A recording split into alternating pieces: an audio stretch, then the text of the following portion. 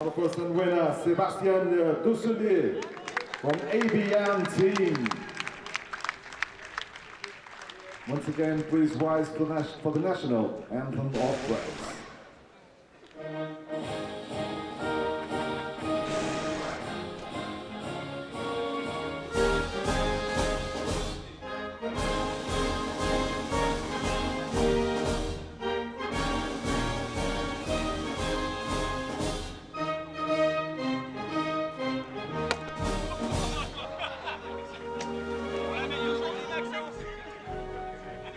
To present the trophy, we're going to call Mrs. Christine Kudenek, responsible motorsport Porsche France.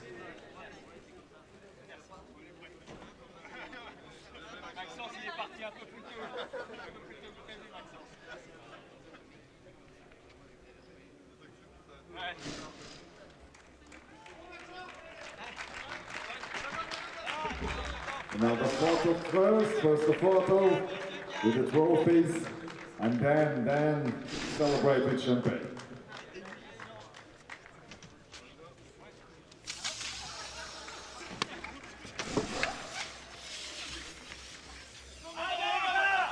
Ah non, la tête. Mais non, elle était pas là. Ah, il est là. Elle est là-bas.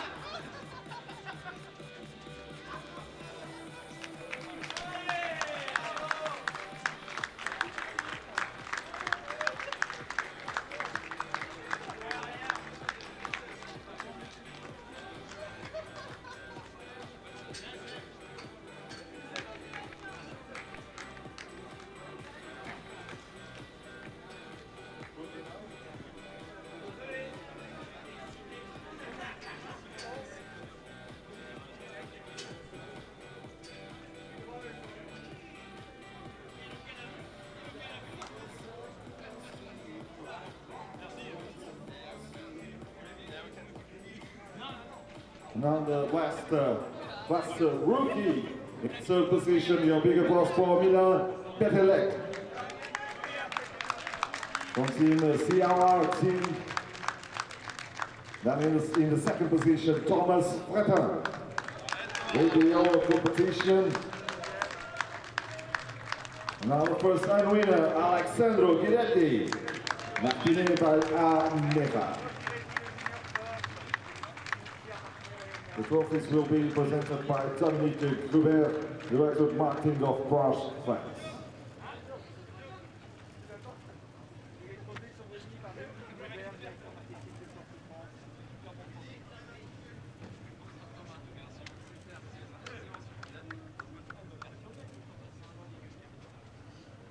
Now to the winner, Alessandro Guidetti. A big applause for them. Ricky Cup. Once again, thank you all.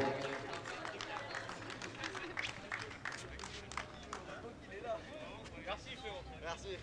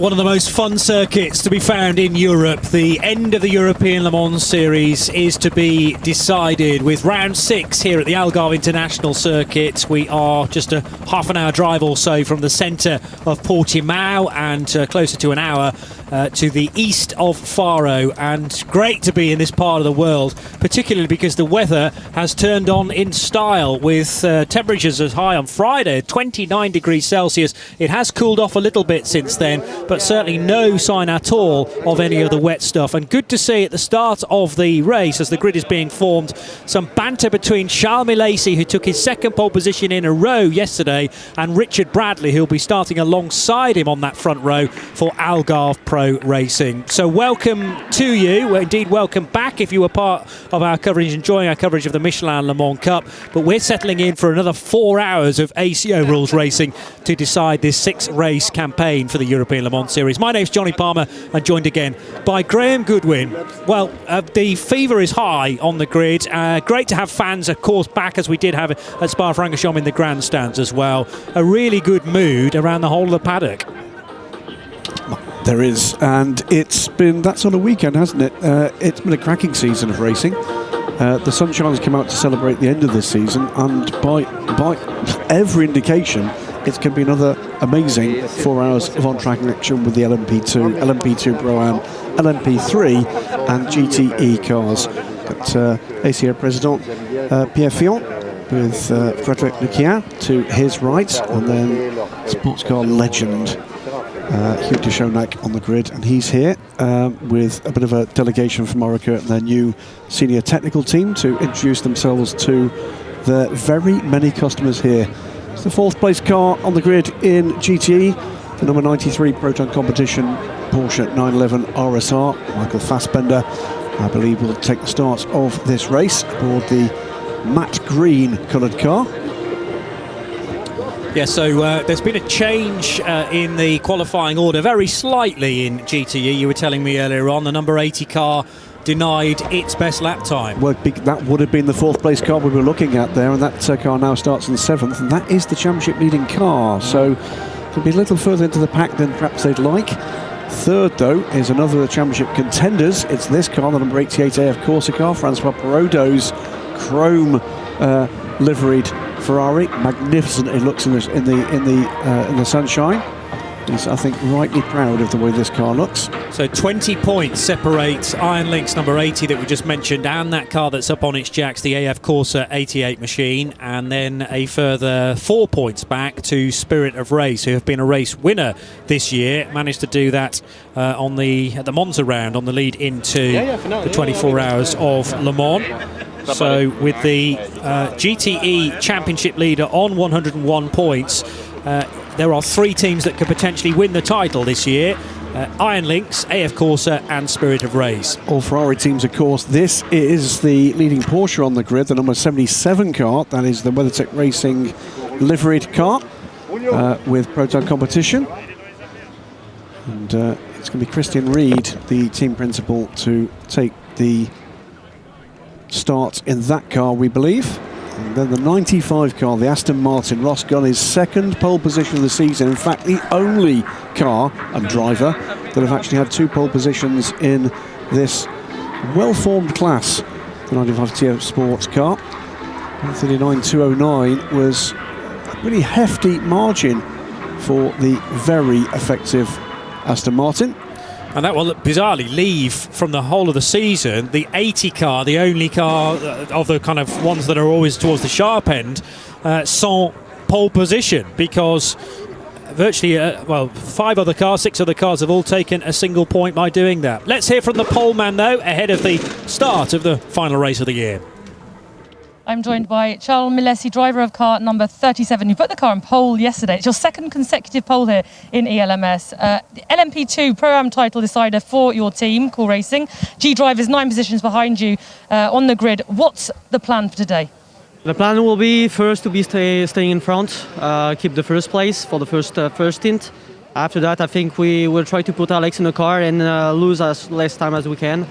But we know it will be hard to get the title in Pro-Am because, you know, the G-Drive is 24 points in front and we need to have like really good luck, to win this championship and winning the category. So, but yeah, I think first will be to be, staying in front and do a good race, and I think that's the only thing we can do. Yeah. It's a circuit that's particularly tough to overtake. The pole position was, very important here in Portimão. What can you tell us about the track? This track is beautiful. I mean, I think it's one of my favorite tracks. But yeah, I think here it's quite tough to overtake. Like I said before, if I keep the first place in the first corners, it will be okay for me. But yeah, you don't know here because sometimes it can be tricky with the first two corners when the brakes are cold and the tires too. So we need to see, but I think I'm quite confident. So yes. Thank you very much, Charles. No problem. Thank you. Charles Milesi, who really turned on the style yesterday, and the third occasion of 6 races where there's been a Pro-Am car starting from pole position as well. Racing Team Turkey managed to do it earlier on in the season when Logan Sargent was guesting in that crew. Yeah, sad news though from that crew. That number 34 car will not be starting this race. The car withdrawn after a substantial biff, I'm afraid, in the final pre-practice session, and significant damage done that cannot be repaired here at the circuit. So we've lost one. Oh dear. It's 40 cars that will take the start for this race. So the 34 car, I'm afraid, finished its season in free practice too. Yeah. They'll be back, and TF Sport know Tom Ferrier with exciting plans. Multiple cars, multiple classes in multiple championships for 2022, and they will start to emerge in the coming days. Eric Trier will be starting the number 8 Graf car with Sebastian Page, one of his teammates, but we'll have to wait a little while longer to be able to see those drivers in the number 8 car that will start from 5th position in LMP3.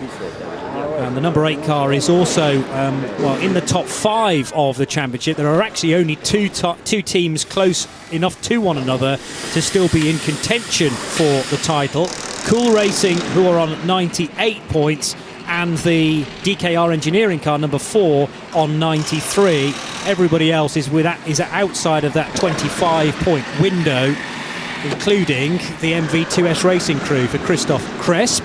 By the way, Frédéric Lucas, who is now the boss of LMEM. Correct. Yes, thought so. Certainly the ELMS, but Le Mans Endurance Management as a whole as well. Took charge of that role at the start of the season.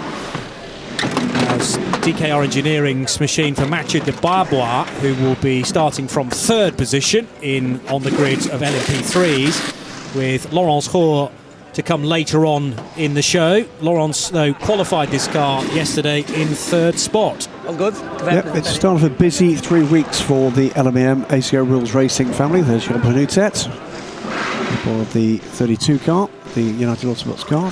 This sunny weekend here in Portimão, and then a very large proportion of this racing family heads to various points of exit across Europe, and will reconvene next week for double-header races in Bahrain for the end of the FI World Endurance Championship, and a fair number of them then head off to the United States for the end of the IMSA Championship.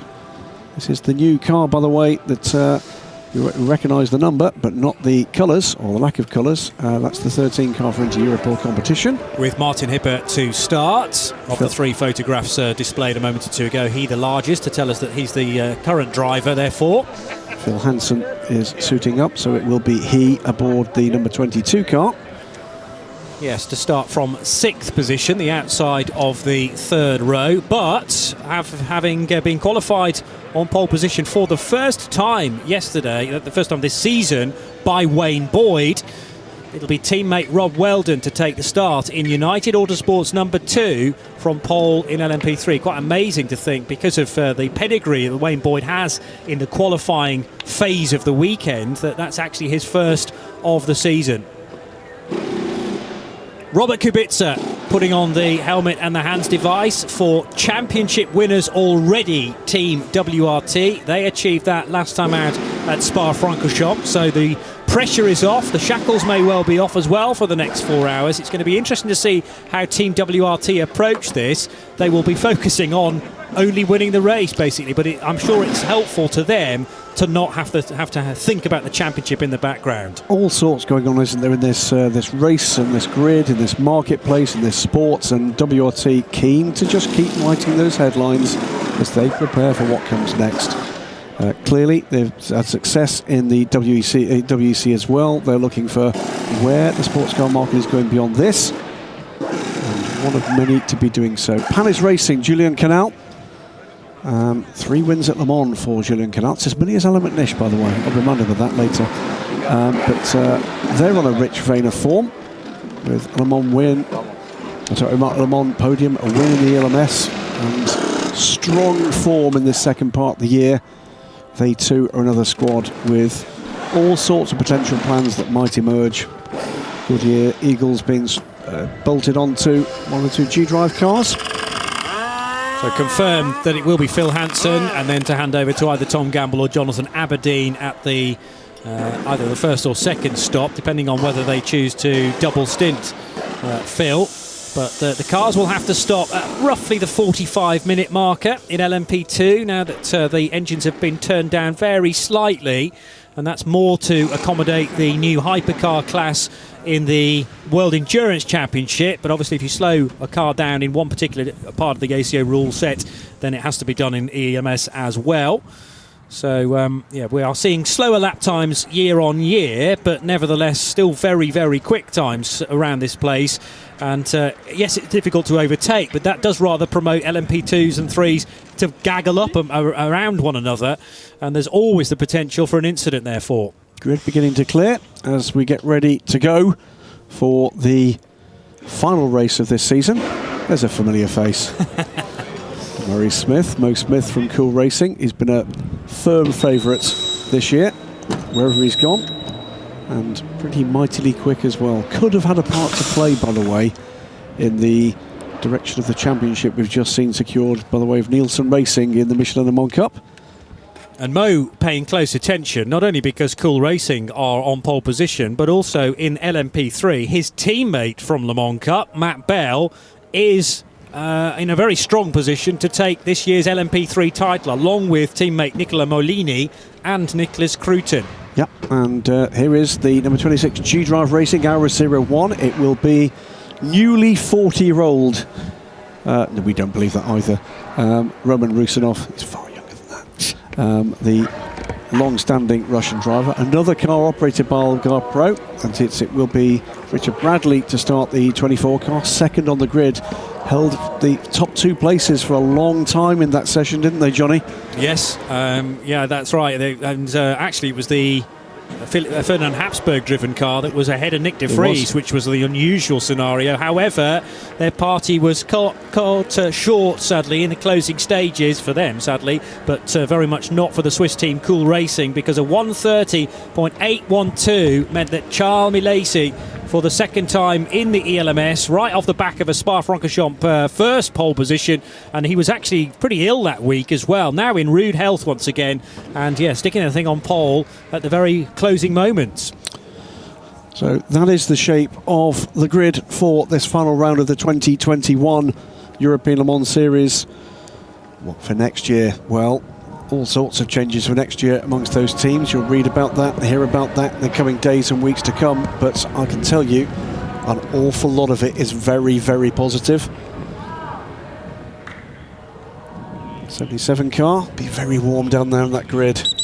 Yes, it's only got warmer this week. It was kind of mid-20s Wednesday, Thursday when I arrived here, and it's just gone north of that since.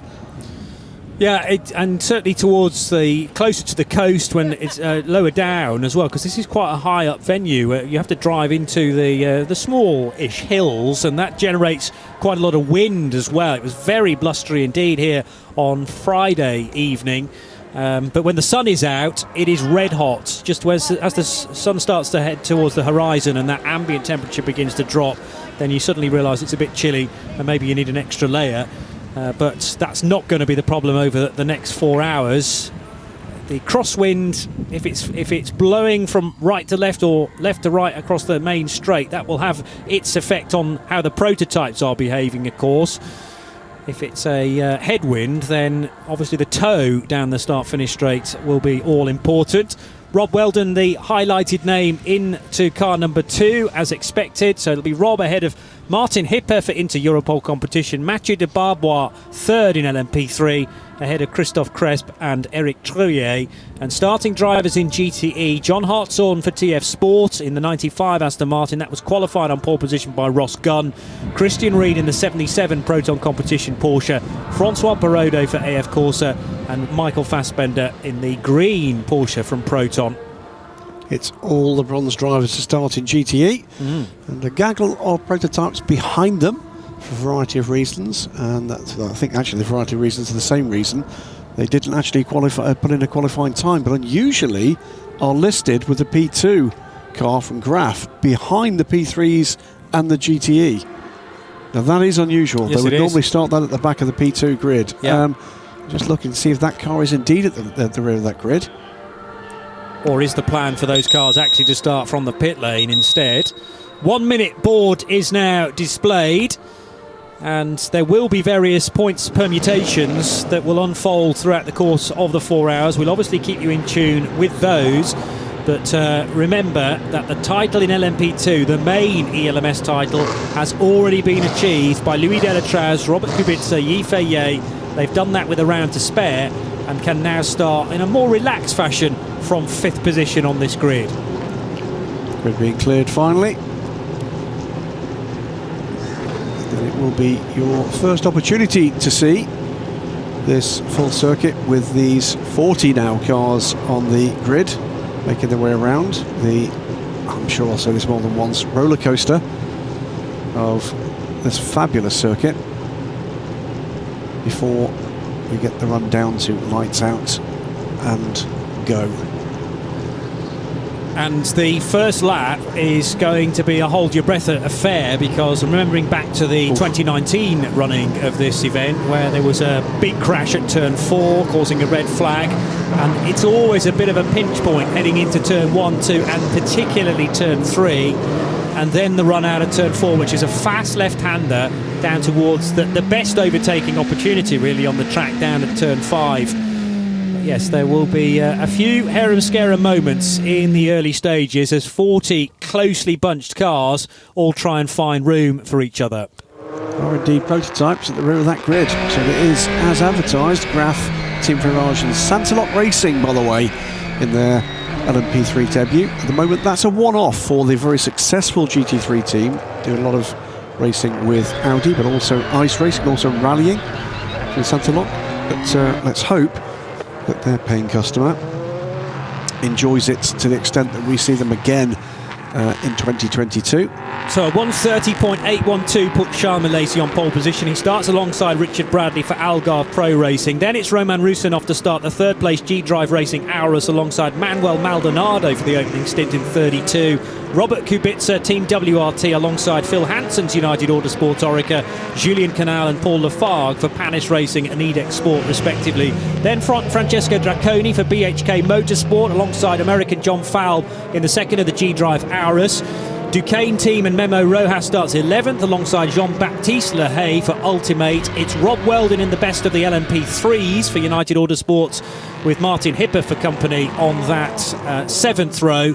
Mathieu de Barbois in the Finding Nemo DKR Engineering livery alongside MV2S Racing. I reckon that's their best qualifying of the season. Eric Treuillet for Graf starts 17th alongside Mikey Benham, a race winner in the Michelin Le Mans Cup earlier this year. Matthias Kaiser for Graf starts at 19th place alongside in 20th Andreas Lascaratas. Then it's Nicola Molini and Jim Maguire for Cool Racing and United Autosports, respectively.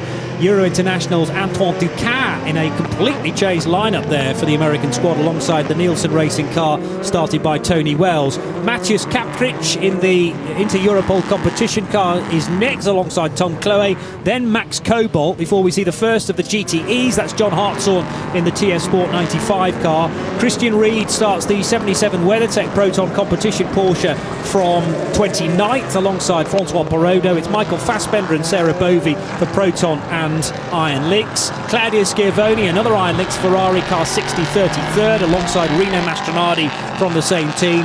Franck Deserto in the 61 AF Corsa Ferrari with Duncan Cameron of Spirit of Race for company. Rodrigo Sales is next, and then these rather out of position prototypes. Vincent Capillaire for Graf starts 38th, car 39, just in front of Alex Fontana with no time yesterday for Team Virage, and likewise Santilot Racing, Luca Legere in car 42 at the back of the order. It's a very late dive to the pit lane for the pace car, and we are about to get underway for the final time in 2021 with the 4 hours of Portimão. The red lights are on at the moment. Carnage by the looks of things at the back with a load of tyre smoke. Everything is just about under control as the 4 hours of Portimão gets underway now.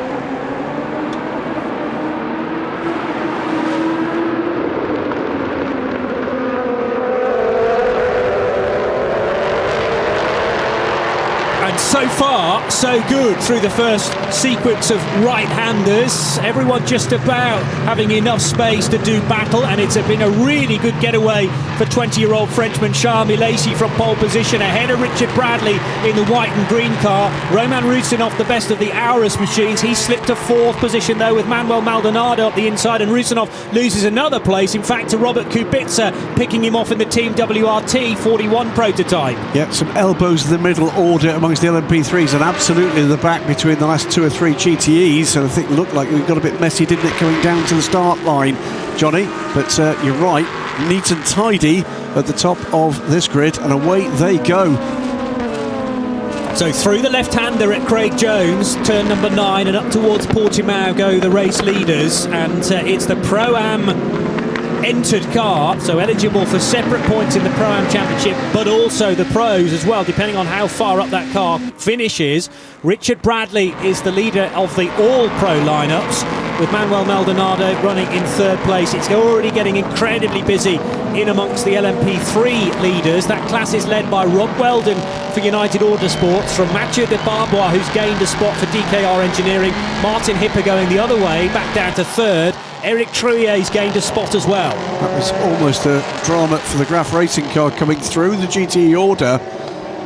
Almost getting it wrong and almost collecting the 77 car, but all through with no further dramas. The 80 car from 7th on the grid.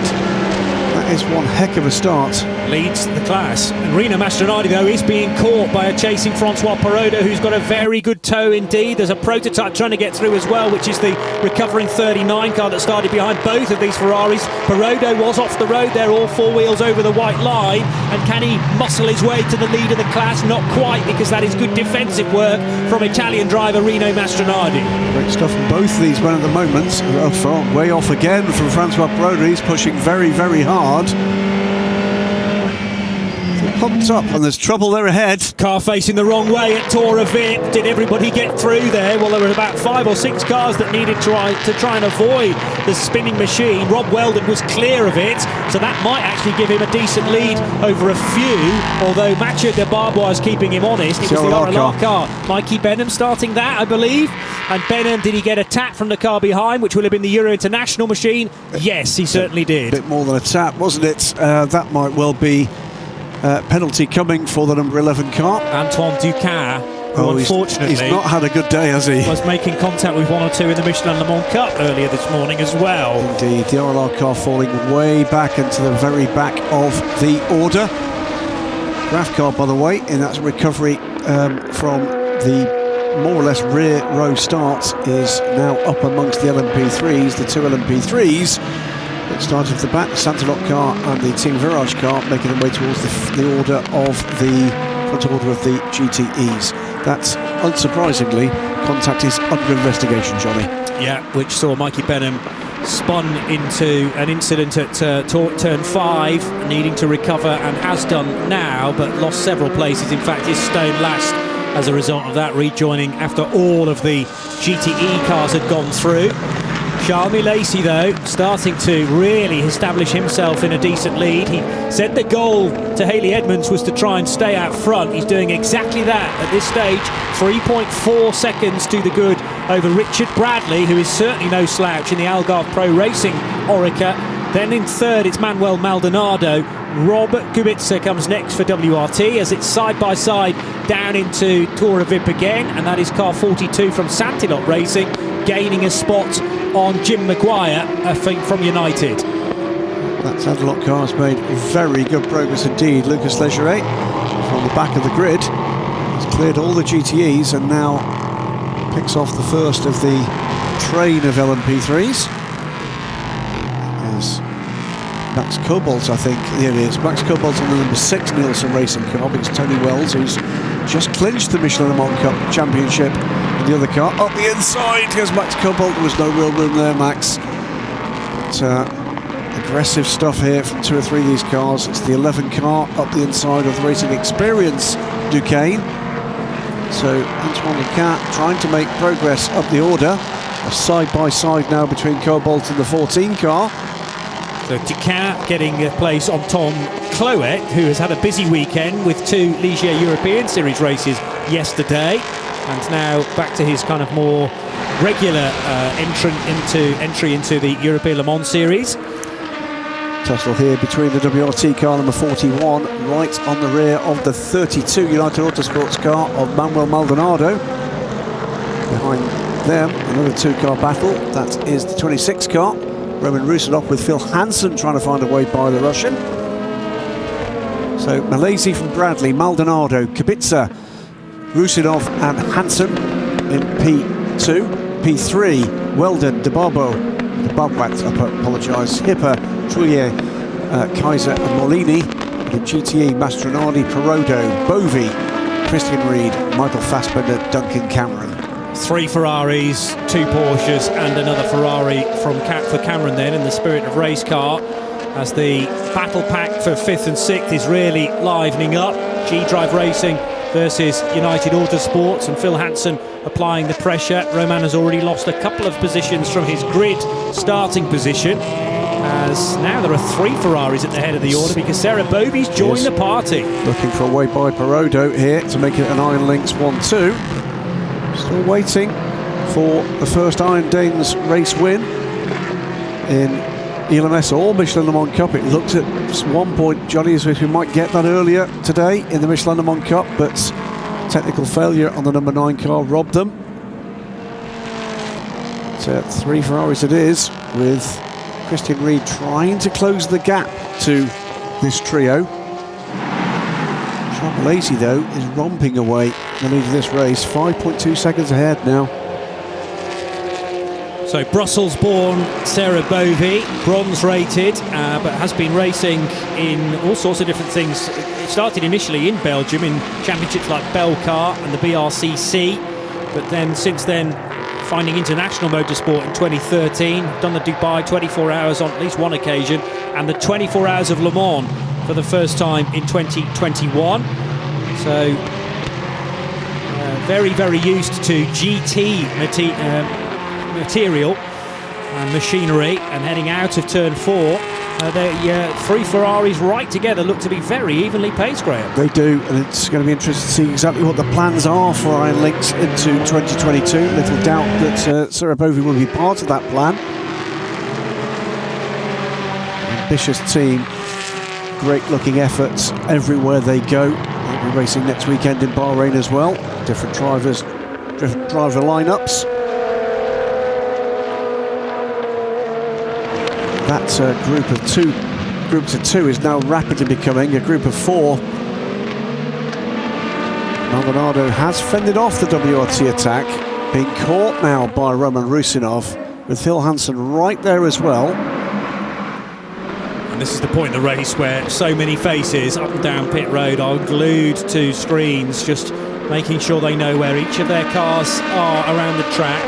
And are they gaining ground? Are they losing a little bit here and there? Just calling them through every single sector. They will probably be doing that for the rest of this race. Barely 10 minutes old, the final round of the European Le Mans Series season. And Charles Milesi making everyone else look pretty ordinary right now, which they are definitely not. But 6.5 seconds up the road. He has not yet caught significant traffic, but around the next corner at turn 15, there will be a clutch of GT cars that he'll need to think about. This is the battle for the lead in LMP3 with that Graf, the recovering Graf 39 car. And that back of the grid start, closing in on this pair. And is Rob Weldon with Mathieu de Bobrat in his mirrors. And it's been a weekend of, we put this, stretched tempers between Duquesne and Ligier. It's a Ligier leading from a Duquesne at the moment. Blood is high in the LMP3 family at the moment. All sorts of things going on in the background as Francois Perrodo makes an error there, runs wide, and that's allowed Sarah Bovey up the inside to take second place. Really good opportunistic driving that. Not yet confirmed the position because Perrodo tries to go up the inside of the LMP3 car and will just about be able to fend Bovey off, but she's not given this up yet. Tries to leave the braking to the last possible moment and will snatch the place away from Francois Perrodo. Perrodo finally bites the bullet and says, OK, you've got the position, Sarah, I'll just tuck in behind. And then up towards turn 13. Now that pesky LMP3 car is still in the way. That's Jim Maguire in the number 3 car. And this is where we're starting to see sort of similar speeds being generated by both the P3 and the GTs at certain parts of this lap. Once the P3 stretches its legs and gets onto the main straight, should see that get by the Ferraris once more. More duelling. This is at the head of the order in LMP3 for the race lead. Then the class lead. Around the outside goes Mathieu de Barbois, but he's going to be forced out of it by Rob Weldon, who gave him absolutely no space on the exit of turn 5, and within his rights, I would say, to do that. So Weldon still ahead of Mathieu de Barbois, but an intense fight between Ligier and Duquesne. This is tough but fair stuff. Both drivers very aggressive. De Barbois into the corner, Weldon out of the corner, both trying to stamp their authority on this race and both doing it with real verve and relish. Fantastic to witness with United Autosports teammates keeping relatively cool. Of course, Duncan Tappy is the teammate of Jim Maguire rather than being involved with the number 2, but he would want a good result from the team as a whole as well. And of course, depending on which way this goes, this will set the trajectory for the route of both of these cars for the next 4 hours.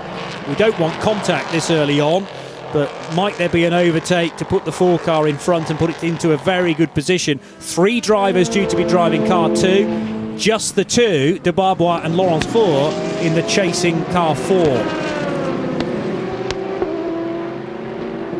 Now Milacy's found this traffic that I was talking about. So 7 seconds to the good before he found the traffic. See how well he deals with it. He has been pretty surgical through this season. He's a young man in demand. There's no doubt whatsoever about that. Goes up the inside now of the JMW car, the 66 car. Yeah, and nicely done it was too. So scything his way now through this GT traffic. Next man on his list is Michael Fassbender. Side by side again for the LMP3 class lead. Inside line being held on to by Rob Weldon. And Mathieu de Barbois just trying to throw Rob off his rhythm as early as possible. Great stuff. Yeah, it really was side by side between the 2 of the cars through turn 6. Oh, that's a change. That's a WRT car having gone through on the 32, and 22 follows through as well. So that means that Phil Hansen has dealt also. You can see in the background he has dealt with the challenge of Roman Rusinov. So man on the move now is Phil Hansen. So it's all change in those 4 cars.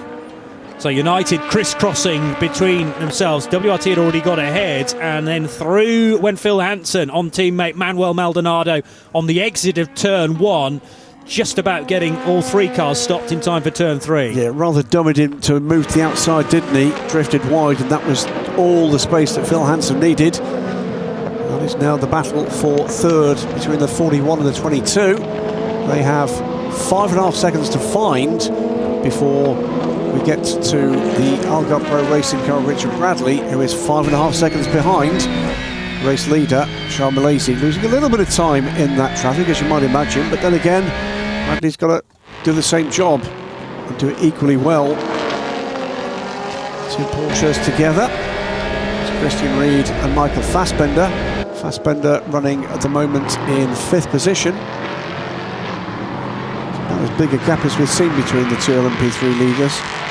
0.7 of a second through the last split between Rob and Mathieu, with 2.1 seconds further back Martin Hipper, so he's not a million miles away in the Inter-Europol competition. Ligier with Matthias Kaiser for Graf Racing, a further 0.9 of a second behind the 4-litre flat 6. The engine note you can hear in the background of Michael Fassbender in car number 93. He's chasing down teammate Christian Reed, but Iron Lynx have the best position, being held in GTE, a bit of a stranglehold in fact, with Rino Mastronardi ahead of Sarah Bovey. Down towards Tora Vip goes the Panis Racing 65 LMP2. That's being driven by Julien Canal in the opening stint, as it so often is. The nervous moments here in traffic, aren't there? You've got the battles not yet clearly resolved at the head of the field, but they're then trying to deal with traffic in their own battles. First time they'll have encountered each other in this race. It's just another reset, mental reset that you need. Right, we're in traffic now. We've got that to think about. It's not just about looking ahead. Up the inside of Michael Fassbender goes Rodrigo Sales. Can he get the car turned in and stop sufficiently? It's going to be neck and neck coming out off the right-hander, but not quite. Sales absolutely chucking it into that second right-hander at turn 11. Duncan Cameron not really in this battle at the moment, and that's not like Duncan. He's there, you know, in the mirrors of the JMW car, but not at the sharp end you'd expect at this point in the race. Has been a race winner earlier in the year. Monza. When Matt Griffin sadly couldn't be there to experience the victory, but it was a great run into then the 24 Hours of Le Mans, the very next round after Monza, to go in there. I mean, just ask Panis Racing about that, with a good vein of form having been hit. And yes, they are still in contention just about for the championship. This will be a drive-through penalty for the Euro International car. That car running 9th in LMP3 for that contact that we saw down at turn 5 with Mikey Benham. I don't think we disagree with that one. That's Antoine Ducat.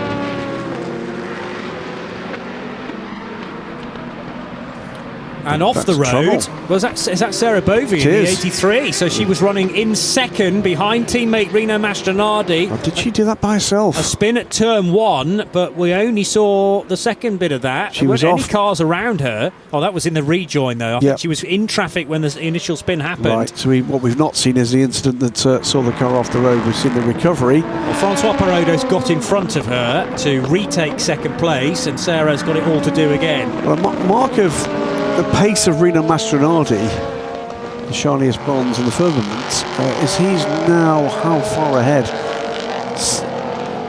8 seconds ahead of Francois Perrodo. 2 laps to go, nose to tail. Yeah, and Perrodo dropped some ground, obviously, because he was battling with Sarah Bovey, so that rather lost the two of them some ground. And Bovey was not exactly on the tail of Rino Mastronardi, but there's no doubt that Mastronardi has been opening up the gap and now has been able to get ahead of Mikey Benham as well. Now, at the start of the race, I did mention about the tyre smoke that emerged from the rear. And the JMW Motorsport car, almost as if that got away too soon and then had to leap on the anchors. Well, no, I think the JMW car ducked out. It was the car ahead of them on the grid that braked hard. They ducked out to the right to avoid that. So I'm not quite sure exactly what happened. Maybe sort of touched the brake in the middle of the pack. It's always very delicate about whether you are preempting the start, though. You're thinking this is the right point to go, or whether you are dictating it from the car in front. And if you expect the car in front to move and it doesn't, that's when the carnage can begin to happen. Nice, neat and tidy move from Francois Perrodo at the start of the race to go around the outside of the Aston Martin of John Hartshorn. Then there was the contact between Anton Duquin and the 15 of Mikey Benham, resulting in a spin for the British driver. And the British crew have been a race winner in the Michelin Le Mans Cup this year, RLR. Duquesne team versus Ultimate is the scrap for 9th position, and Memo Rojas of Mexico fending off Jean-Baptiste Lehay. Mikey Benham, by the way, recovering from that, as we've got the international car taking that drive-through penalty now, has recovered to the rear of the LMP3 train. Jim Maguire still mired in the middle of the GTEs and is struggling here. Yeah, so Jim, whether that's a setup issue or just a confidence problem around this Portimão circuit, but Jim Maguire should be normally a lot quicker than this. Might be a car issue, of course, as well, but the number 3 car not quite at the races for whatever reason. Duquesne coming from a long way back, looking to stick a lap on the recovering number 15 car. So Duquesne team machine being driven by Memo Rojas, and around the outside will go Jean-Baptiste Lahaye to try and pick off Rojas, who of course was trying to get ahead of the Euro International car at the time, and he takes the place. Excellent stuff. Yeah, much to the celebration of those down at the family-run Ultimate team. So the metallic red and white car now ahead of Duquesne's black and green machine. Great, by the way, to see Francois Houillot in the paddock. Broke his shoulder, collarbone before Le Mans, cost him that start in the Garage 56 car, and he's not featured since, but good to have him back here. Not driving, of course, still recovering from that. Turn 3 is one of those corners where almost the conventional side of a car that you're overtaking is to go to the outside line rather than to the inside, because hardly anybody expects an attack to come on the outside approach at turn 3, but it can often work because the next corner's a left-hander at turn 4, as Jean-Baptiste Lahaye just proved perfectly. TKR Engineering's Mathieu de Barbois rattling the curbs on the exit of turn 4, now over the brow and into Tora Vit, which is a tricky corner, relatively low speed, well, very low speed, surely the slowest corner on the circuit, but therefore a great overtaking opportunity as you approach it from high speed in that short straight from turn 4. And the black with the orange and white stripes of Mathieu de Barbois keeping in touch with Rob Weldon in this opening stint. We've had exactly 21 minutes of it. Yeah, it's the battle of the race so far, isn't it? The lead battle in LMP3. 7.3 seconds, by the way, as they've cleared that massive traffic. So it's more or less as you were in the overall race lead between Charles Malaysia and Richard Bradley. So Malaysia has pulled away. Bradley pretty much matching his pace now. Needs to start to think about closing that gap. Robert Kubica is 4 seconds back from Richard Bradley, with Phil Hansen a second half further back than that.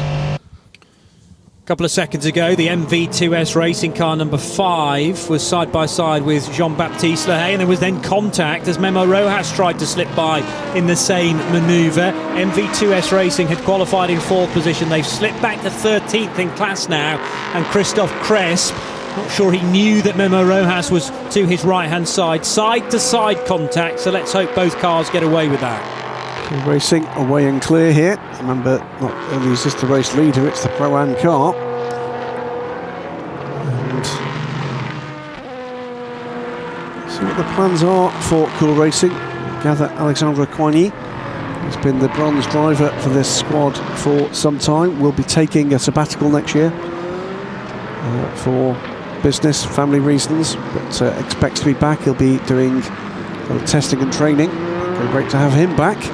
There is Richard Bradley in the Algarve Pro car, this excellent white and green livery. Yeah, little move on Niccolo Molini to put the LMP3 car from Cool Racing a lap down, but that won't concern Molini at all because he's well in touch as far as his class battle is concerned. So Rob Weldon leading LMP3 by still only 0.4 of a second over Mathieu de Barbois. Then there's a larger gap of nearly 7 seconds back to Martin Hipper, 0.4 to Matthias Kaiser, and Nicola Molini a further 5 seconds back. 8 cars warned they must respect track limits at turn 1, including the 2 leaders. So the 2 leading cars, the 37 and the 24, amongst a list of 8 that are telling, effectively getting, I'm guessing, next to last. Also included in that list is the LMP3 leader as well. So you've got 37 from LMP2, car 2 from LMP3, and yes, just warning signs at this stage rather than any penalties that need to be served, but they will be clocked and potentially added together to other penalties, even when the drivers change as well. It's the car that earns the track abuse penalty, not the driver. So gaps at the front, reasonably static just now. All 4, the top 4 showing very good pace. Battling away here, the 13th for into Europol. Have to get used to the fact that is a black car. Matthias Kaiser doing the chasing for Graf number 9. That's for 3rd position in LMP3. A sister Graf car driven by Eric Truyer, which actually started further ahead, I think, on the grid. has slipped down to 7th position. Just noticed Luca Lescheret popping up into 8th place in LMP3. Bear in mind he started 40th in car number 42 for Santilot Racing. So up to 8th and probably quicker than a good handful of cars ahead of him. So he's picked up 19 places thus far in this race, Luca Lescheret, after a disappointing qualifying where he lost his laps to track limits, trying to find his way back into, there you go, up the inside he goes, and up past the number 8 into 20th position, so he's passed half the grid in this stint so far. Very impressive indeed from the young Swiss. And Santilot Racing break into the top 7 therefore, with Eric Trier going the other way. And Max Cobalt making a bit of a nuisance of himself as well. There's a lead change in LMP3. Finally, Mathieu de Barbois makes it stick, running into turn 1, but Rob Weldon's not going to take that line down, so he tries to the outside line. Richard Bradley's tucked in behind these two as well. 2nd place overall. Very busy indeed for 3 cars exiting turn 4, and it might be now that Mathieu de Barbois does make that stick, because Richard Bradley will get up alongside one and both of them. I thought for a second the P2 car might end up between the 2 LMP3 leaders. This is how it happened. Turn 1, round the outside. Very good. Yeah, absolutely. He must have got a great run down through the start-finish straight. Did wonder whether or not just the point of the overtake for Richard Bradley might give Rob Weldon another opportunity. Big grin from Ferdinand Habsburg with Sophia Flörsch in the background as well of the APR garage. They are the teammates then of Richard Bradley in that 24 car. Remember that the G-Drive Racing Aurises are also APR run though, all at their home track. Jim Maguire's been off the road in car number 3. This is the one for me that is struggling a little bit. Whether that's all down to Jim or there's actually a car problem, it is difficult to say. Oh, that was all Jim, unfortunately. A spin out of turn 13 for the American. And out onto the grass, but he did recover things in a fairly neat and tidy fashion, not losing too much time after the initial spin. So 8 seconds back from the battling pair at the front of LMP3. This is the battle for 3rd. There's Martin Hipper and Matthias Kaiser. Looking for the car in the background there. Is that Nicola Malini? No, he's not very far away, is he? 4 seconds. Okay. Kaiser of Liechtenstein, by the way, so another international flag to add to the tally that have been slowly accumulating through the ELMS history. Not sure he's the first Liechtenstein.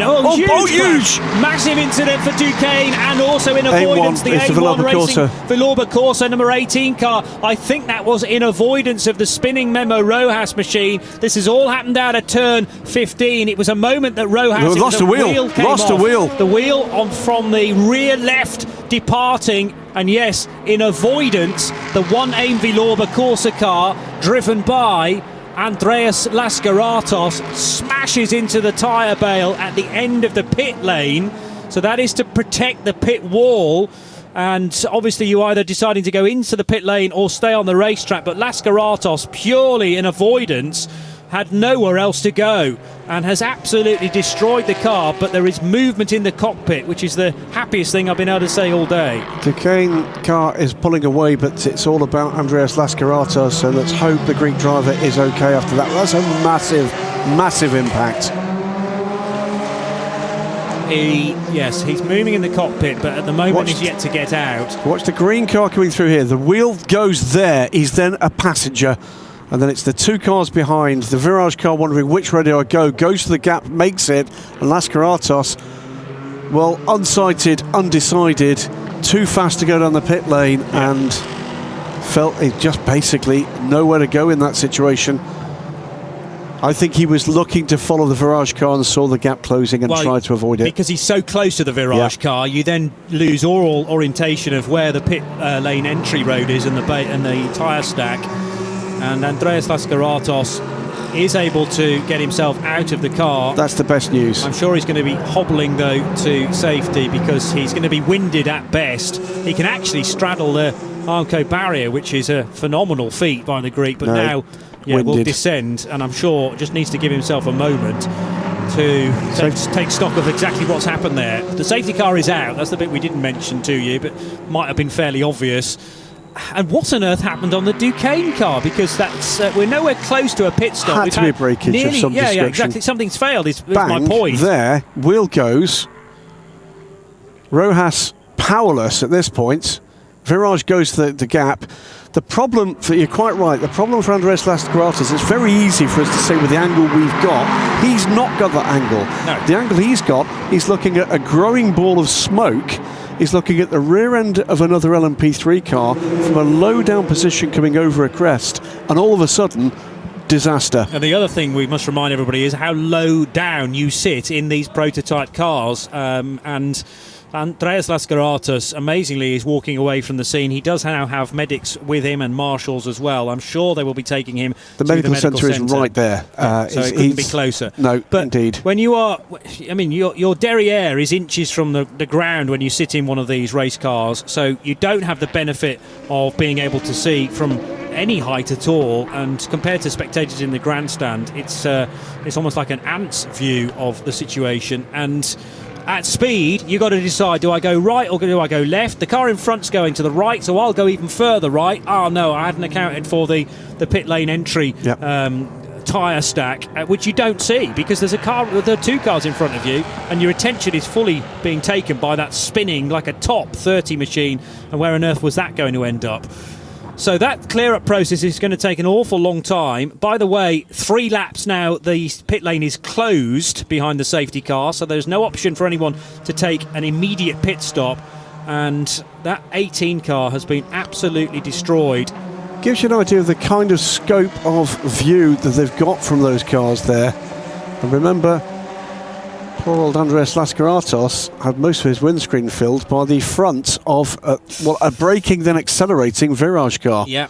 And boy, were they lucky to get through that gap. That was Alex Fontana in the number 20 car, by the way, who squeezed through an ever-closing gap between a concrete wall Memo's and out of the car. 30 car. Memo Rojas, who will be thinking things over. He does at least have a round of applause from the crowd assembled in the grandstand and responds to that.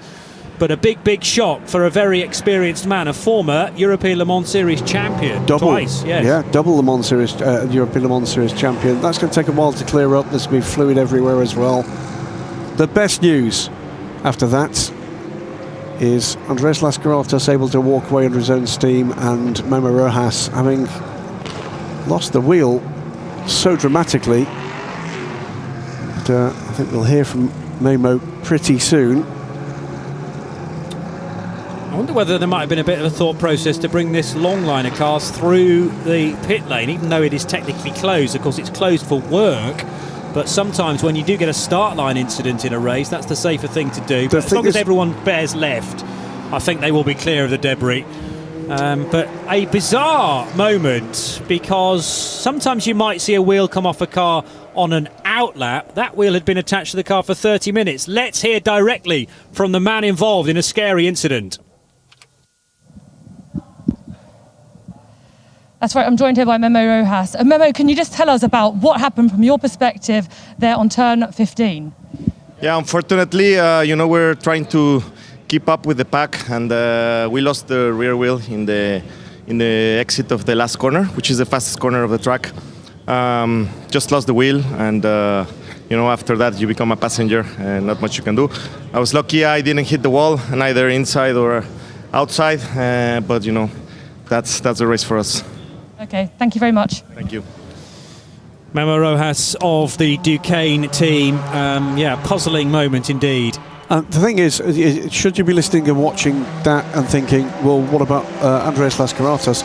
He will have been almost completely unaware of what was going on around him and behind him. Yes, probably the first he saw of what had happened was when he stepped out that car onto the pit wall.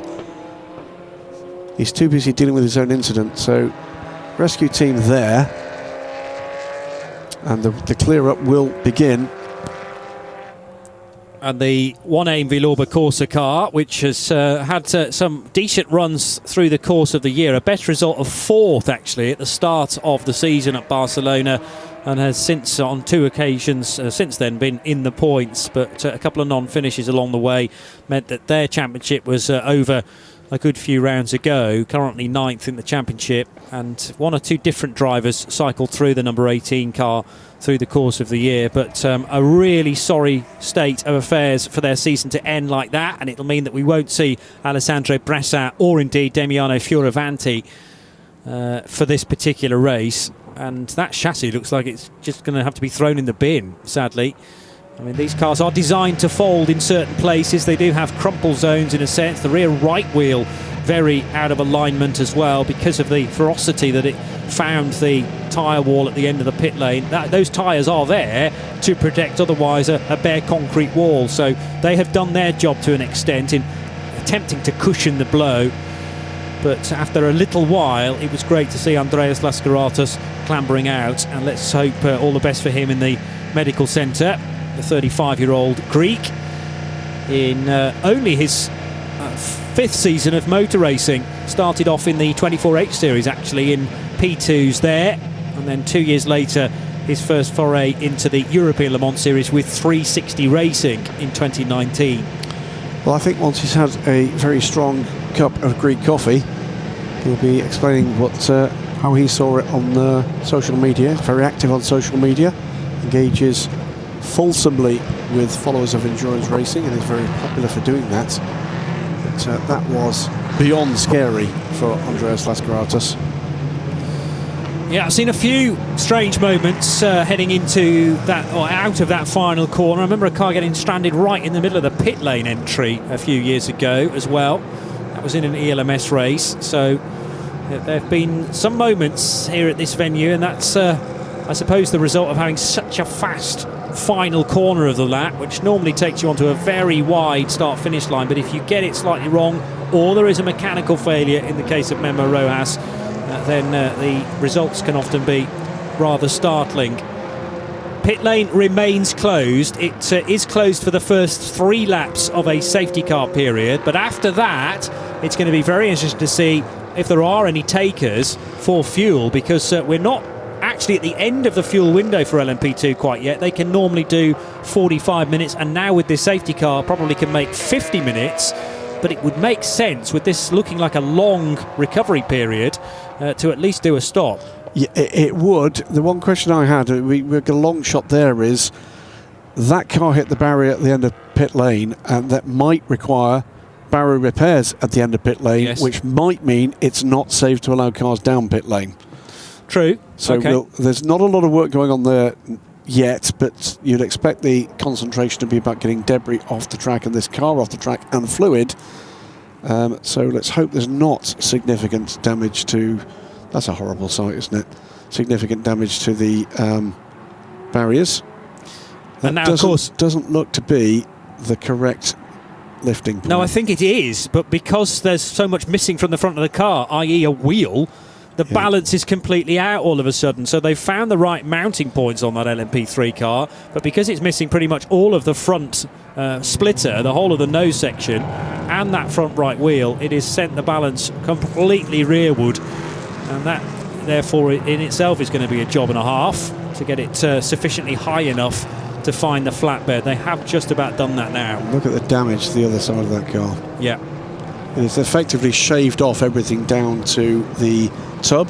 These LMP3 cars, carbon tub, steel roll cage, but hugely strong.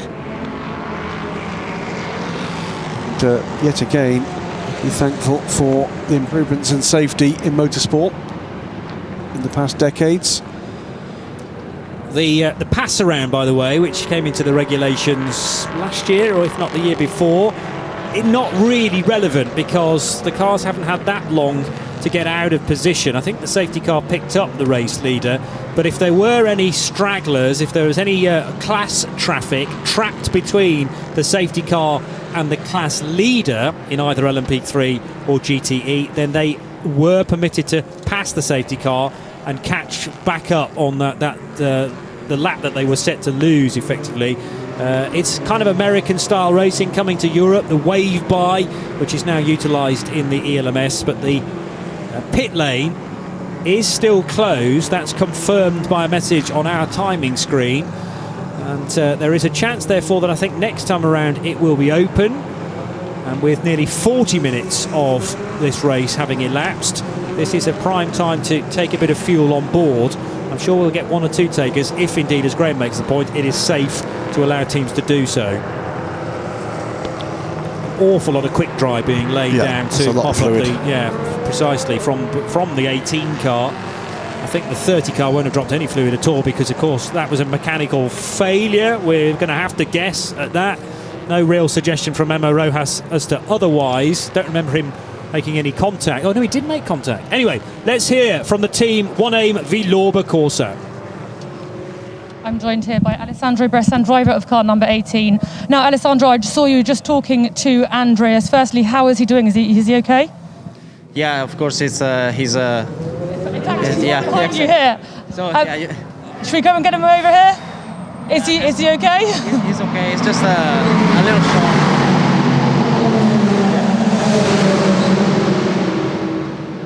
Okay, he doesn't have a mask. He's a little shocked, you know. Of course, it was a huge crash. So understandably. Yeah. Could you just tell us a bit exactly what happened? I mean, from his perspective. Obviously, better. We might be able to hear from him in just a second. Yeah, exactly. I spoke with him only for a second, but basically, if you want to join in, come on, Andreas. I let you. Andreas, how are you doing? Are you okay? Everything hurts, but it's just a thing from the chant. It looks I'm okay. Yeah, it was a tough, dramatic crash there. Could you just tell us exactly what happened? I mean, we just spoke to Memo. He told us he lost the wheel, etc. I imagine you're just trying to avoid that, right? Well, it's a bit more complicated than that because Memo lost the wheel and saw him spinning. Now we're coming out of corner 15 at full throttle. I was trying to judge where he was going to end up. I thought he's going to keep spinning into like a straight line, but he started coming into the inside, and at that point I think it was Fontana into Virage. He was also trying to squeeze between him and the wall. And at that point it was either me hitting Memo sideways, which as we know doesn't usually end up well, and I chose the wall instead. I need to check the replay because I was so much looking. Sorry, that's a car. Okay, turn around. If we can just see the car just behind us, actually. Oh man, it must be so tough to see that the final round of the ELMS to end in this fashion. But you know, it's obviously testament to how tough these cars are. Is that you're here and you're in good health, and that's super important. Yeah, no, absolutely. As said, it was a tough judgment to see whether I could follow Alex between him and then as I was looking into Memo. Because you really don't want to T-bone another car. I was looking at Memo and then I was so close to the wall, I just couldn't avoid the wall. To be honest with you, it just caught me by surprise. By surprise, because I was looking at Memo more than the wall. At that point, I had to make a judgment call, either go left or right. I didn't want to stay on the racing line. I chose the right way. And that's what happened, really. All I would say is big thanks to Ligier for building those cars so well. And a massive sorry for the team. I need to check the replay. I feel it's my fault, so I won't take responsibility and say I'm very terribly sorry for this. We had a good start and strategy was looking good. I don't know, really. I just want to say I'm very sorry to the team because I feel like I've avoided it. Of course, all drivers think they could have done something else. Yeah, so it's a big disappointment.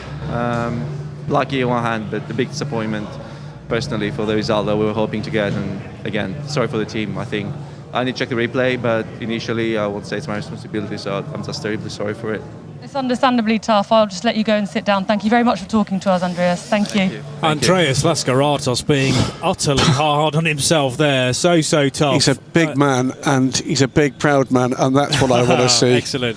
Haley Edmonds giving him a big hug as well. Because I'm sorry, I disagree with you, Andreas. Me too, yeah. That's, look, could he have avoided it in a different world, in a different time zone? Maybe. Before we go any further, by the way, it is a red flag for this race. Yeah. That happened just as we went to that interview, so it's a red flag. Clearly, they've decided there is too much debris, fluid, and it may well be those barrier repairs as well. And the determination has been made that it is not safe to continue at this point. So we'll bring you news as soon as race control tell us. As far as Andreas Lascaratos' assessment of that, he won't really have had a chance to see it yet. Yes. He clearly feels he made the wrong choice in that moment, and it was a moment that he had to make it. Andreas, no, we're not having that. You know, at the end of the day, you know, was it a mistake? You can judge, anybody else can judge, but at the end of the day, it could have gone either way. And frankly, you could just as easily have ended up piling into that Duquesne Orica. Yeah, absolutely. Or any other. The other thing, by the way, we didn't see is whether or not there was room to go the other side of the Orica, or whether there were other cars there as well. We had quite a tight view there. So it's highly commendable for him to say, I had a choice of either T-boning Memo Rojas or choosing the wall, and I chose the wall because he cares so much about all the other drivers in this race. But you know, when you've got a split-second decision to make like that, the last thing you're expecting is for a car to be spinning at high speed out of one of the fastest corners on this circuit. And they say expect the unexpected, but that's just beyond the call of duty, I would say. Completely right. And this is the point at which we all remember it's a sport. Okay, yes. It's a sport. There are huge rivalries, professional rivalries, individual rivalries out there on track. Trust me, you saw it in that moment after that interview. Everybody cares about everybody. We all know this is dangerous. It is on the back of every ticket, and you can be reassured that I'm sure there will be a long queue of people checking out that Andreas is okay. He's not the biggest star in this race, but he's part of the family. And the fact that he's up there clearly shocked and clearly being extremely self-critical, it just goes to show the kind of spirit that's employed in this, doesn't it? So we'll wait and see what we get from race control. The important thing right now is that the track is returned to a raceable condition. Yeah, and that's the aim of this red flag. The clock continues to tick by the way, so it's not like a qualifying session where they pause the clock. We are losing, unfortunately, some race time because of this, but far better that the track surface is completely cleaned, and also the structural integrity of that tyre wall and the Armco barrier into pit lane is all checked out. So a chance to reflect for Roman Rusinov, who is out of the 26-hour race. Manuel Maldonado has stepped out of his mount for a period of time as well. Richard Bradley having a little chat with Charles Milesi. It's Charles Milesi, and that's Richard Bradley telling him what he thought had actually happened, and there'll be a bit of spirit here. From memory, I think Richard Bradley was driving that Duquesne car last year, wasn't he? Yes, I think that's right. Yes, he has certainly had raced with Duquesne in the past. I wasn't sure whether it was smoke or whether they just put like talcum powder shit down. So some apologies there for the language being used. I always like to kind of eardrop on, so go in on. Yeah, talcum powder is not a good word. No. To earwig on some of these conversations, but there's always the risk, unfortunately, of some language, so apologies for that. What I would love from our TV crew here at Stop and Go is to try and revisit the incident out of turn 3, where I think Memo Rojas made contact with Alex Fontana in the Team Virage LMP3 car. Okay. Ultimate and Duquesne were side by side. The Ultimate car of Jean-Baptiste Lahaye got in front, and then there was but the contact. Duquesne car did not. And I think that was where there was side by side contact, which has stressed apart on the rear left corner and then gone on to cause that wheel departing. And that finally explains, in my mind, after 30 minutes of racing, why that failure may well have happened. So if we've got that somewhere in the archives, that would be great to see that again, please. Phil Hansen, a very close-up on the Brit's face as he tries to compose himself and retain conversation, concentration. At some point rather. He's going to break a smile, isn't he? We got that eventually. Would say that his skincare regime is working there. Seems to be, doesn't it? Completely clear there for Phil.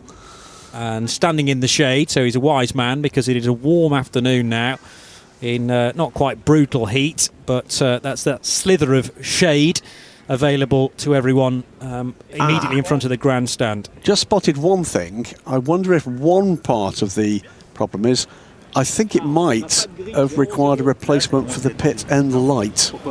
Okay. I think there was somebody on that tyre bell working some kind of issue, and the pit lane entry light, green or red, I think it's actually just a red light there, pit lane closed, was attending to something. So Roman Rusinov and Julien Canal now chatting with one another as well about what they know regarding the stoppage, and perhaps how long they are going to be in conversation with each other for as well. And to be clear, we don't have any further information on that just yet. We'll bring that to you as soon as we do. So whilst we take this moment to reflect on the situation, nearly 50 minutes of the race having elapsed, but a chance to go to one of the Team WRT drivers to catch up with him.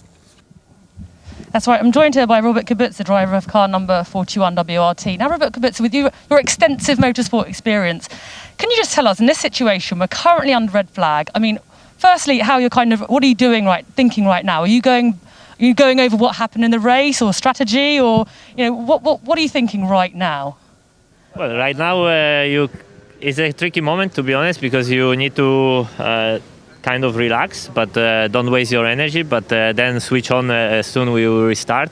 There's no point of thinking what happened in the early laps, because in the end it's done, it's a past. You have to focus on what's next, but until now we will have to wait and see how long it will take. For sure the restart will not be easy with cold tires, with low pressure, so it might be quite tricky restart, but let's wait and see. Of course. I mean, how would you kind of summarise the race thus far, for yourself? How are you finding it here in Portimão? To be honest, we didn't have best qualifying yesterday, but we managed to gain 2 places in this first half of the stint. I think everything was going up to the plan, and the car was reacting well. No big risk. Anyway, the race is long, especially with this temperature on this track. The tires are having a hard life, and you have to take care of them. And only once I have very, very close moment with LMP3. I was completely in, and the guy just turned in, and fortunately it was a moment where I was not taking a lot of risk, and I managed to escape over the curb nearly into the grass in corner 3. But until now everything smooth, and let's hope it continues like this. As you said, kind of under a red flag, getting back into the race mode, if you like. It's always tough. But for yourselves, you're LMP2 champions already. You've got a bit less pressure on your shoulders. Am I right in saying that? Yeah. But still we are here to do well, and to be honest, I don't notice any difference in our approach into this weekend or the others. Especially from my side, I'm trying to do my best, and I will try to finish ELMS season as best as we can, and and enjoy championship after checkered flag. Thank you very much, Robert. Robert Kubica from the number 41 car that is currently in 3rd position then for Team WRT. The cars have been gridded up in the order that they were running at the time. Paul Lafargue having a chat with Jean-Baptiste Lehay. Lafargue from Edex Sport, a wave from Jean-Baptiste from the Ultimate car. he's going to overtake Paul Lafargue in a minute. Yeah, at the restart. Yeah, Paul Lafargue, a recent ELMS champion, of course, with 2019. Absolutely, yes, with Memo Rojas. Indeed. So that just that moment for TV has changed. So the recovery effort there has been completed. 10-minute board will be presented in just about 30 seconds' time. So it does look as if it was simply the recovery and repair effort that has caused that. Yeah. Unless there's something else going on in the background that we don't know. But 10 minutes have been given. It's not a short call. Now, this, I think, was the moment where the 30 car had contact, not with Virage, with the MV2S racing car. Did it? Well, I thought there was contact, and did that then lead to this moment? It's speculative, I appreciate, and I remembered the contact being a little more brutal than it actually turned out to be. That was the brutal contact for the 1AIM Vilorba Corsa car in avoidance, but the wheel going skating off to the left, I hope that was contained within the circuit too. But it was the MV2S racing car that was possibly involved with some contact. It never came up on the screen that it was being investigated because both cars got away with it pretty much. I said that at the time, but then did that initial contact then come into the reckoning much, much later on with the wheel departing from Memo Rojas's car. We know the end result, but thanks to those involved next door in the truck here at Stop and Go for picking that replay out once again. So 10 minutes board is up on the grid, now down to 9. So we're getting back to this race. And with so many drivers available to chat, really, in the shadow of the grandstand, we're going to use this opportunity wisely. With just over 3 hours of the race still to go, let's go to Algarve Pro Racing. I'm joined here by Richard Bradley, driver for Algarve Pro Racing. Richard, you're talking to Charles, you know, all very casual, just obviously waiting for the race to start. Firstly, what were you talking about? Various things, actually. I've known Charles for a couple of years and we haven't had a catch-up in a while, so various things. I was saying how I was thinking about sending it around the outside of turn 1, but he made my life difficult, so thank you. You know, I had to back out, basically. I was saying how I was jealous of him because he got a drink immediately and I had to wait. And it's pretty hot in there, to be honest. But it's been a good start. I think that we're both conscious that looking after the front left tyre is the hardest thing here. And I think we had to take it easy at the start, and then we got into a rhythm, and thankfully both of us were able to pull a gap, and hopefully the same thing happens again when we restart. It's going to be a tough restart, though, you know, because you're going from race mode to stopping, and then you're going to have to get back into it. The hardest thing, we were talking about it, is we're running the pressures very, very low here. So to get the heat in the tyres is really, really tough. So that's my biggest concern, and I think it's Charles's as well. So I think the safety cars are going to go a bit longer on the restart than normal. So I think it will be manageable. But yeah, back to work. Okay, well, good luck. Thanks a lot, guys. Richard Bradley having a chat with Charles Milesi, but one of the Algarve Pro Racing crew coming across to Bradders to make sure that he can be in position. I'm intrigued by how much racing time this will leave us with, and how the strategy is going to have to be tweaked, therefore, because That's drive time will stay the same, won't it? It does stay the same. So we'd have to lose over an hour before drive timings would start to change. So we are going to be going back racing in, what is that, about 7 minutes time. Oh, but rather we're going to go back behind the safety car in about 7 minutes time. So the 5 minute board due at a minute to the hour, and we are currently 3 minutes to the hour, so 2 minutes away from that. But close to the fuel stops for the LMP2 cars, very close. So well, I think had the race continued and the pit lane opened after the safety car period, or after the 3 laps behind the safety car, I think we would have had plenty of callers if the safety car period had continued on. So yes, there are going to be a few LMP2 cars that are desperate for fuel in the next few laps. Luca Legeret climbing back on board the Santilok Racing car. That was certainly a very busy stint for the tall Swiss, and he'd worked his way from 40th position net all the way up to 19th spot and 7th in class.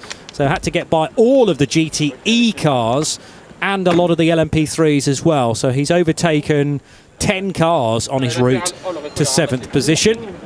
Matthias Kapcic in the Inter-Europol competition car is the next car up the road from Luca Legeret. Even the time to make sure that the windscreens are cleaned, all of the mirrors are in pristine condition as well.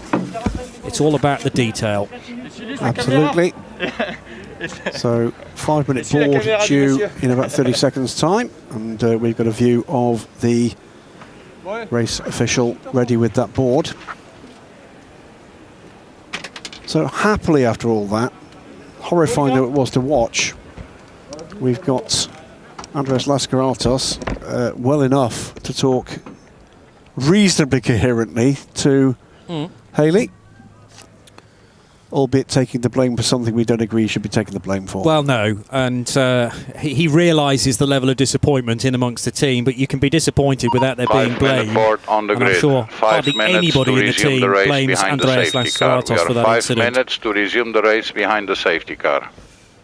So they're actually a little ahead of time with about 25 seconds to spare. The 5 minute board is shown. Chance then to remind you of exactly what happened in the first 60 odd minutes. We weren't racing for all of it, but a really nice build up with plenty of personalities on the grid, enjoying the build-up to this final round of the season for the European Le Mans Series. And the 4 hours of Portimão got underway bang on the hour of 1 o'clock this afternoon. It was rather erratic towards the rear as one of the Ferraris slowed down. That was the 61, I believe, getting out of line, and 66 JMW Ferrari reacting. At one point we had 5 LMP2 cars side by side as they all left the grid at various speeds, but it was a good getaway from Charles Milesi ahead of Richard Bradley, with Robert Kubica for Team WRT slotting in ahead of a couple of other cars as well. So Kubica wasted no time at all in gaining 2 spots from the getaway. There was this contact on the opening lap between Euro International and the 15 RLR M Sport car of Mikey Benham.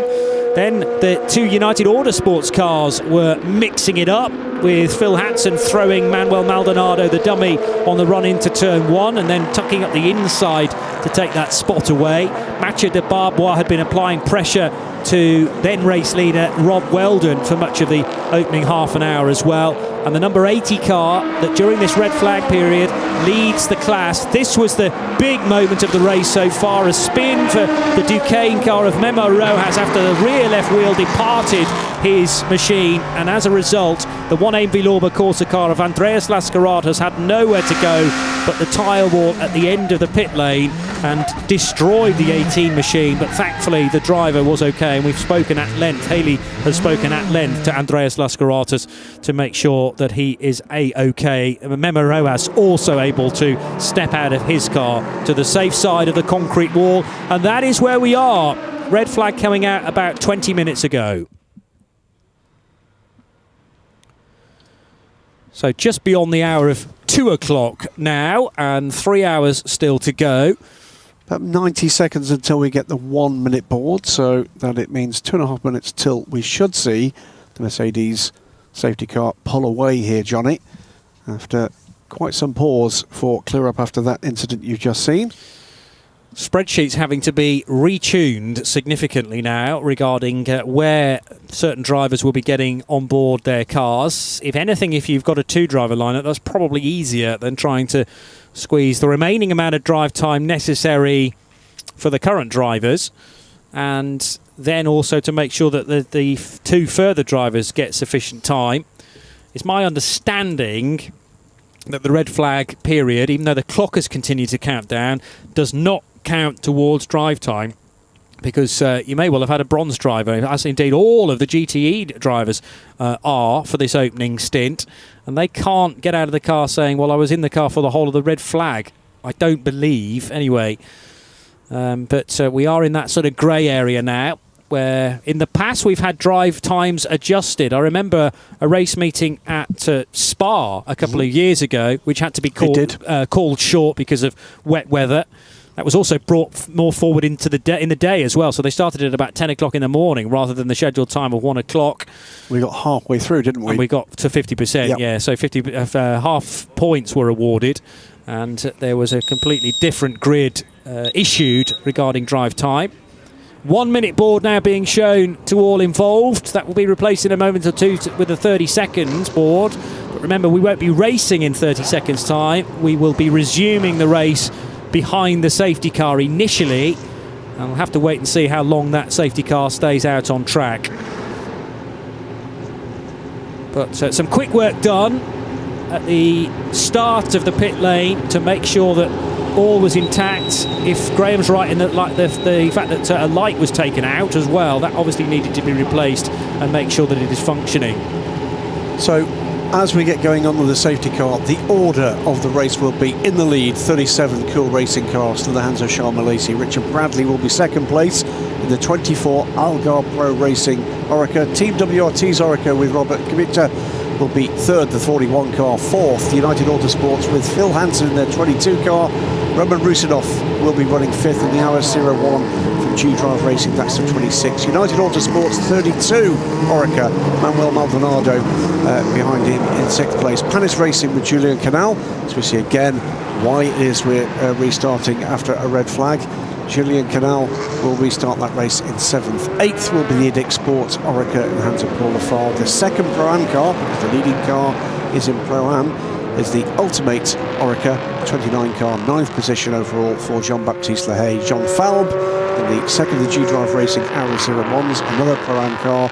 25 completes the top 10 with the BHK Motorsports and the Graf Orica completing the train of LMP2 cars. LMP3, DCAR Engineering from United Autosports inter-Europol competition with Mathieu de Bobwat, Rob Weldon, the two of them having that fantastic battle at the start of this race, and Martin Hipper. They are the top three. Top three in GTE will be Iron Lynx is number 80, the AF Corsa number 88, Rino Mastronardi and Francois Perrodo, and Sarah Bovey in the Iron Lynx, the Iron Dames 83 car, with the first of the two Porsches, and they are in line astern, by the way, in 4th and 5th with Christian Reed and Michael Fassbender. That is the top 5. Out of the race, clearly, are the two cars that were most heavily involved in that incident. That is the 30 Duquesne team Orica. It was Memo Rojas who was unfortunate enough to be at the wheel when it lost that wheel, and as everybody's heard and seen, Andreas Lascaratas is okay after that huge wreck with the number 18 One Aim Velourbe Corsa Ligier. We have 38 cars still running, Johnny. 2 laps behind the safety car, I am told by Jeff Carter, the press officer for the European Le Mans Series, and therefore heading through the next sequence of corners at turns 13 and 14. Earlier on in the lap for the GT cars, though, they're only at Portimão and heading down the hill now through the left-hander at turn 12. So up the hill, in fact, earlier on in the lap than that, just heading through the kink at 9 and now arriving at Portimão corners, turns 10 and 11. Now turn 12 away in the distance to driver's left for car number 88, Francois Perrodo. Rino Mastronardi leading the class then from Perrodo for AF Corsa, and then a second Iron Lynx Ferrari is in 3rd position of Sarah Bovey. One more lap before the restart can commence, and I wonder how many drivers will elect to come down pit lane and start this next portion of the race, because a little more time for the starting drivers to serve behind the wheel of their cars. That's in the case of the 3 driver lineups, as 37 is, for example. 37 is a Pro-Am car, remember, so Alexandre Coigny will need to spend some time behind the wheel of that car later on in the piece. Conversations being had between Franco Colapinto and Nick de Vries, and Franco already with the helmet and the hands device on, so he can't be too far away from taking over the 26 car from Roman Rusinov. Indeed, it's going to be, I think, a very, very busy pit lane once this race, well, once they're allowed down pit road. Still almost 3 hours of action to go. Bear in mind that the cars need to complete the lap on the track before the pit entry opens. The cars need to complete the lap on the track before the pit entry opens. So you can't come in at the end of this will be coming lap, in at the end of this lap. Once he turns out the lights, the leader can do whatever he wants. Until then, keep the gaps all together. So that means next lap is the first opportunity to run legally down pit lane. Let's hope they all heard that. Yes, and this is a 2-part safety car. Lights out, that's the confirmation. The safety car is coming in at the end of this lap. We obviously had a period of safety car before the red flag, which has gone towards counting the number of safety car laps. 2 further required. To inform the drivers not to overtake before they cross the line. No overtaking before the line. And of the 2 further required, this is the end of the second one, so we're pretty much there and ready to get rolling again for the second time of asking in the 4 hours of Portimão. Charmy Lacey still dodging from left to right to generate as much heat in the tyres as possible, but he's gone now, and all of that conversation with Richard Bradley, I'm sure, was based in no truth whatsoever in terms of what he was likely to do, because he's now scampering off, although using the time again on the main straight to continue to build tyre temperature and that's all important as they turn in at turn 1. Yes, just about enough grip available to Charles Milesi, who leads, Richard Bradley in second, Robert Kubica in third. They've all got away at a similar pace. The one that was caught napping a touch is Phil Hansen, and there's a change further behind, and that is the G-Drive racing car of Roman Rusinov getting ahead of Manuel Maldonado, so actually trying to fend off the second of the United cars. That is fending off. What we think we're seeing is him going by the leaders in LMP3. Here comes up the inside Sarah Bovey on Francois Perotto, and Christian Reed looking racy as well. So shuffle in the order in GTE. So yes, there was a wave by before the red flag came out, but that didn't necessarily untangle other cars caught up. As 66 Rodrigo Sales from a long way back will pull a manoeuvre on Michael Fassbender, and that will be to get him into fifth place in class. So Sales ahead of Fassbender. A lot of this is going to be about the confidence you've got and the grip you've got available as these tyres are getting back up to temperature. They're going to have lost an awful lot of temp. Phil Hansen back with Robert Kubica, so he'd lost a bit of ground at the restart but gains that back again. Now, does Charles Milesi come into the pits at this point, or do they all stay out for a little longer? We are at a point where fuel, not quite at a premium, because remember there are a number of laps done behind the safety car, so that will have cut fuel consumption. The car behind Roman Rusinov is definitely Manuel Maldonado, and I think Maldonado was pressurising the Russian into a mistake at the restart, but now Roman Rusinov establishing himself a little more. Up the inside of the number 2 class leader in LMP3 goes the EDEC Sport car in LMP2. That's a change, isn't it? It's the United car back ahead. Yes.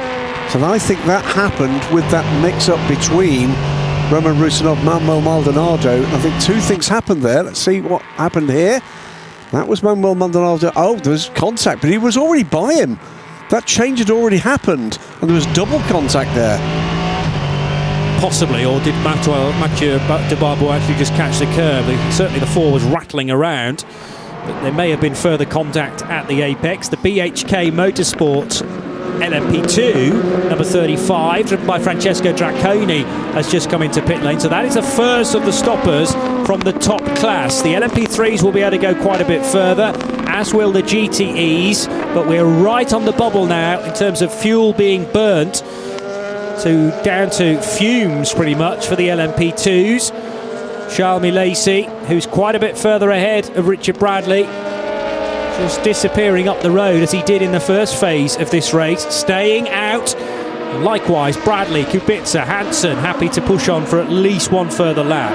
Vincent Voss watches on to see just exactly how his car is going to progress, looking for that second place. Bradley beginning to get a bit of a queue behind him here. Charles Milesi again stretches out this lead. 2 hours and 48 minutes still to race. Yeah, Roman Rusinov not very far away from attaching himself to the back of this little battle pack as well. So 3 cars for second place at the moment. Could be 4, could be 5 if Manuel Maldonado ups the ante as well. He's just turning left out of Toravit now. 6th on the road, but 5th in this little gaggle. Julien Canal further down in the Panis racing car. He's dropped about 4 seconds compared to Maldonado. And Paul Lafargue, who was deep in conversation with Jean-Baptiste Lahaye, they are circulating nose to tail, 1.4 seconds away from one another. MV2S Racing are on pit lane at the moment. That's a little early for an LMP3 car to be a routine stop. So Sophia Flörsch with the helmet on and ready to go to take over the 24 car whenever she needs to. So Ferdinand Habsburg, the gold-rated Ferdinand Habsburg, will be held back a little bit longer. MV2S Racing, which was the other car involved potentially in that contact with the Duquesne team car earlier on in the race, that's just come in for an unusual stop because it shouldn't be short of fuel at this stage. Christoph Kress. Slightly odd one, must be an issue there. Investigation of and a determination of no further action against the contact between cars 2 and 4. That was the 2 leading cars we saw at turn 5 in LMP3. So that is a quick, get on with it. Yeah, fair enough. Well, I don't think either. I think that's correct. I don't think either necessarily lost much time. No. Shouldn't have been too much damage done either. And yeah, we like to see overtakes done in a fairly cleaner fashion than that, but they did just about get away with it. No harm, no foul, as the old saying goes. Now, the 25 car, which is the Pro-Am entered G-Drive racing machine of John Fowle, is with company. That car running in 10th position. And the BHK have just rejoined behind Vincent Capillet. So BHK Motorsport, the first, as we say, making its fuel stop. 1 minute and 33 seconds spent in the pit lane doing that. That's fuel, tyres and driver change, I think. Did Sergio Campana start this race? No, it was Draconi, Francesco Draconi. It's a full service stop for BHK. Delighted to hear, by the way, that they look like they'll be in for another go. They've had a couple of good runs this year, BHK. Big step forward for them from being, to be blunt, nowhere last year to being at times, you know, showing real form and in the top 10. Out of 14 into 15 goes Phil Hanson, his car bucking around, almost porpoising at times, but that is just the aero effect across the United Autosports Oreca. It's also in dirty air, of course, behind the 41 WRT car driven by Robert Kubica. So airflow over the Poles car, much more as the designer intended than that car following, as down towards turn number 14 goes the 5 cars in LMP3, duking it out for essentially 3rd position. Because no, that's the other car, isn't it? The 14 car, so it'll be for 6th position, with Matthias Kapcic being followed by Luca Legere, Max Cobalt, Alex Fontana involved with that, as well as Antoine Ducin. Meanwhile, 22 Phil Hanson in 4th position, still not letting this lie as far as Robert Kubica is concerned. Hanson all crossed up as he skated his way into turn 8 there, but good car control eventually to gather up that moment. Lost him a little bit of time, but he is still with Robert Kubica and gunning for 3rd position. That LMP3 battle you're describing, John, it's 9 cars with only 1 car with more than a second between them. Yeah, phenomenal stuff at well, I was going to say this stage of the race, but of course we have had 2 starts to it. One at 1 o'clock and then the restart a moment or 2 ago after initially a safety car but then a red flag. John Fowle brought in the number 25 G-Drive racing car from a 10th position, I think, overall, and that goes out with Rui Andrade at the wheel.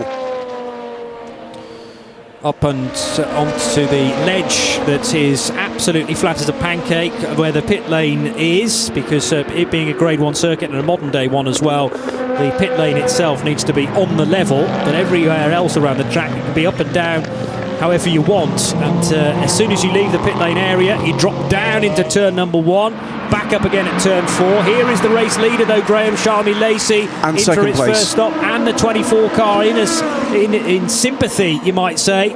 So the 24 car reacting to that. There's a change now for the race lead, therefore, because Phil Hanson gets ahead of Robert Kubica. This was the battle for 3rd. It is now the battle for the lead because the 2 cars ahead of them have both come in, and Phil Hanson wasting no time at all in getting up the inside of Robert Kubica, and that is one for the scrapbook for Phil Hanson.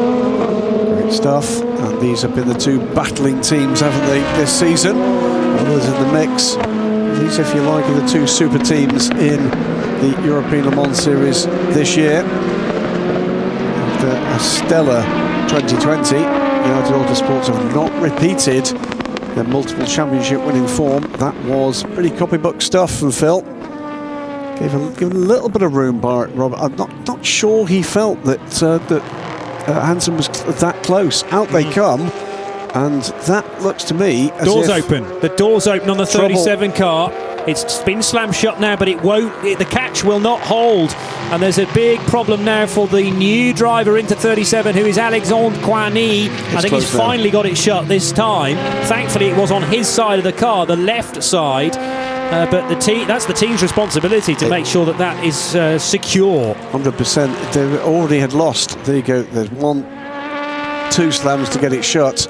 They'd already lost 5 seconds of the pits to the Algarve Pro team, so Algarve Pro turning their car around much quicker than Cool Racing, and that 5 seconds extra clearly wasn't enough to complete the job. Do you reckon Alexandre gets that annoying flashing light on the dash and the bing, bing, knew when the doors opened. Yeah, That's what's alerted now? to him. Yeah, Yes. exactly. Oh, it's the door. Oh, bang. Anyway, thankfully, we've seen many times before faulty catches that just do not want to play ball. And the one thing you cannot tape down in a pit stop is the door, because that needs to be on both sides of the car, fully workable for obvious reasons. If the car is involved in an incident, you need to be able to get out in a hurry. There are going to be updated drive times for this race, I'm told, and we're looking for that right now. We're getting sent those. We'll keep you appraised of that as that emerges as a potential factor later in the race. Let's not worry about it too much. There's too much action going on. And in Formula Deja Vu, it's LMP3. It is still these two cars pulling away again after that red flag period, pulling away again from the battling pack behind. So Phil Hansen now on pit lane from the lead of the race, as is the chasing 41 car and the 26G drive, which leaves the only one of the LMP2 cars to stay out. And is he going to stay out, or is he going to lead? Would be Graf Racing, having started 40th on the grid. Yeah, phenomenal run if that is the case. Vincent Capillaire, having not made a stop yet. Well, you would, wouldn't you? Just for a lap. You might as well. Yeah. It's a story to tell in 30 years' time. I started from the very back of that race at Portimão and ended up leading it for a lap. Did you, Grandad? A little bit of smoke coming from the 41 car, but that's just rather warm brakes, nothing that the team are too concerned about. The fuel is going in to the championship winning car. So this will be Phil Hansen in for a double, I'm sure of that, because that was a much quicker stop for United Autosports than WRT have turned around here. As now through the pit lane. No, it has been a driver change. Jonathan Aberdeen is aboard that car. So they've turned the car around in 1 minute and 3 seconds. I think that's fuel and driver change only. WRT are still on the jacks, only come off the jacks now. So that will have been tyres as well for the 41. But they've given Jonathan Aberdeen Phil's tyres then. They didn't change tyres on the 22s, is what you're suggesting. I cannot believe they've changed tyres. Okay. So it's 1 minute and 22 seconds for WRT to install Yifeye and 4 new Goodyears, we would presume. And the WRT car comes out behind the number 24. Which is the Algarve Pro Racing car of now Sophia Flörsch. Ferdinand Habsburg still to come in that machine. Running in 5th. Jonathan Aberdeen then labelled as the race leader from Manuel Maldonado. He is on an out lap though. Just want to make sure that is the correct order. Actually will lead coming into the pits next time. Okay. Well, going through the end of the second sector, Aberdeen reaches it before Maldonado.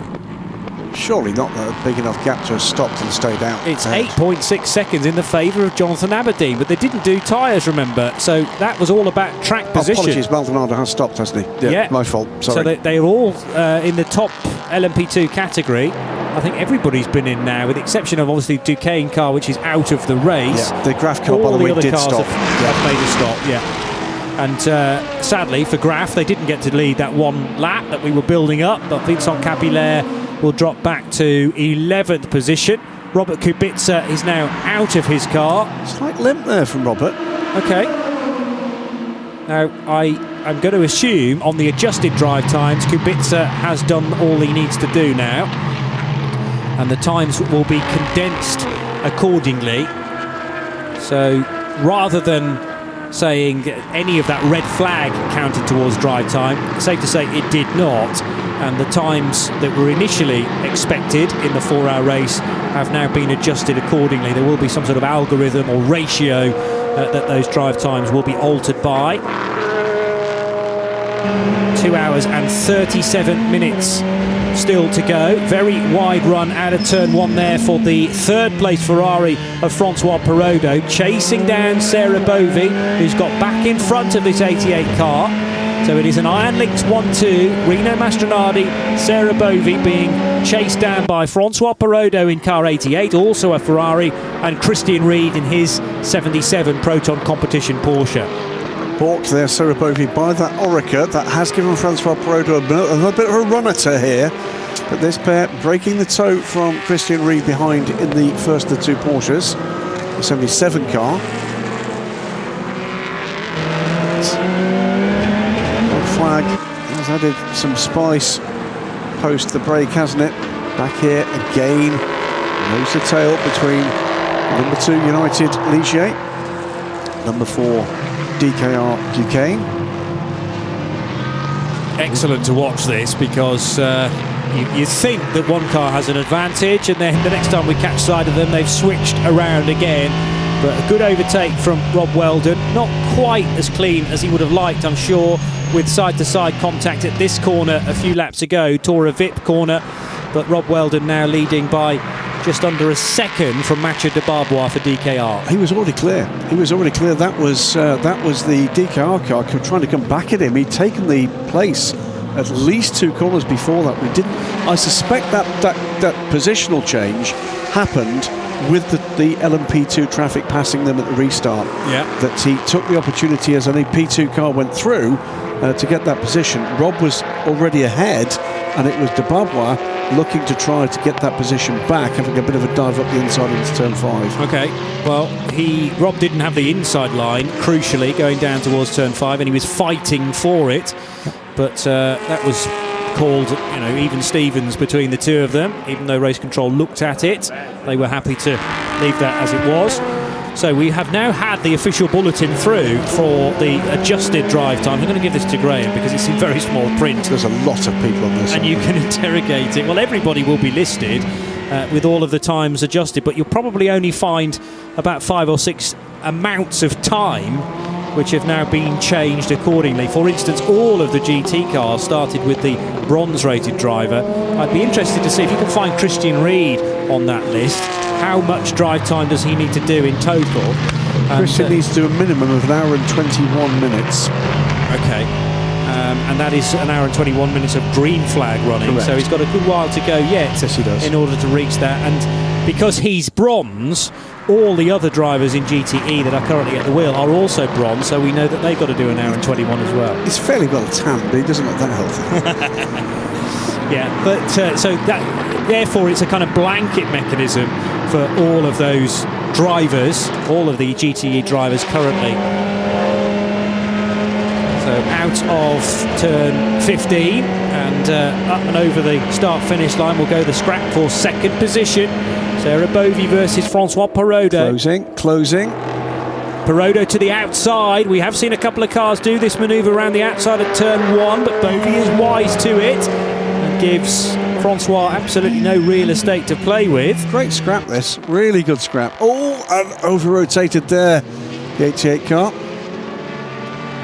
I have to keep looking twice at that Graf car because just to the nose of it looks like a Glickenhaus.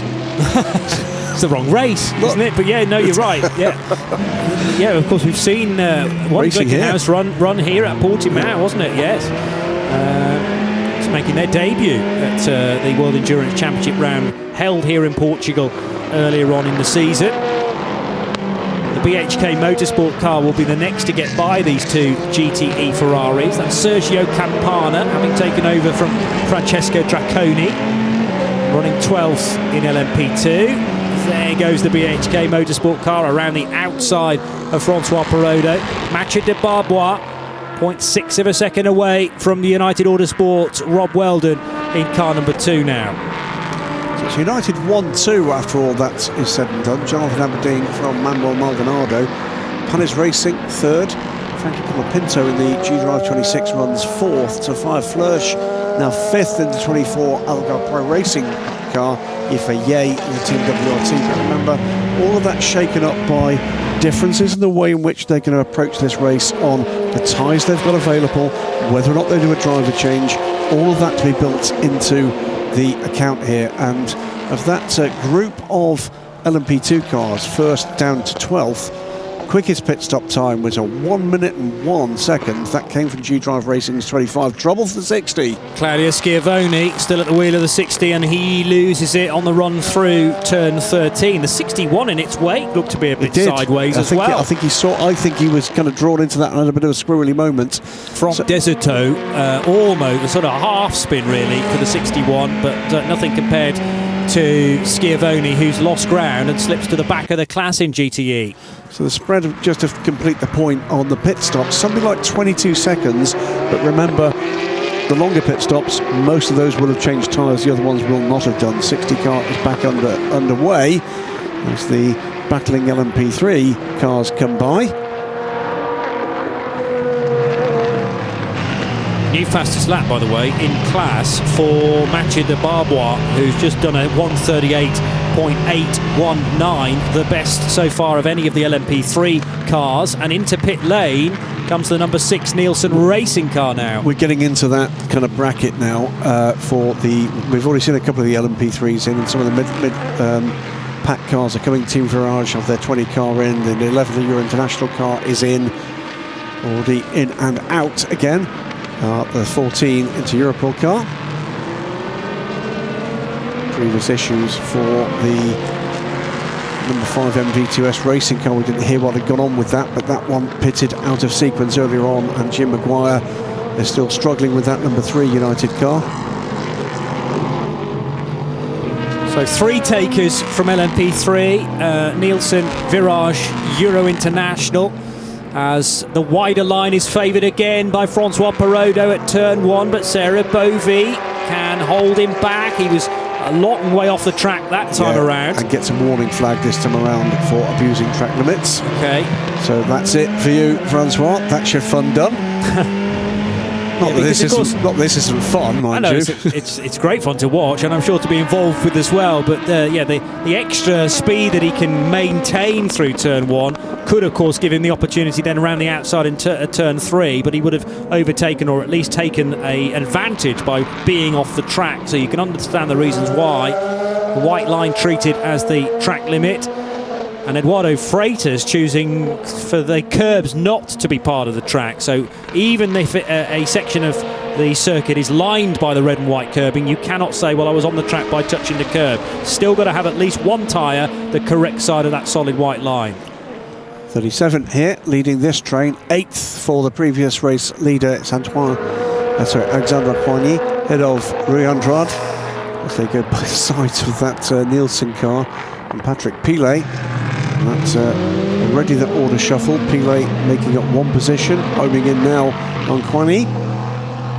Been part of this cool racing effort since the beginning of the LMP2 adventure, and believe with thanks for the information to my French press room colleagues from Endurance Info, Alexandre will be taking a racing sabbatical as income 2nd and 3rd. In fact, all 3 of the top 3 in, because the 80 car is on pit road as well. That will put the Proton car that stays out into the lead of the GTE race, with JMW also going through and in 2nd place. And those 2 cars, by the way, separated by 0.7 of a second as we cross the line. So Alexandre will be taking time away from racing, but will be doing some extensive testing during the year. I think he feels he just needs a bit of a reset. A straight race on pit road here between 2 hard enemies, I think it's fair to say. Iron Lynx versus AF Corsa, and the 88 Ferrari then being turned around with a driver change taking place there. And presumably new tyres as well. 66, meantime, hasn't yet had the opportunity to make a stop. I think I'm right in saying that, but we will have at least... 66 has not stopped. Has not stopped, no. But it will have to be in either at the end of this lap or the next one, because they'll all be on a similar amount of fuel burn. Christian Reed in the 77 Proton competition. Porsche leads the class then from Sales, and Michael Fassbender still yet to make his stop as well. 88 beats the 83 out of the pits, and that is the new addition here this weekend, the 61 car from AF Corsa. That is a squad we expect to see as full season here next year. And I was hearing from team earlier, walking in from the car park, that another team looking to add a GTE car in 2022. So GTE for the moment in its waning years, and there you go, a switch in LMP3 as well, 4 and 2 on pit road. So it's all about how quickly you can get a car in and out. Now these cars are dictated by a minimum pit stop reference time for 2 of their 3 stops, so Let's just have a look. I think they were both quick ones. They were 104 and 106, 2 seconds apart. So they chose to go as quick as they could for those first stops for Mathieu de Barbois and for Rob Weldon in an effort to get them back out and give them track position. And Mathieu de Barbois is in front again of Rob Weldon. But this is a fantastic fight, very, very even. And yeah, it's almost been different phases of their stints that has favoured one car or the other. But Rob staying on board for another go at it. That's a competition of how much of an apple can you squeeze into your mouth at any one time. And, all of it. Yeah, pretty much the whole thing. Impressive stuff. As down towards turn 9 goes the 22. Some great battles, by the way, underway up and down this field. If you're watching just the live stream, and particularly from watching with the live timing that's available online from the European Le Mans Series, particularly taken with the Algarve Pro battle is underway for 4th position. That is Franco Colapinto, the 26 car, the Arrow 01. Just 2 seconds ahead of Sophia Flörsch, and at the moment Sophia is matching or bettering the Argentinians' times. Great to see a talented driver coming out of that all-female crew we've got now in the WEC and being transplanted into effectively a regular crew here in the European Le Mans Series. That, I think, is going to be the evolution of those programmes, and that's exactly as it should be. It's great to see the programmes offering the opportunity for more shop window for successful female drivers in motorsport, but better still when we can actually match head-to-head in the same teams in this racing. Edec Sport up the inside there of the Cool Racing car, so Alexandre Poigny continues to drop back a little. Trouble for the Euro International 11 car, Johnny. Yeah, that's from 5th position. Antoine Ducas has already been in the wars after some contact on the opening lap, and this had sort of caught my attention. The lineup for car 11 this weekend. Mathieu Drudy also involved. Finn Gersitz to come as well. So 2 stars from the Michelin Le Mans Cup as Sarah Bovy goes up the inside. Is it still Sarah driving the 83 is the next question. Yes, and that car has made a stop. But battling away with Franck Desertot, who has to stay at the wheel as well. Remember, all of the bronze-rated drivers on their adjusted drive time have to do a minimum of 1 hour and 21 minutes and 31 seconds to be exact. Which is tricky because it's not neatly aligned with a stint. So they're going to have to make some tough choices here. Do you add an extra pit stop to get a quicker driver in, or do you keep the bronze driver in and lose time on track? Yeah. And the minimum times, by the way, for the silver and the golds in GTE, both at 40 minutes. In fact, it's 40 minutes and 45 seconds. So they will be the base figures that the teams are having to think about. The minimum drive time for the bronze, which is always the greatest of the 3, and then the 2 other drivers, whether they be gold, platinum or silver, all have to do a minimum of 41 minutes. Down the hill towards turn 1, a good move from Duncan Cameron, but it was, if he'd made the corner though, from a long, long way back, trying to get underneath Rodrigo Sales. Thankfully there is a bit of runoff there, so he just headed out onto that and recovered the moment in car 55. We're getting to that position where we've just got the last few cars still to pit, just a couple of cars out there. And the first of those, we've got 2 GTE cars. It's TF Sport Aston Martin running 21st in amongst the LMP3s in the hands of Jean Hartshorn.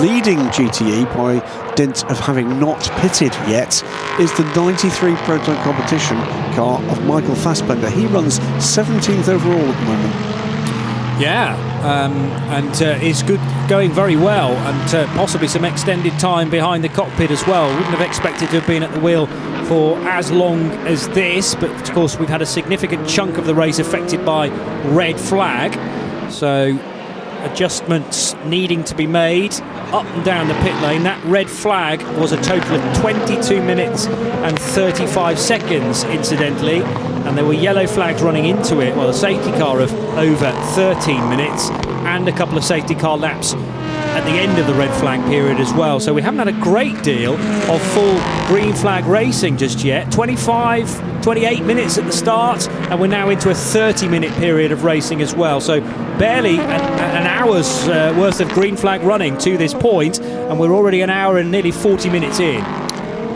So Jonathan Aberdeen it is, leads by, 9 seconds over Manuel Maldonado. I think both of them are likely on old rubber. In fact, we know that Jonathan Aberdeen is. Yes. LMP3, de Boisbois pulling away a little from Rob Weldon. This is the 25 car closing in now. Andrade on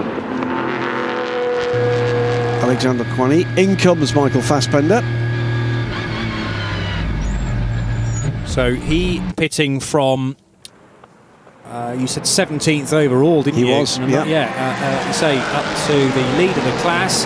John Hartshorn was second, but both of those cars in now for their first stops of the race. Stays aboard the car, of course. He's got to complete at least another partial stint. In comes John Hartshorn. That is the final runner still running to make a first routine pit stop. Out comes Michael Fassbender. A steep learning curve for the man better known at the moment for his acting. GT cars, not an easy thing to get your head around, as many have found in their first shots in these cars, and quite often at the first turn in the wet. I'm smiling, Graham, because I was thinking you were talking about John Hartshorn there, and I thought, is he an actor? I totally missed that bit of his career, because we were looking at the Aston Martin, the 95 at the time, but you were, of course, talking about the Irish-German. I'm sure he's done some role play in his time. Michael Fassbender, the Hollywood superstar, based, I believe, still in Portugal as well. Oh, really? Yeah. Okay. So he and his wife, I think, live in Lisbon. Good that he again can end the campaign very close to home, as down towards turn 5, the G-Drive racing car picking off the former leader in LMP3, Rob Weldon. He slipped to second place. Majid de Barbois in the lead of that class, though, for DKR Engineering. I think that traffic as well will have given de Barbois just a little bit more of an edge. The United Autosports man needing to move out of the way for that traffic, did so, and I think lost time in doing so. 1.7 seconds it was last time through, 2.3 as they clear the next timing beam. So half a second lost as they had traffic negotiate them, we'll put it that way. 65, a race winner this year, Panis Racing's Orica. Took a long time to score that first win, but they are in a rich vein of form right now, having achieved a podium at the 24 Hours of Le Mans in August 2. And Julien Canal, Le Mans resident, heading across the line. He has been the only driver at the wheel of car 65 from the off. He's only a second and a half away from Manuel Maldonado in car 32 as well. Absolutely. Gaps beginning to come down a couple of these battles. Franco Colapinto is beginning to get his head down, is catching Julien Canal. So at the moment, got the measure of Sofia Flörsch beginning to pull away there as Zifeye is closing in on the 24 from Algarve Pro. It's been a good, strong run from that car, though. Incredibly busy turn 15, 2 LMP2s, 2 LMP3s, all battling with each other, and the MV2S racing car, the half orange, half grey car, choosing to take the tow from the 25 briefly, as that 25 car gets in front. So that's Rui Andrade and the 37 of Alexandre Kwani switching positions. So Andrade it is, moves ahead into 9th position and into 2nd in the Pro-Am class. The Ultimate car now leads that with the bronze-induced tumble down the order. That's no slur on Alexandre. That's what we'd expect in the overall order as he gets aboard the car. So Pro-Am at the moment running 7th overall, the Ultimate car with Jean-Baptiste Hayes still at the wheel. The G-Drive Racing number 25 with Rui Andrade and taken over from John Falb. Alexandre Kwani taking the car over from Charles Malaysia, who runs 3rd and 10th overall, and then the Graf Racing car that started from the very back of the grid is now running in 12th position, with Vincent Capillet still at the wheel. And Rui Andrade with an interesting story, because born in Luanda in Angola, sometimes runs with a Portuguese flag though, so can claim that this is his home meeting. Well, I can tell you, I bumped into a Angolan TV crew here yesterday evening. They were struggling to take their kit back to their hotel at God knows what hour, so asked them to pop in the back of the car, and away we went. We were having a difficult conversation with 3 different languages being used, only one of which I understood, which is the one I was speaking. Yes. But very charming guys, and pretty clearly they're here doing some work with Rui, and that's great to see.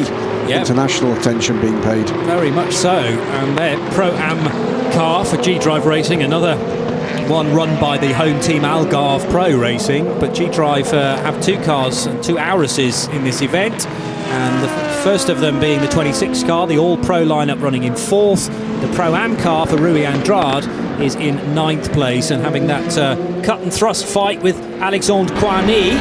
As to the outside of a GT car goes Sophia Flörsch to try and pick that off, and she's running in 5th position. It's the car of Michael Fassbender indeed, car 93. So 24 safely through. Yifei Ye doing the chasing in the WRT car. There's plenty more traffic for them to work their way through in a moment or two as well. Good stuff at the moment from Jonathan Aberdeen, and for that matter from Manuel Maldonado, if he is indeed on older rubber at the head of this race.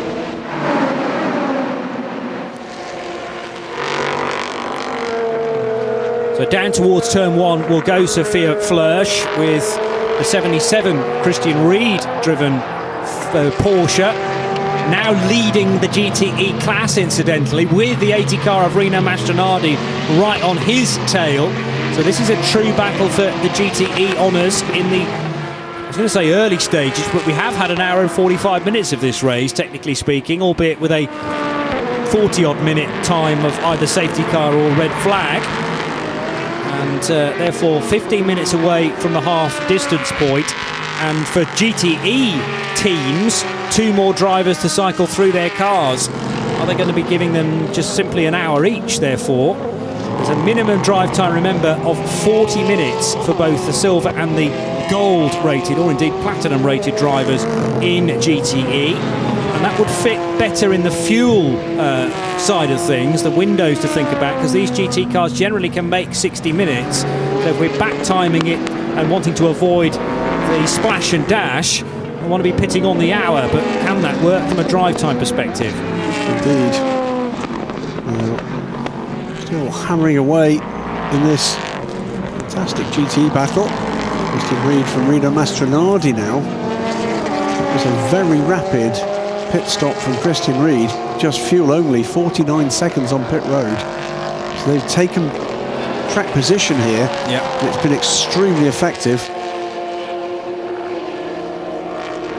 They're back on the main straight and about to be lapped by the Ultimate LMP2 car. Indicates to me, by the way, that they don't plan to do a full stint.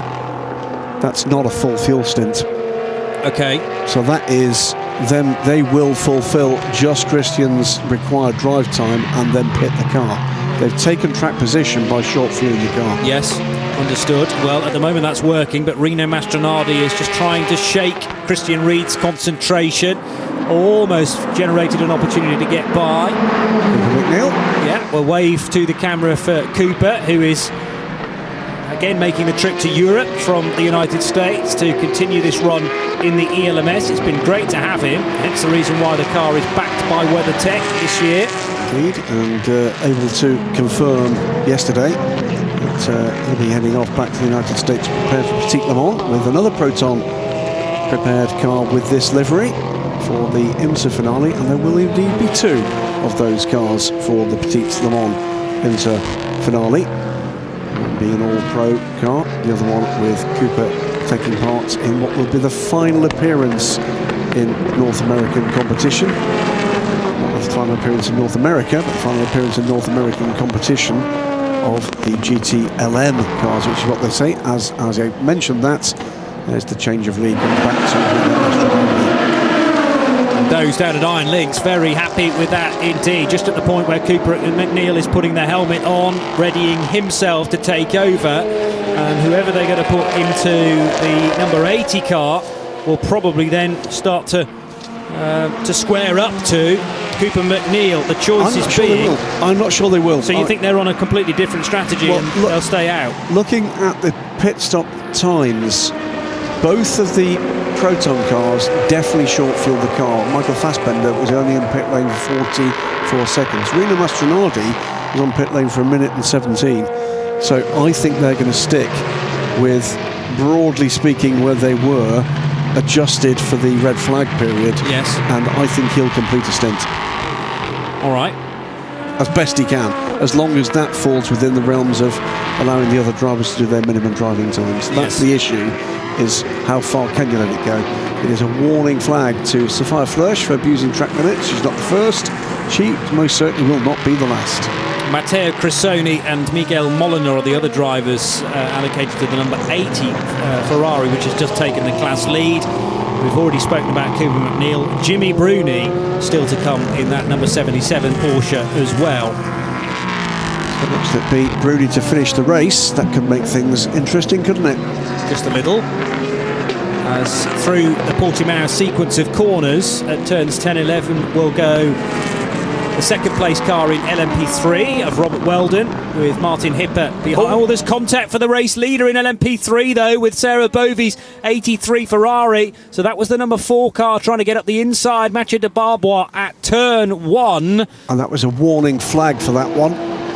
So it's not going to be any further action than a warning. And the warning to car 4, correct, the inside line of Sarah Bovey. I tend to agree with that. Interesting point right now to talk about the LMP3 title battle, because at the moment we have 2 delayed LMP3s in amongst the GTEs, but the train of cars is 14 cars long. It starts with the number 4 car running in 13th, and it ends with 26th position, the number 19, the other title contender. They bookend the field at the moment. So at the moment, as things stand, this is going DK Engineering's way. In LMP2, Jonathan Aberdeen on those old tyres has now gone through 49 laps completed, this time by, in fact he's in the final sector, so this time across the line it'll be 50 in the book, which he completes as I say that sentence. And Manuel Maldonado running in second position, 12 seconds further down the road. Then it's Franco Colapinto who is right with Manuel Maldonado, and Julien Canal in the number 65 car still running in 4th spot. Yeah, Colapinto now putting Maldonado under pressure. Flörsch beginning to get onto terms with Julien Canal and keeping Yifei at a reasonable distance, but it's a mistake away from a problem. Pressure now being brought to bear up and down this field, and what was initially a fairly static train after those pit stops, all of a sudden, as the formula of who's got what tyre underneath them begins to bite.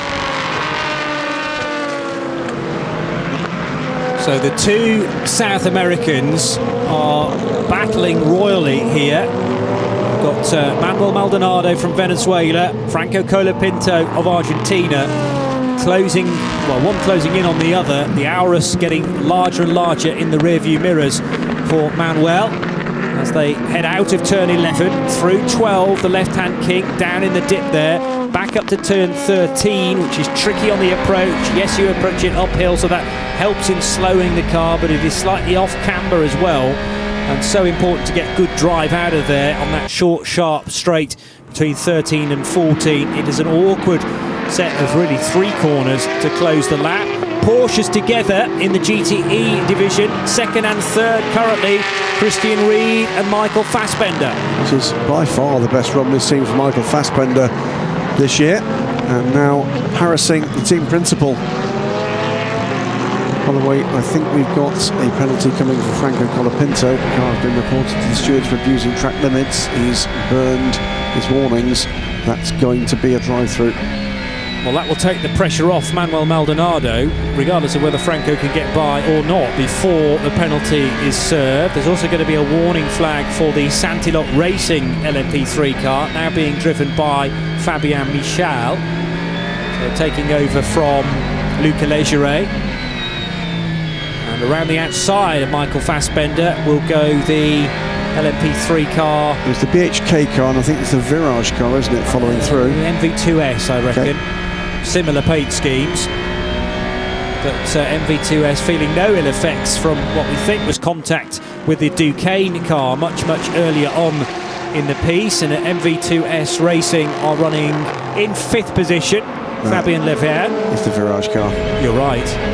From the side, they look very similar. That's the first time this year I've been right. Fantastic. MV2S Racing's on the main straight further back. That's where I was making the error. So 66 and 88 now, with the 83 involved too. So 3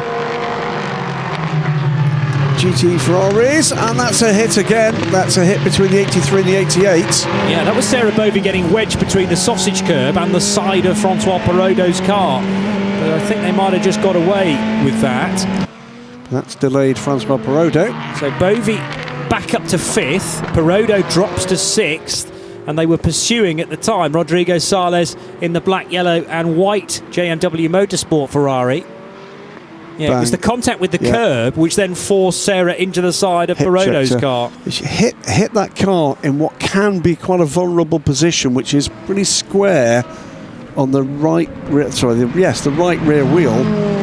Let's hope that was bodywork and not wheel. Yeah.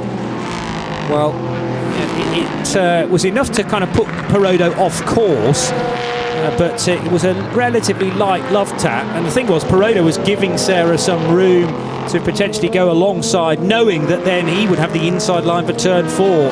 Confirming, drive-through penalty is coming the way of Franco Colapinto for abusing track limits. As we said, the inevitability is one should be reported to the stewards for that. There ain't no going back. And it's the 3rd place car then, and looking racy enough to be in 2nd if he could get by Manuel Maldonado. Well, probably not going to get the opportunity to pull off that overtake, at least during this particular stint. So that will give him some breathing room. That will mean that it will be Julien Canal back up into 3rd position. Sapphire Flörsch will run 4th. Staying out for the time being, so Colapinto not going to serve that penalty just yet. They both managed to get by the 2nd place car in LMP3, which is Rob Weldon. Martin Hipper running in 3rd position. A spin now for Rodrigo Sales, also at turn 3.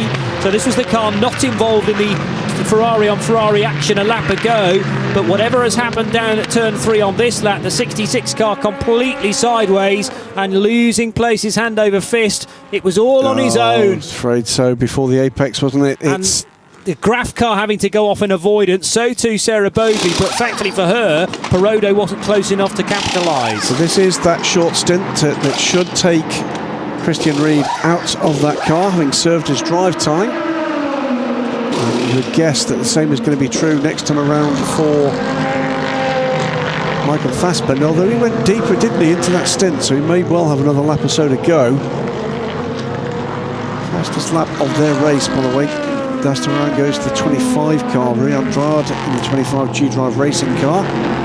2nd in the Pro-Am class, BHK Motorsport back on pit lane.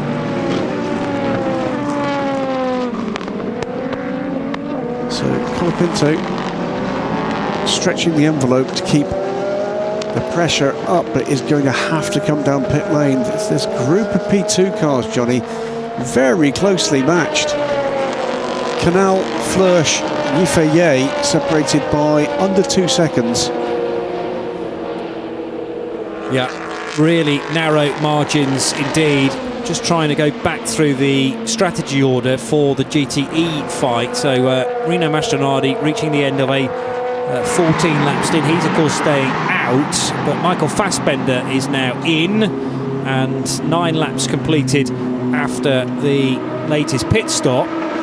Everything's slightly jumbled up, of course, because of the red flag, but the fuel is going in and Michael Fassbender now stepping out. So Proton reckon that is the 1 hour and 21 minutes required from their bronze driver, and everybody else in GTE machinery at the moment therefore should have reached the end of their drive times too. And we are about to see, with about an hour to go, 2 hours to go rather, so an hour for each driver, the initial driver changes in the GT class. Yep, so this is going to be the end for most of the bronze drivers at this point. In comes Francois Perraudot. It's been a very engaging GT battle up and down the order, with It's got to be said, most of the field involved at the sharp end. Is Francois struggling just to fire this car? Oh, not Francois, obviously. No. 93 car emerges. Ricard leaks at the wheel of the 93.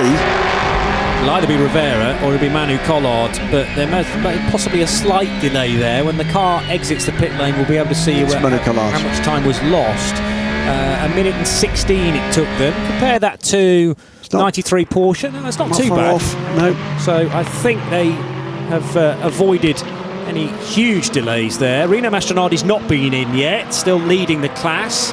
Probably in this time and at the very most next time around. Sarah Bovey as well, being trusted to go longer here. That's Michael Fassbender. He's very pleased with that. He is, isn't he? I think that is the best we've seen of him, and that's the way this is supposed to be. Yeah. It's a development programme for Michael Fassbender, and that was error-free. Well done, sir. Yeah, very, very good stint indeed, and kept Christian Reed honest in the latter portions as well. And interrupted by a red flag. That's not an easy thing to readjust from. It's very warm out there. Well done. Yeah. Well, wife Alicia Vikander was in support of him last year, as I say, making the relatively short trip down from Lisbon. I'm not sure she's here this weekend, but again, massive Hollywood star. That couple really are. And fantastic that, you know, underneath the radar. I'm not sure whether many of his fans know that he comes racing every month. Big trouble. For the 19 car, which is the potential championship winner. So Nicola Molini with smoke from the rear of the 19 car. Now, is that a tyre issue? Front left. No, it's still in. It looks to be a little bit low, that front left tyre. If it's a tyre, it can be easily rectified, is my point. It is the tyre. Yeah. It just looked like there was a bit of smoke coming from the front of the car, and at speed that gets channeled underneath in the ground effect of these LMP3s, and it starts to issue from the back, and you think, is that engine or is that tyre? But there is a bit of the dive plane dangling as well, which is attempted to be taped up by the looks of things. Yeah, there's no air in that tyre, and therefore it's locking up on the pressure. So let's keep our fingers crossed that Cool Racing can change all four wheels and work this into their strategy. There is going to be a drive-through penalty for the Inter-Europol competition car number 14 after contact with the 15 RLR car at turn 3 a few laps ago. But we're making such a big deal about the number 19 Cool Racing car because they are the championship leaders coming into this round. And it is hugely important that they at least get a race finish, and ideally ahead of their rivals, rival Laurence Hoare in the number 4 car. So 5 points is the gap between Cool Racing on 98, DKR Engineering on 93. Everybody else not close enough to be involved in the championship battle. This is a disaster for Cool Racing. No doubt about it whatsoever.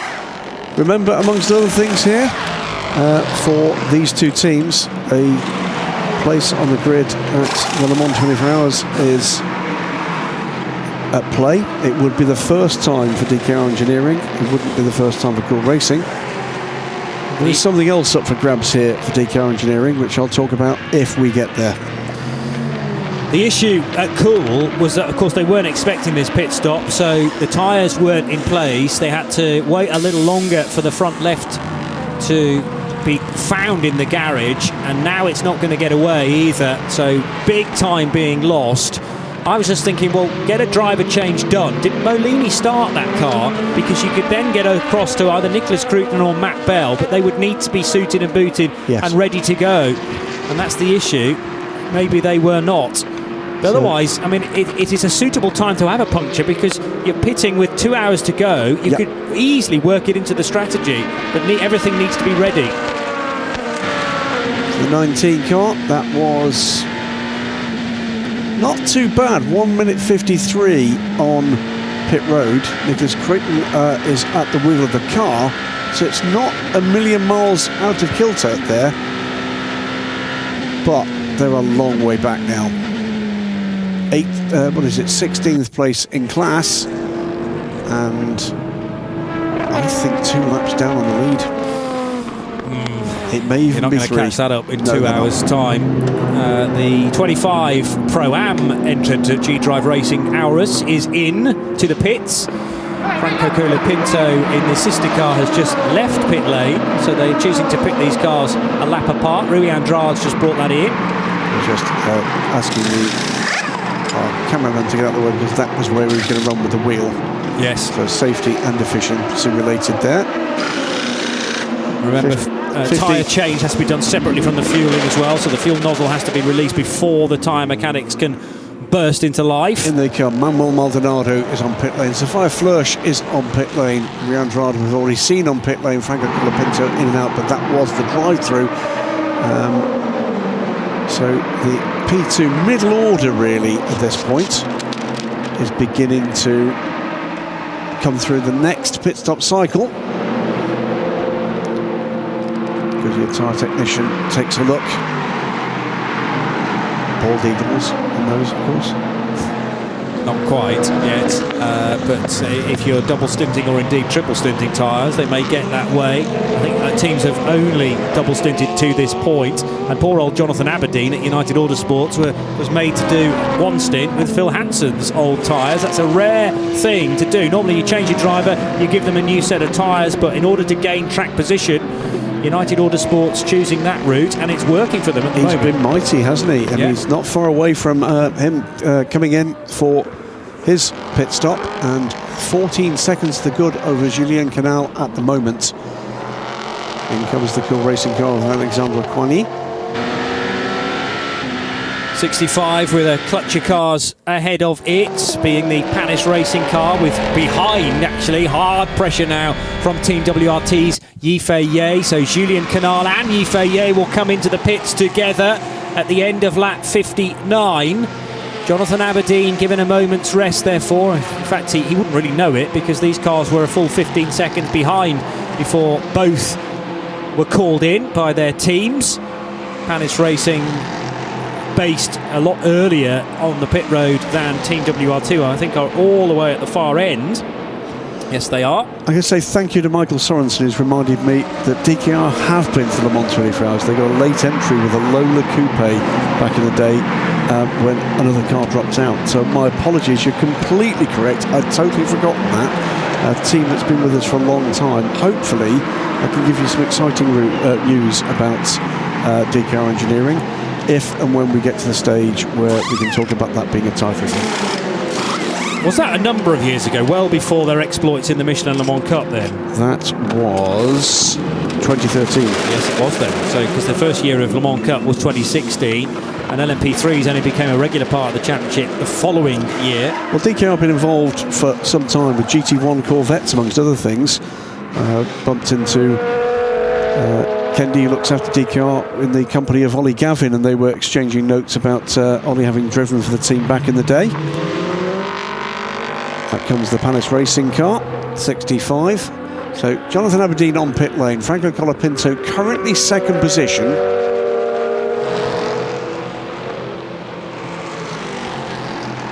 Yifei Ye emerges at the moment, timed as third position. I think that's correct.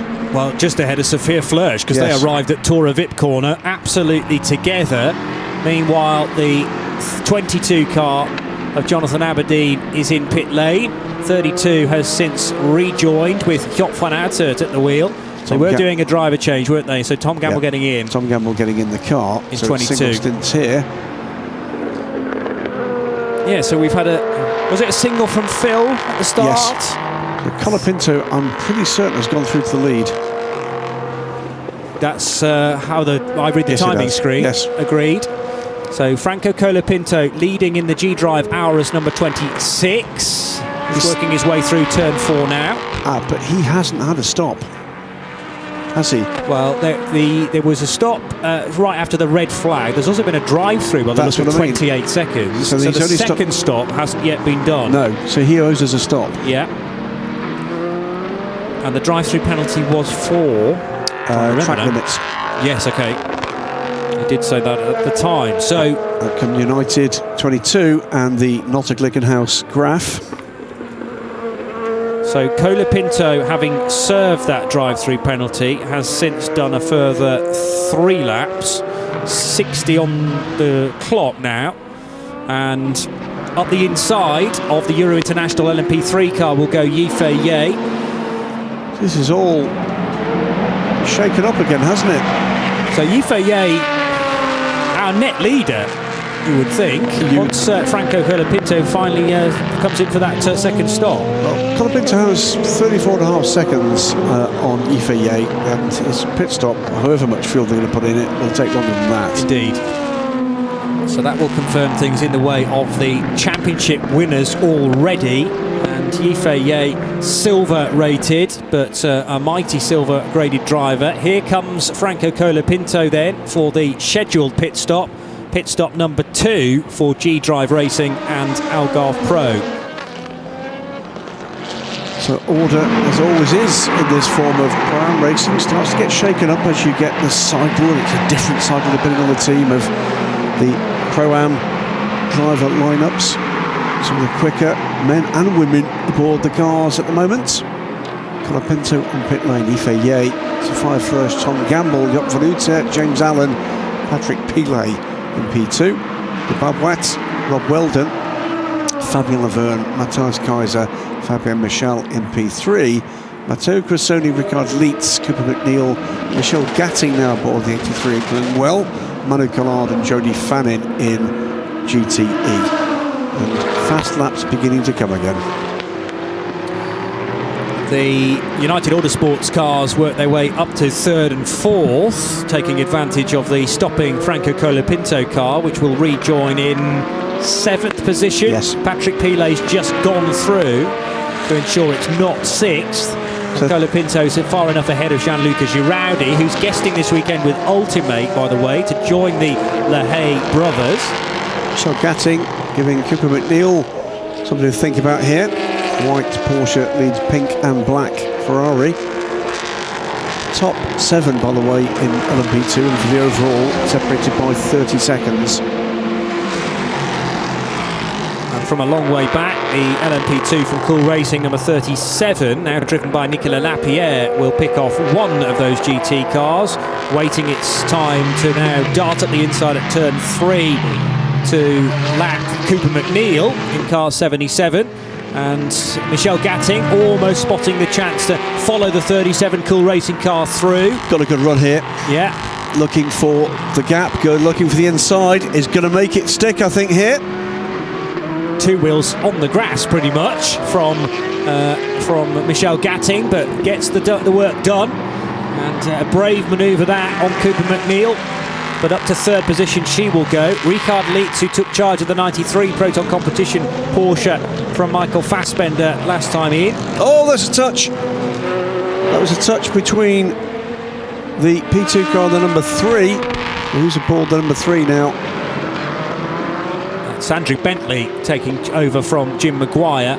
So Bentley on the outside of turn 3, then becomes the inside of turn 1. He touched it. It was the rear of the WRT car. Race leader, remember, Yifei Ye. So that was significant, and amazingly, Yifei Ye kept control of the Team WRT Orica and kept things on the straight and narrow. But he will have been holding his breath for a moment or two during that incident. Next question: how is that going to be viewed via race control? Yes. Well, for me, I think that the WRT car was ahead going through turn 4. Yeah. And on the wider line too. We didn't see the line that either car took out of that turn. Whether or not Andrew Bentley lost the front end of the 3 or whether or not Yifei Ye pulled in too sharp. Yeah, he was on the outside of turn 3, which then became the inside line for turn 4. We'll wait and see whether that's looked at again.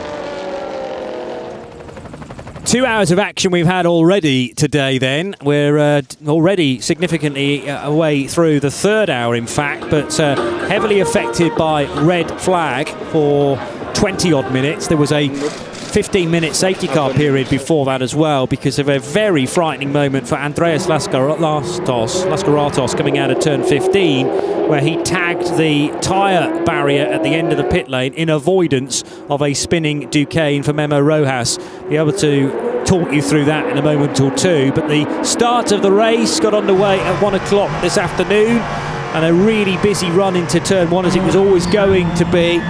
prototypes left, right and centre. GT traffic shuffling around as well, and yes, the switching of positions began very early on in GT. This was the moment though on the opening lap for everyone to be giving each other sufficient space. That wasn't the case, unfortunately, for Anton Ducin, catching the tail of Mikey Benham's car and pitching the Brit into a spin.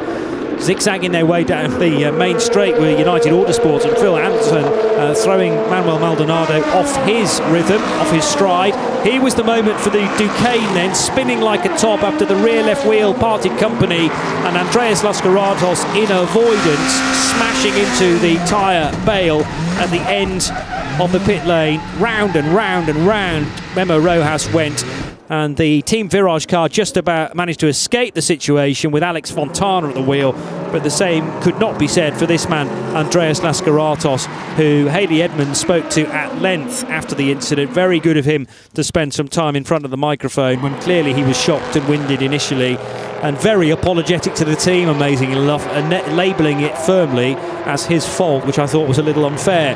Side-by-side Ferraris as we got back underway. Sarah Bovey battling with Francois Perodo. Also a really good dive between Mathieu de Barbois and Rob Weldon. That bit of contact into Tora Vip was claimed as the result of no further action in the end after much deliberation by race control. The 22 car of Phil Hansen at the inside of Yifei. Yeah, that was Jonathan Aberdeen actually by that point to get a move done on the Team WRT car. No, it was Hansen on Kubica, which was a moment I'm sure that will live long in the memory of Phil Hansen. A round of applause there for Iron Lynx taking the GTE lead. Then a scary moment for Cool Racing. Tyre going down on the front left corner, and they, from a good position in the championship, now are really up against it. So this is the order after just over 2 hours gone, 2 hours and 15 minutes to be exact. 64 laps for Team WRT, who lead by 3.2 seconds from the Algarve Pro Racing Orica number 24. Then the two United Autosports cars of Tom Gamble and Job van Uitert, and James Allard for Palace Racing completes the 5. DKR Engineering leading LMP3 with Mathieu de Barbois still at the wheel and Laurence Rohr still to come. Matthias Kaiser, the Liechtensteiner for Graf Racing, is second in the class. Santilok Racing, their first ever Michelin Le Mans Cup event. Michelin Le Mans Cup ELMS event is what I meant to say. Fabien Michal up to third position in car 42. And in GTE, it is Iron Lynx, Matteo Cressoni, who took charge of the 80 car at that stop. So Rino Mastronardi out, Cressoni in to now lead from Richard Leitz and Michel Gatting. A couple of bits of drama as well for a couple of significant entrants in LMP3. That we saw that penalty being assessed for the Inter-Europol car for contact with the 15 RLR car. That car came back to the garage and is still there. And also in the garage is the number 7 Nielsen Racing team. Started their day with a championship win in the Michelin Le Mans Cup. Looks like they may finish their day. Well, certainly it's in the garage at the moment. Loss of power for Colin Noble being reported. So bad news for a couple of the UK-based teams in LMP3. A title race that doesn't look like a race anymore. It looks like can DKR finish this race? Yeah, and they're into the pits now for their next scheduled stop. So we're now going to turn our attention back to the GTE category because Iron Lynx are leading it with their number 80 car, but it has been an eventful race for car 83. Let's head down to Iron Lynx. I'm joined here by Sarah Bovey, driver of car number 83 for Iron Lynx. Well, some fantastic battles out there in the GT category. You're really kind of fighting with Perodo, notably taking advantage of the restart to get the second position. Just take us through it. How went for you? Yeah, it was kind of crazy on track. I have the feeling that I'm just getting out of a 2-hour sprint race, not endurance race. But it was still very nice and very frail, like we had in Spa. So I really enjoyed it. It's great to be able, to fight in such a beautiful championship with the prototype and everything. It's very positive. I'm happy that we were able to show that we are competitive in terms of pace, and now we keep doing it with Michi trying to fight her way up. I think she's P3, catching up on P2, so it's really cool to be able to have a good pace today. Thank you very much. Sarah Bovey referring to Michi, i.e. Michel Gatting, who's taken the 83 car over from her, but a really good stint that, and evenly matched with those around her, which is so impressive. Completely correct. Michelle Gatting too, coming on 1,000,000 miles this year, and I think a lot of that has been the programme that the Iron Lynx team have put her through in the Ferrari Challenge, where she's been extremely successful. Yeah. Seems to have helped her confidence, seems to have helped her racecraft, seems to have helped her speed. Her next challenge is trying to close down on Porsche factory driver Richard Lietz in second. The gap at the moment, 7.2 seconds. Let's keep an eye on that number. So over the line will go Matteo Crisoni in the black and principally white car. Remember, Iron Lynx running with similar paint schemes, but the flashes down the side are of different colours, and that gives us an easy way of identifying which car is which. Yellow flashes for the 60, which is at the moment in 8th place. Pink flashes for the 83 Iron Dames car running 3rd, and then this car with the white detailing running as the race leader in GTE. Matteo Crisoni from the 93 Emerald Green Porsche of Richard Lietz. Another really good stint from another bronze-rated driver, Michael Fassbender. We spoke about that at the time. And some news filtering through about more drive-through penalties. Yep. This time, 2 cars from LMP3. It's the number 12 car, Racing Experience. They're down in 30th position, 13th in the order. And the number 3, I think that was, wasn't it? United Autosports, Andrew Bentley. He's currently running 9th inside the top 10. So both those cars dealt a drive-through penalty. Santilot Racing lead LMP3. Well, I hope, if that's not a shot in the arm to come back for more, maybe in the new year. I don't know what is. Well, that's all about them going long on fuel. Yeah, I know. So, but still, it's a nice. That's what. Get a screen grab, quick. But Deco Engineering in and out and introduced into proceedings Lawrence Herr for the first time this afternoon. I think it's fair to say, dominant form of Lawrence Herr in pace terms this season, and he now needs to be, well, fast, yes, but safe. There's an hour and 40 minutes between them and a title where things stand right now. Oliver Jarvis is here, I've just noticed, and in the United Autosports garage as presumably a guest of theirs.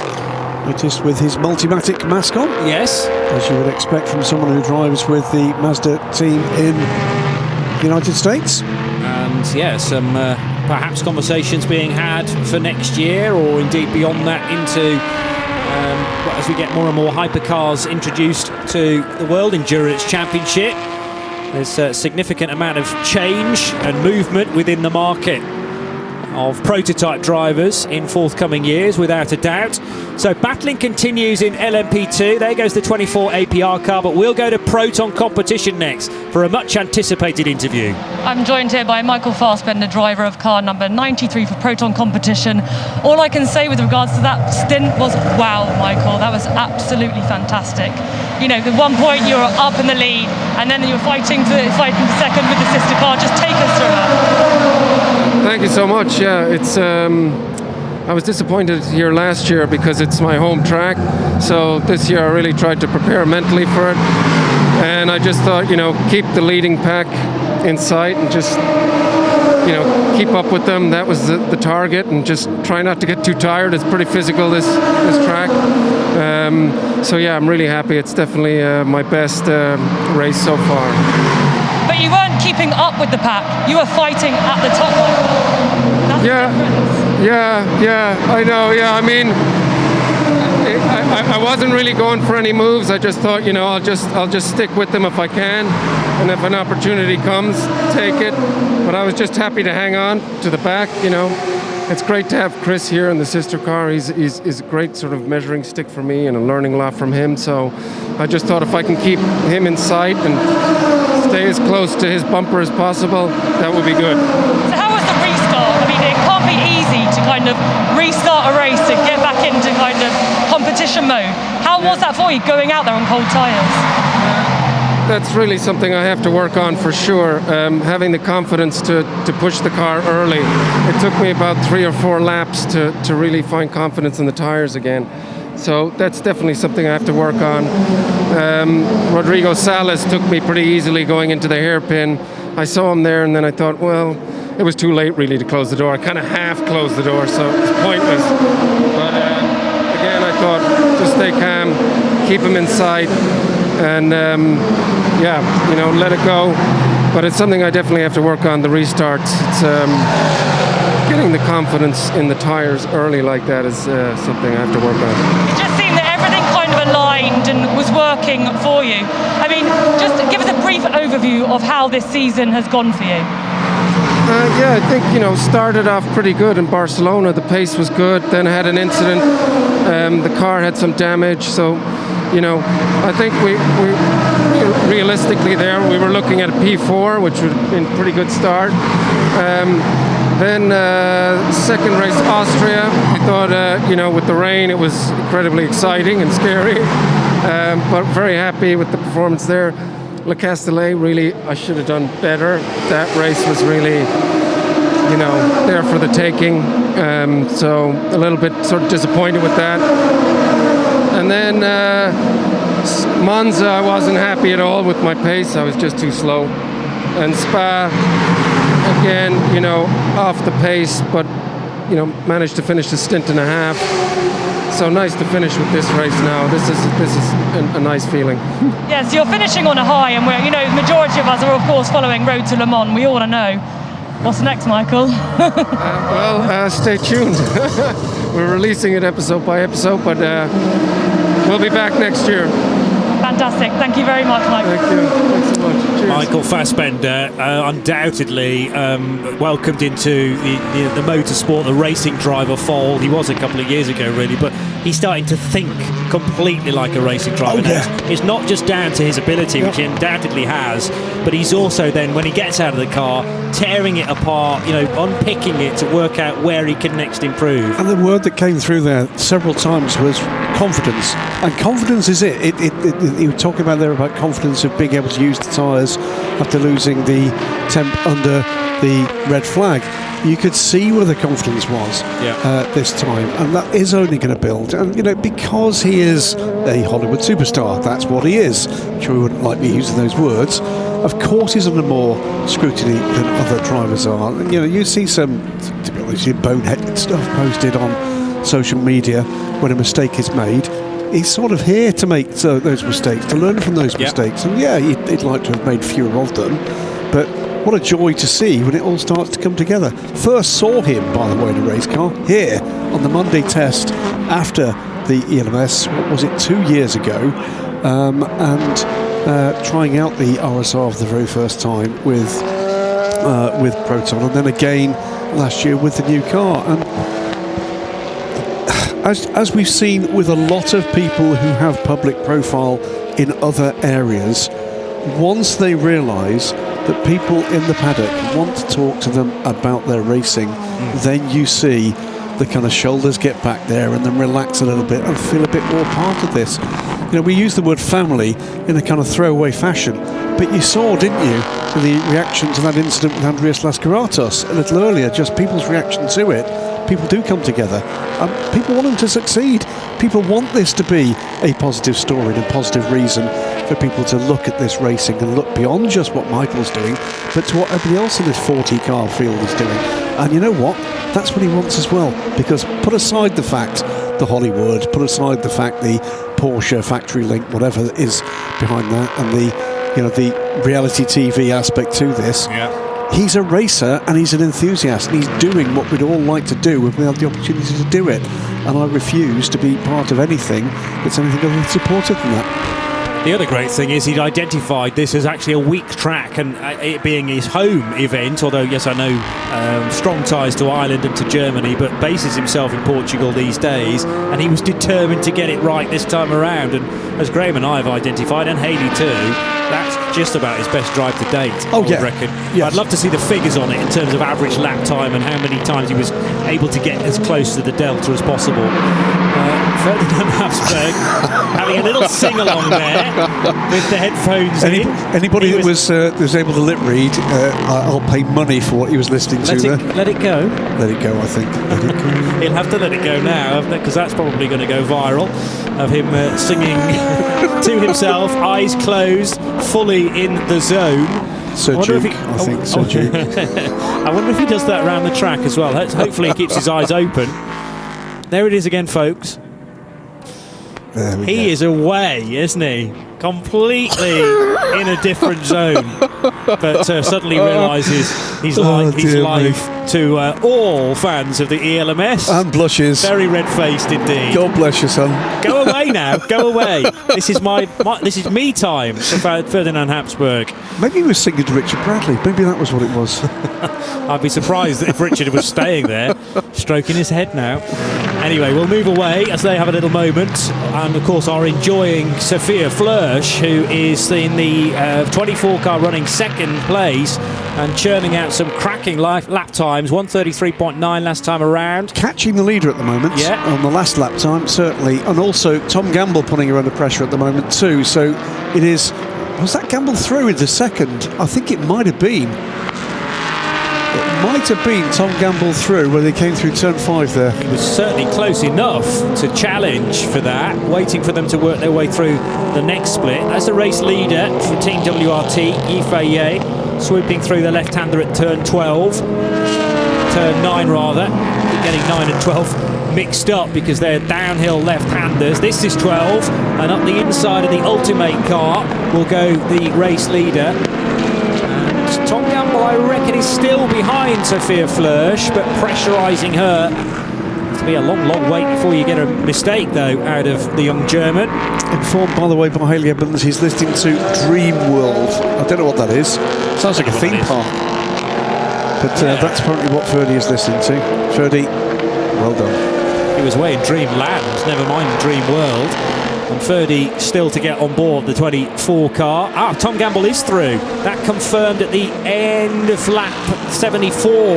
So he does pick off Sophia Flörsch in the Algarve Pro Racing car. And United Autosports 22 up to second position. Only 6 seconds away from the Team WRT car.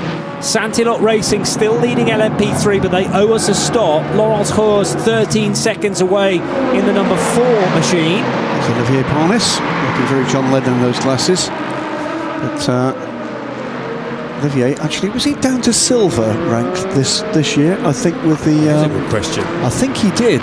So he must have hit a significant birthday. Yeah, okay. So is that for next year's rankings or this year's? Next year's rankings. Next year's. So I wonder if anybody's going to be calling him out of retirement. Oh, unless he's going to appeal that he's not actually whatever your age you might be. But, I think it's unlikely. Yeah, very interesting. And of course, those driver rankings for 2022 are being interrogated by all. It's just the first edition of them, if you like. Palace Racing and Julien Canal having a little bit of scram.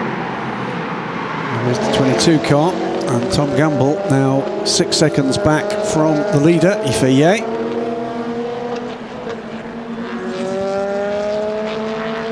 So for going back to the subject of Panis, that would have been a double drop then, because he will have been platinum, being a former F1 star, then moved down to gold, and now perhaps to silver with another birthday having been jumped. JJ Later has gone down to bronze, would you believe?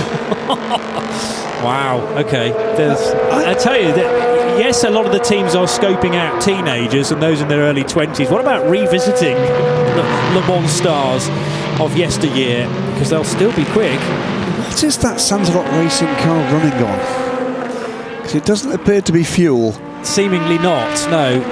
There won't be very much left in that tank. It's only made one stop. Remember that this has been a safety car, full course yellow affected race, so not quite at the same level of fuel burn of a regular ELMS race, but Fabien Michal posting a 141.4 last time around.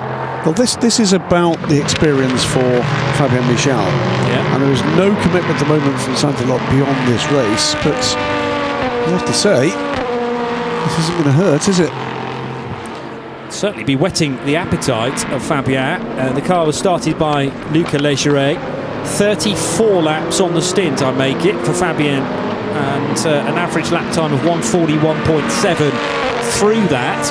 Last time around he did a 41.4, and Laurence Hoer is taking time away from him, no doubt about it. It's almost within 10 seconds now, so that should leave the DKR engineering car out front. Well, comfortably will do. if all else stays even, with Adi Miteki doing the chasing in third at the moment, soon to be second for inter-Europol competition. And also going to be getting less pressure from behind from United Autosports, because Edward Carpe has been reported to the stewards for abusing track limits. That will inevitably be a drive-through. So if you don't know a great deal about Fabien Michel, then he is the 43-year-old Frenchman who's been a champion at GT4 level in a number of places, including in homeland France, but more recently in the GT4 European Championship this year, already a champion. So looking to explore other areas within motorsport. Was he part of the championship winning? They won, was it a class Pro-Am this year? Yeah. So let's just see. An Audi GT4? Audi R8 LMS GT3, yep. GT4, sorry, yes, and sharing that car with Gregory Guilvert. Okay. So they had some decent results along the way to that championship. But the championship in question didn't visit here at Portimão, so I wonder whether this may be Fabian's first time at the Algarve International Circuit. If so, that's impressive. Yes, running regularly with Saint-Eloque in the FFSA GT4 France Championship at their Pro-Am level, and then more recently in the GT4 European Championship with 6 podiums and a pole position en route to their championship win. Being corrected, by the way, by Gary Quatermain, believes that I'm wrong, and that wouldn't be the first time, even in the last half an hour, that JJ Leto went from gold to silver. So, okay, yeah, not quite to point. If I didn't have my browser open to check what I actually wrote myself, and just 3 days ago. So, but JJ, you've been writing a lot this week, in fairness, yes, though, so some of it's going to drop out of the memory banks. There's a lot more to come, and car 60, by the way, the Iron Lynx car, is another one that will be getting a drive-through penalty, confirmed, by the way, for the number 2. That United Autosports car will be clattered. So DKR was up against the number 2 car for much of the early stints, but unfortunately, the Edward Coopé car is going to drop away now after really hard work from Rob Weldon for the opening couple of phases. Saint-Eloque car on pit lane for only the second time. Laurence Hurt goes to the top of the timing and scoring screens for the LMP3 class. Adam Ateki 2.3 seconds behind on performance. This is looking very much like DKR Engineering's title, and I just said that out loud, didn't I? You know what this place can do, because we have seen so many times a race developing into a predictable pattern, and then all of a sudden something can happen, similar to what befell affected the Andreas Lascaratas car earlier on in the piece, and then all of a sudden it could be a safety car, full course yellow, and that will throw the narrative off topic completely. But at the moment things are going very sweetly indeed for DKR Engineering. This is the first year that they did not win the Michelin Le Mans Cup. Can they back that up, though, or rectify matters as far as the ELMS is concerned by taking the title in the main championship? Sky Fleush, latest on pit lane, comes in from 4th position now. Jan van Uterp makes it United 2-3. Tom Gamble is 5.2 seconds back from the leader, Yves. 5.4 seconds back from Gamble is the Dutchman, Van Uterp. So 41-22-32. Panis Racing with James Allen aboard. Pops up into 4th, Patrick Pilet 5th. And Franco Colapinto now up into 6th position and right with Pilet. Edek versus Colapinto out of turn 4. Pilet ahead of G-Drive Racing. Sophia stamped across the nose and indeed the bows of the 24 car there, with being very much part of the lineup this weekend. Was there a driver change there? Probably too early for that, so maybe Fleush stays on board for another stint. We've had Richard Bradley. Fleush is the silver part of the combination, though, and it's Ferdy Hapsburg, in fact. Yep. So Hapsburg taking charge of the Algarve Pro Racing car and returning to the track. Fleush out of the car. Ferdy Hapsburg unplugs himself from his iPod, plugs himself into the Orica. Significantly more advanced device, of course. And away he goes.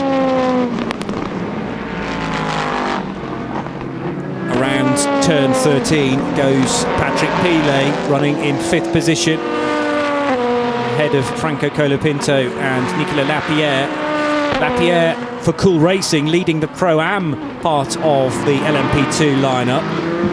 Alexandre Coigny, has he driven the Cool Racing car yet? Yes, he has. Yeah, okay. He did one full stint. And Coigny needing to do only a minimum of 36 minutes in the refresh times. I think I agree with you.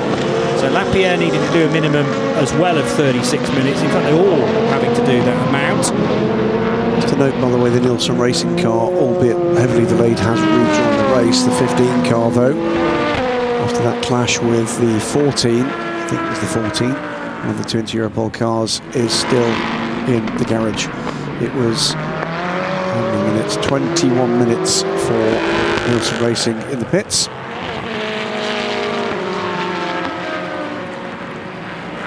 So Yifeye, Tom Gamble, Joop van Aerten, the current top 3. Some smoke emerging at Tora Vip corner, just ahead of the 95 Aston Martin, which is... This is a battle, actually. It's just right position, but it's Ollie Hancock under pressure from Com Ledegar. His 61 crew. Additional car for this weekend from AF Corsa. And as we said a little earlier in the programme, Johnny, a group that we expect to be a full season entry here next year. Already aware of at least one other team set to bring certainly working hard to bring a Ferrari GT effort to the LMS next year that is not in the European Le Mans Series this year. This is 8th place in GTE. Hancock just ahead of Ledegar, with now the 37 pole sitting Cool Racing car sandwiched briefly between them. That's running, as I say, as the Pro-Am class leader.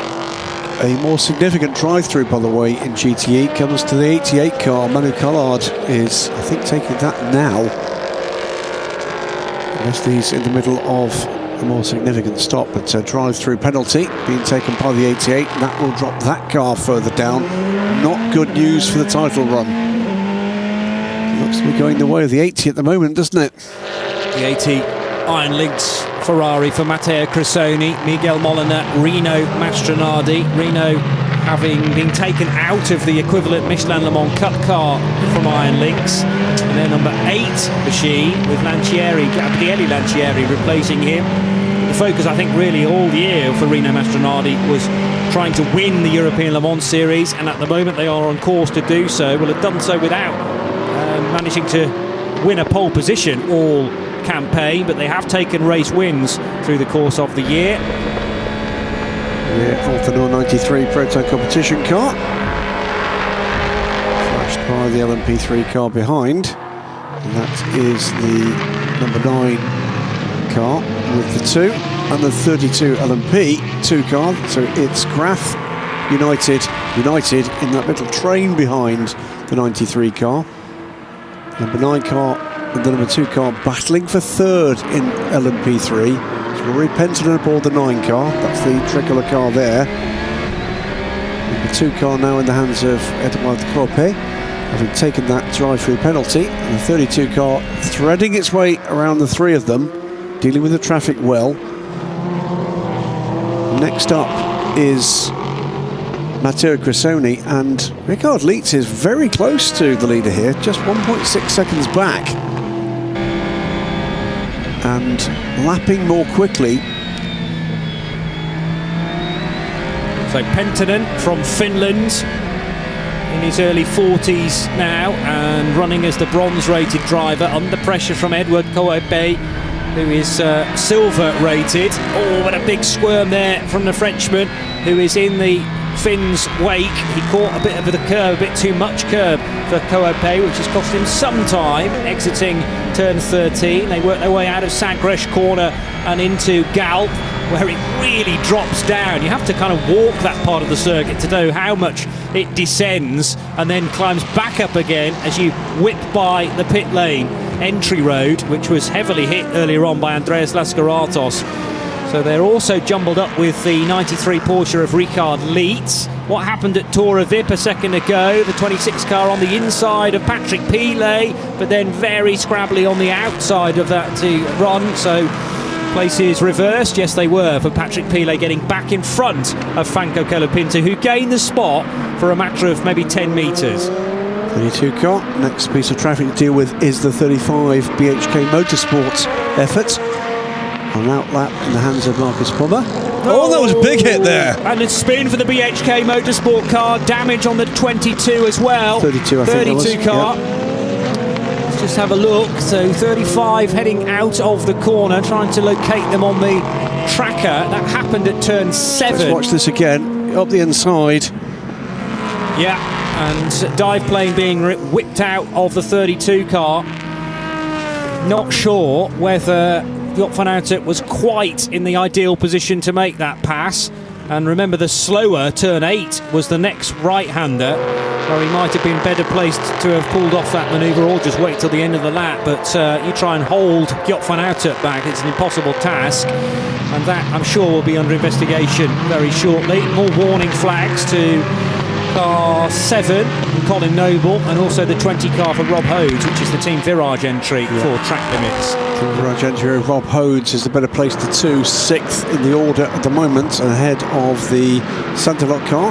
That's emerged from the pit lane, 7th place. Joop van Uitert has pitted that car, and I think that's going to be a full nose change. Yeah, there's not much left of the dive planes on the front left corner. The seat insert will be obtained, so at least they can use this as a standard pit stop. Taking a look at what work needs to be done. They can't think about, or they can't actually do the nose change until the fuel has gone in.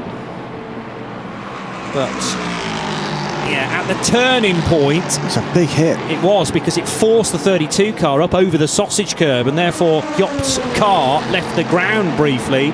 But at the turning point, I don't think Van Uitert was quite alongside as he needed to be. But it's a tough angle that we were viewing it from. I think if you speak to Joop afterwards, he'd say he thought from where Pommer had positioned the BHK car that he'd let him go. He was giving him room to I get think by. that's what he probably would tell you. But yeah, Marcus Pommer's turning was very late indeed. Pommer's outlap, remember, as well there. Okay, so yes, tyres would not have been as warm as those on Joop van Uitert's car. But I'd like to be able to see that and describe it to you from a slightly different angle, if at all possible. An hour and 15 minutes still to go in the final round of the season. Let's head to APR for a bit more news. I'm joined here by Sophia Flörsch, driver of car number 24, Algarve Pro Racing. Seemed very frustrated there, coming in earlier than expected. Could you tell us what the issue was? Yeah, well, we had a tyre failure on the front left on braking for turn 5. Yeah, a little bit frustrating, but the race is still long, so Ferdy's in the car now. We'll see where we end up. But overall, your stint, you're impressed with your pace? You happy with that? How you went? Well, quite good, I think. I mean, it's fun to be here, to be honest, to do the season final actually for Algarve. It was really cool, enjoyed the weekend a lot, and yeah, we'll still try to finish the job as good as possible. So, in terms of strategy, what does this mean for you guys today? Well, I mean, Ferdy's in the car now for 2 stints. We'll see, with Foucault's yellow safety car, maybe there might come something again. I don't know if I have to jump back in the car. But yeah, I mean, we just had 5 more laps to go in my stint, so obviously it's not that cool, but yeah, that's racing sometimes. And the fact that you're integrating the Algarve Pro Racing team this weekend, I mean, how's it gone for you? Really good. I'm really happy to be here this weekend, I mean, I did LMP2 in past 2 years, but always for Richemont Racing.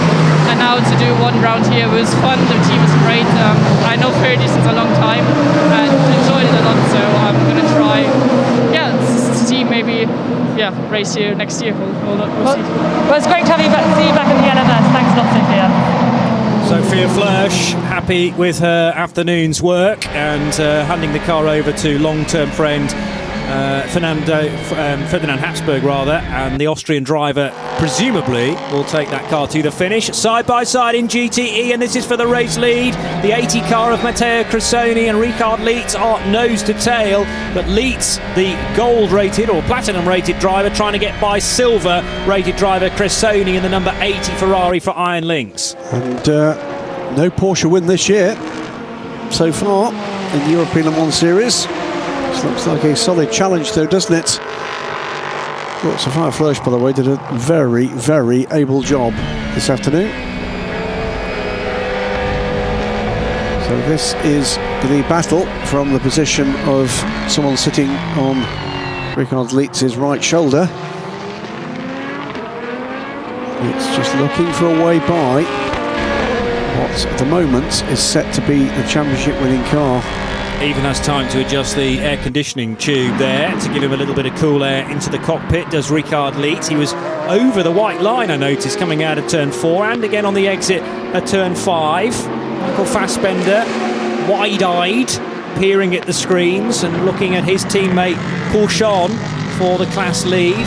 Wide entry into turn 8. That might mean that Lietz can run on the exit of it tighter, but no, didn't quite work out, Graham. No, 32 car, by the way, and he had to duck out of that one, didn't he, with the arrows coming up the inside. 32 car, by the way, back on track, but in 12th position overall with Nico Jaman at the wheel for the first time. So Lietz is trying all sorts of tricks in the book, and indeed not even in the book, let's face it, with a route on the inside of turn 13 where he can get an overlap and just sow the seed of doubt in Matteo Cressoni's mind to the outside of Sagres corner, which should enable him to cut back tighter on the exit. But the speed of that Ferrari off turn 14 is very impressive. Fantastic traction. Life is about to get easier for the 80 car, whatever happens here, because it looks to me like it's going to be another penalty for track limits for the 88 car. Already has dropped back down into 9th position in this order, and it's going to drop it to the back of the field. Manu Collard is about to be pinged with another drive-through. And they were the nearest rival in the championship to the 80 crew of Cressoni, Molina, Mastronardi. So, yeah, all things looking good, even if they do concede the class lead at this point of the race to the 93 Porsche of Proton Competition. Not necessarily a huge drama because of those latest reports that the 88 car has been abusing the track limits. So Iron Link's up against Proton Competition, feinting to the inside line now at the kink at turn 6. And switching back again, Richard Lietz towards turn 7, as from it was from the lead of the race, Yifei Ye comes in for Team WRT, car 41. Yeah, part of a gaggle of P2 cars. To the lead goes Tom Gamble for the time being. 22 car of United Autosports to the lead, also on pit lane, the EDEX Sport car. Hands of Patrick Piret, Nico Lapierre in the 37, Cool Racing car, William Andrade in the Pro-Am 25 Auris from G-Drive Racing. Fuel going in initially, you can do the driver change at the same time as well, but if they're wanting to do tyres, and there are Goodyear Eagles waiting there, they will have to wait until the fuel has all been put into the tank, and this is, an hour and 10 minutes out. If they're doing 45-minute stops, there will be the need for a short stint at the end of this. And we kind of always knew that with the red flag, that the standard stint lengths of 40-45 minutes for the LMP2s wasn't going to fit neatly into the time we had remaining. Charles Malaysia, by the way, back into the Cool Racing car, started this race. Presumably means we've got to see you said Alexander Kwani had to do 36 minutes, so I think you think he did that. I would imagine easily done 36 minutes. Final warning for Richard Lietz for abusing track limits, so critical moments for the potential for this to be a Proton Porsche race win. Again, he lets the traffic through. Tries to get back on the terms with this number 80 car, but it's looking better and better for Iron Lynx at the moment. In comes Tom Gamble from the lead of the race, which he'd just taken because the WRT car had pitted on the previous lap. A couple of seconds ago, it was busy at turn 8, and there was a bit of contact as well between the 29 Ultimate P2 car and the 8 machine from Graf. That's David Drew driving the LMP3. Yep, that's the 10th place car in LMP3. Ultimate currently running in 10th place overall and 3rd in Pro-Am. Again, Richard Lietz gets a partial overlap, but not enough. Stop and go, by the way, is confirmed for the 88. It's a start, of course, my apologies, they've had one before, so it goes for a drive-through to a stop and go. So Right. it gets worse as it goes on. Yes, yes, it's always somewhat progressive and accumulative because of that. So you get one penalty, well, a warning first of all. So an idea that you're being watched, and the first penalty is a drive-through, which the 88 AF Corsa Ferrari served a little earlier on, and now they're going to have to come to the team, stop, albeit briefly, and then get going again. Definition of a stop-and-go penalty, and Manu Collard driving that 88 car, which had already tumbled to 9th. It could get even bleaker than that, with a gap of only 54 seconds back to Giorgio Sernagiotto in his Iron Lynx Ferrari car 60. Down through the gears goes Ricard Leitz. At the moment, Matteo Cressoni is able to respond to an extent to the Austrian's pace, not necessarily increasing the speed, but just his car placement is preventing Leitz from making a move. Just does seem almost as every time he gets a kind of lap to have a crack at this, past comes a P2 or P3 car and gets between the two again. It'll be frustrating for Ricard. It won't be the first or the 101st time this has happened. So it's a very different line through there, trying something different. That Ferrari is super quick, isn't it? I suppose he relaxes in the knowledge that if he's got to allow the LMP2 car through, then so has Matteo very shortly too. And far better to not fight that, just sit off the racing line, allow the P2 car through as quickly as possible, and then gather momentum once more. And he's lost, I mean, from a net point of view, he's lost no time at all to Matteo Cressoni in doing that. They're both going to be lapped by the WRT car, and sensibly Leitz picks up a bit of a tow this time from Newman into the WRT car. Louis Delatraz, who took over from Yifei at that penultimate stop for the WRT crew. Yep, squeezed the outside, but there's a bit of a wiggle over the curbs there. Will that give him just an opportunity? He lost a bit of momentum up the inside, becomes the outside. He's got it done. He's got it done. Beautiful move.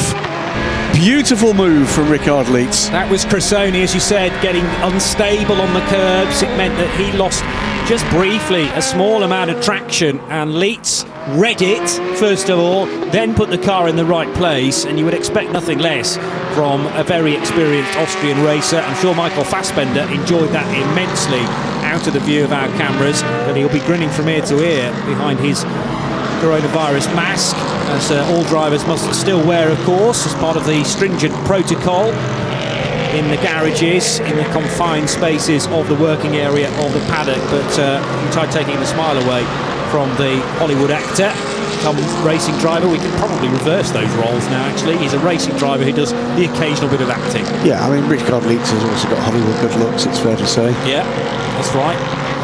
I understand, you know, there's maybe a few extras, opportunities in the offing. I'm sure we'll be seeing a few Porsche factory drivers in the background the next big budget movie. Why not? 90 laps done for Franco Colapinto now at the wheel of the 26 G-Drive Racing Aurus. Tom Gamble 21 seconds further down the road. Remember, Tom has just pitted for United. Louis Delatraz has just taken charge of that car from Yifei as well. But again, United have been quicker in the pits. So United have leapfrogged past the WRT. It's 10 seconds different. Again, Tom Gamble ahead of Louis Delatraz. Colapinto we know owes us a pit stop. He was out of sequence before, and it's going to be interesting to see how that one pans out at the end of this race. At the moment it's Colapinto with a pit stop still to come. 20 seconds ahead Tom Gamble, 8 seconds ahead of Louis Delatraz.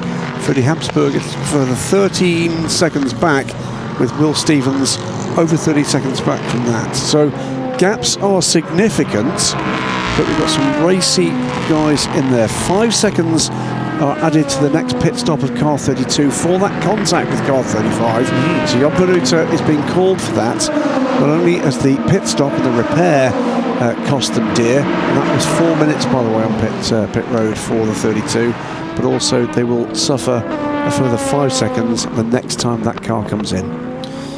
Yifei pitted on lap 59, and then he pitted on lap 87 to hand his car over to Louis Delatraz.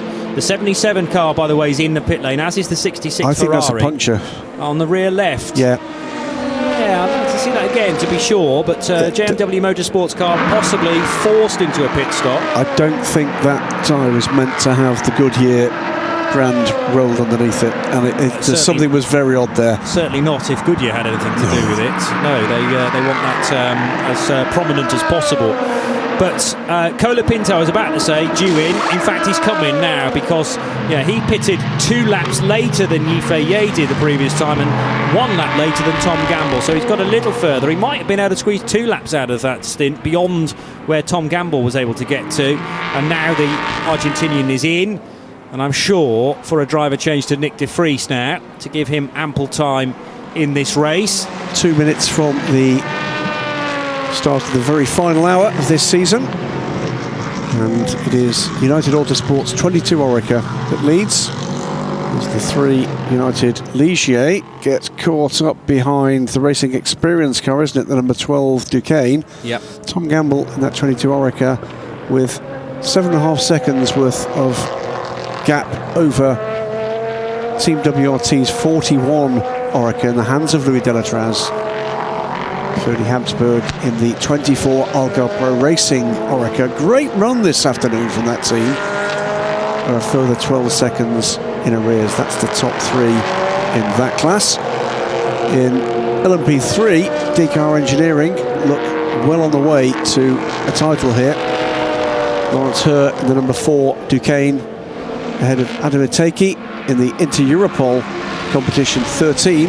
Car runs second, 8.5 seconds back, with Rory Penttinen, the number 9 Graf Racing Duquesne. Sorry, it's a Ligier, apologies, a Ligier, that car, is 40 seconds back. So that's an effective 2-car race for the win. But realistically, for the championship, it is a matter of whether or not the Duquesne that leads the race can actually finish the race. If they do, the title is going to be theirs because the only other title contender is just too far back. Louis Delatraz at Torrevit corner, heading up the hill now towards turn 6 and 7, the left and right hand kinks respectively. Then leaping on the brakes to get the car slowed for turn 8, having just dispatched a couple of LMP3 cars and put them a further lap down. So Louis is running in second, 9 seconds behind Tom Gamble in the 22 United Autosports car that currently leads. Ferdinand Habsburg is third for Algarve Pro Racing, and then it's Will Stevens for Panis and Nick de Vries for G-Drive Racing. Nick having just taken charge of the 26 car from Franco Colapinto. So into that final hour. Lots to play for. And we're 35 minutes away, Johnny, from that point. The last 25 minutes, and we know about the last 25 minutes in endurance racing. Something will happen. Ah, yes. And anything can happen. That old chestnut. Yeah, no, I know what you mean. And this is not an ideal scenario for any of the LMP2 teams because a lot of them have pitted on the hour. Completely right. And you can only get 45 minutes out of a tank of one of these Gibson engined LMP2s. So they're all going to have to make it longer than a splash. It's going to have to be a third of a tank to get them to the finish. Any kind of drama that introduces a caution at the moment is going to throw a spanner in it for half the field. It's going to offer an opportunity for the other half, but it's going to throw a spanner in it for half the field. They're getting to the stage now where they're reasonably comfortable with where their strategy is for this final hour. But you've always got to take into account as best you can contingency planning, really. That's right. For what might occur. Here's that 61 car. This is the guesting car here. Com Ledegaard brings the Ferrari in from 5th in GTE. Now, I don't remember Pierre Rag doing any driving in the 61 just yet. I think he's about to get in that car. So that would make sense to do a driver change in this final stop for car 61. I can't remember the last time I saw Pierre Rag in a GT car. Very good question. Franck Deserteau started the 61 and Com Ledegaard took charge of it then after the red flag. But yes, Pierre Rag in a GT car. I'm sure somebody will know the answer there. They're having to push the car backwards briefly. That's to give it a sufficient turning around another pit stopping car, presumably also from AF Corsa. So a little bit complicated, that pit stop. very close to contact indeed. The 77 Porsche and the 60 Iron Lynx Ferrari there. And that was the scrap between Jimmy Bruni for Proton and Giorgio Sernagiotto for Iron Lynx. 77 getting the position on the 60 car then. Fellow Italians going door handle to door handle. And Jean-Maria Bruni, Italian though he is, driving for Porsche and has done for a number of years now, including at World Endurance Championship level. Well, the last time I can find Pierre Rag having been in a GT car of any kind of significance at all was the 2016 FI World Endurance Championship, when he drove the Labra Corvette to 6th in the championship and with 4 podium finishes. It's highly unusual for him to race in a GT car. I certainly remember those days of the mighty Corvette from Labra. And Pierre Rag has had a strong connection with Labra competition through the years, but 5 years or so, we think, out of a GT car. And to confirm, it is Pierre Rag who took charge of the 61 AF Corsa Ferrari at what should be that car's final stop. And likewise for the Iron Dames and the 83 car that has come in from 2nd position on the road. 7.3 seconds down from Matteo Cressoni, who's also pitting. So both of the Iron Lynx Ferraris, well, 2 of the 3 Iron Lynx Ferraris are in for their final stops. Further back, by the way, in his career, before that, it was 2003 in a Chrysler Viper in the FIDG Championship with Paul Belmondo Racing. He's done very little in GTs. Obviously preferring the front-engine GT car, so has had to make the adjustment to a mid-engine Ferrari for this weekend, therefore. In comes the 55 car, still a title contender. Mathematically, Matt Griffin brings that car in. It'll be David Perel to complete the race for the 55 team. It's been another solid year for them, but looks like that title is not going to be theirs. Yeah, the one win that they took at Monza.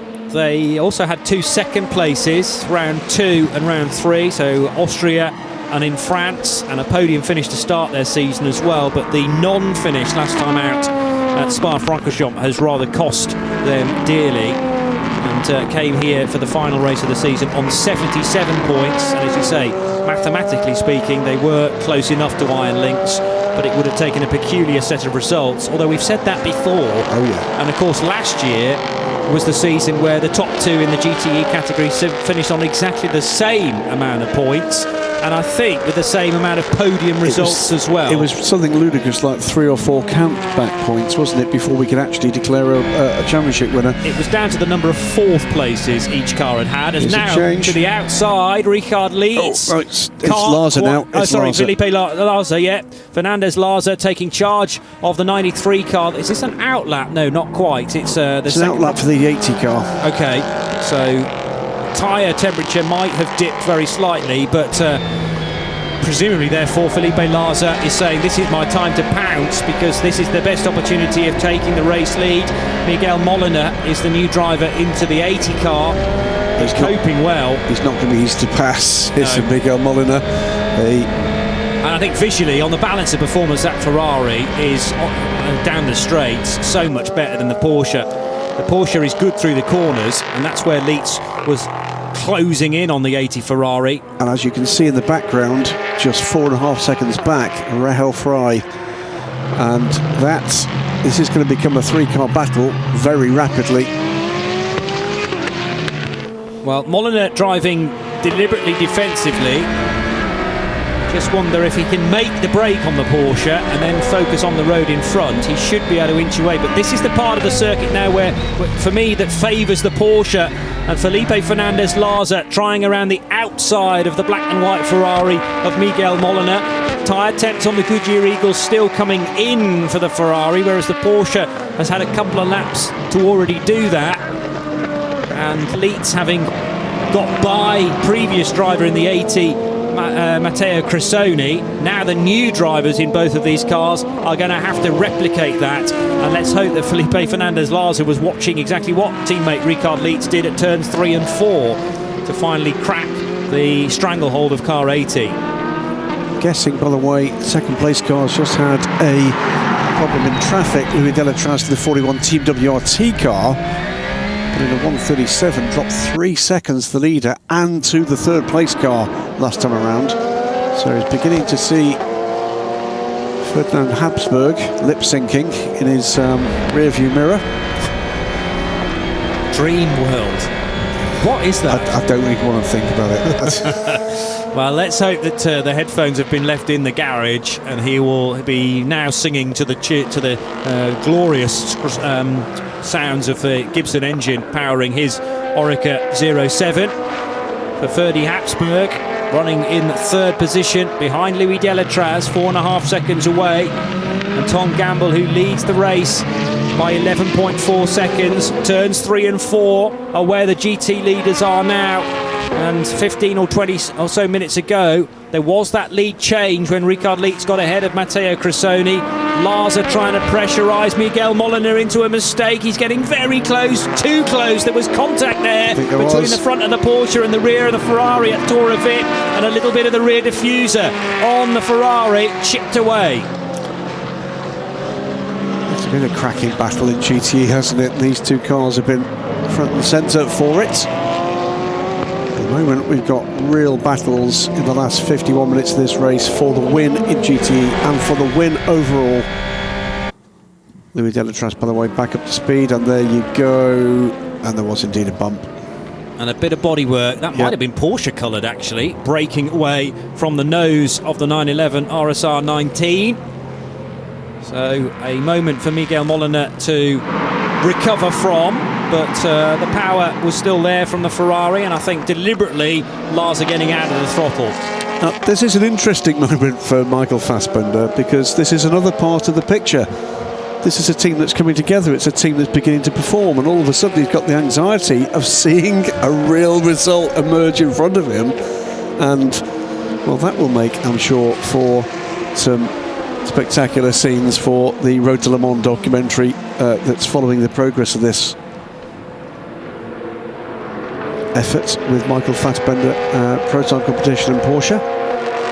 New fastest lap in class in the GTE squabble, and that is Ross Gunn, who's just done a 1:41.461 in the number 95 Aston Martin. That's the car he qualified on pole position yesterday for the second time this season, as now the BHK Motorsport LMP2 car finds itself in between the 80 Iron Lynx GT leader and the 93 Porsche from Proton Competition, albeit briefly.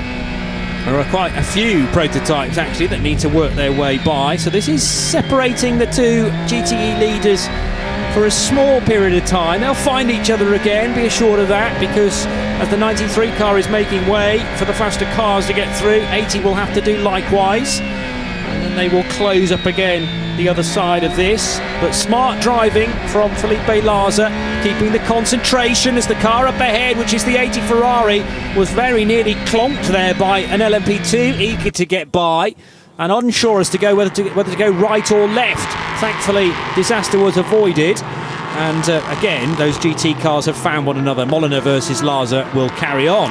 15 car happily is back out to play as well for a long time in the pits, and it's Malte Jakobsen getting in some laps here. So the only two cars that started this race that are not going to finish this race are the two cars involved in that dramatic incident.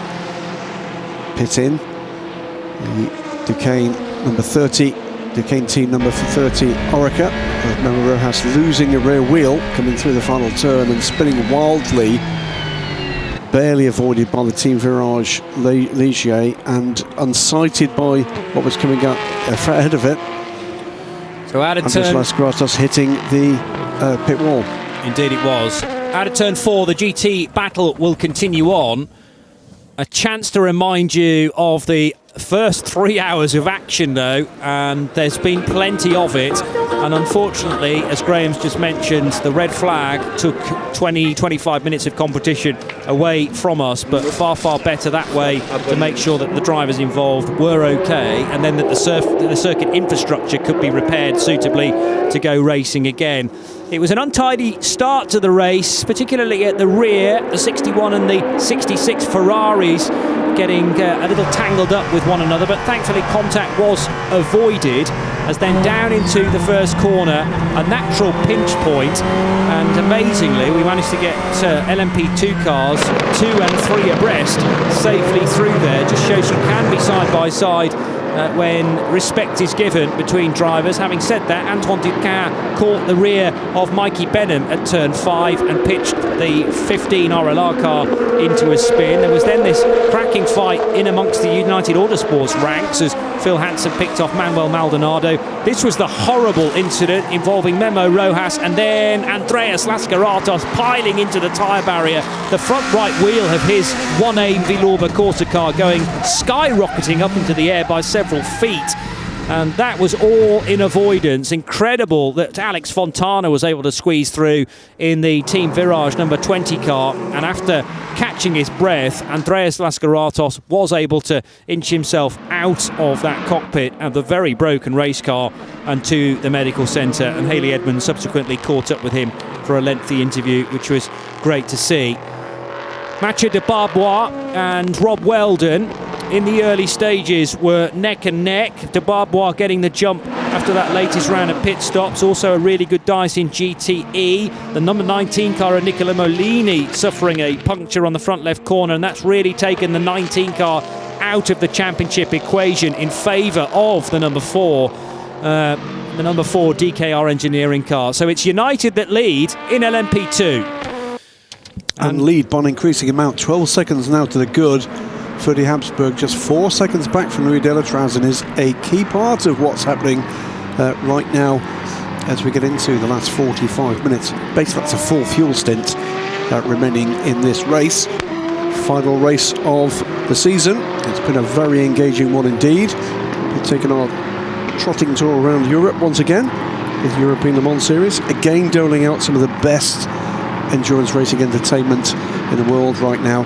LMP3, DKR Engineering lead this race with Lawrence Herr more or less cruising now to the race win. 43 seconds to the good ahead of Rory Penton in the graph number 9 Ligier, the DKR Duquesne. And then we're continuing with this really engaging GTE battle. Iron Lynx, the number 80 car in the hands of Miguel Molina, look like they're on the way to the title.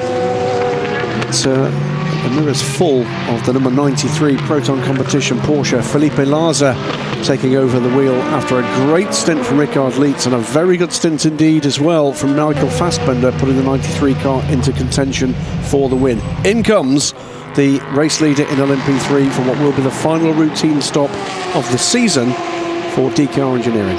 These cars can easily do an hour. We've got 45 minutes left on the clock, so this will comfortably make the finish now as the fuel is going in. In fact, they don't want to fill the tank. They're carefully watching the numbers on the fuel filler itself to make sure they don't go beyond the time necessary.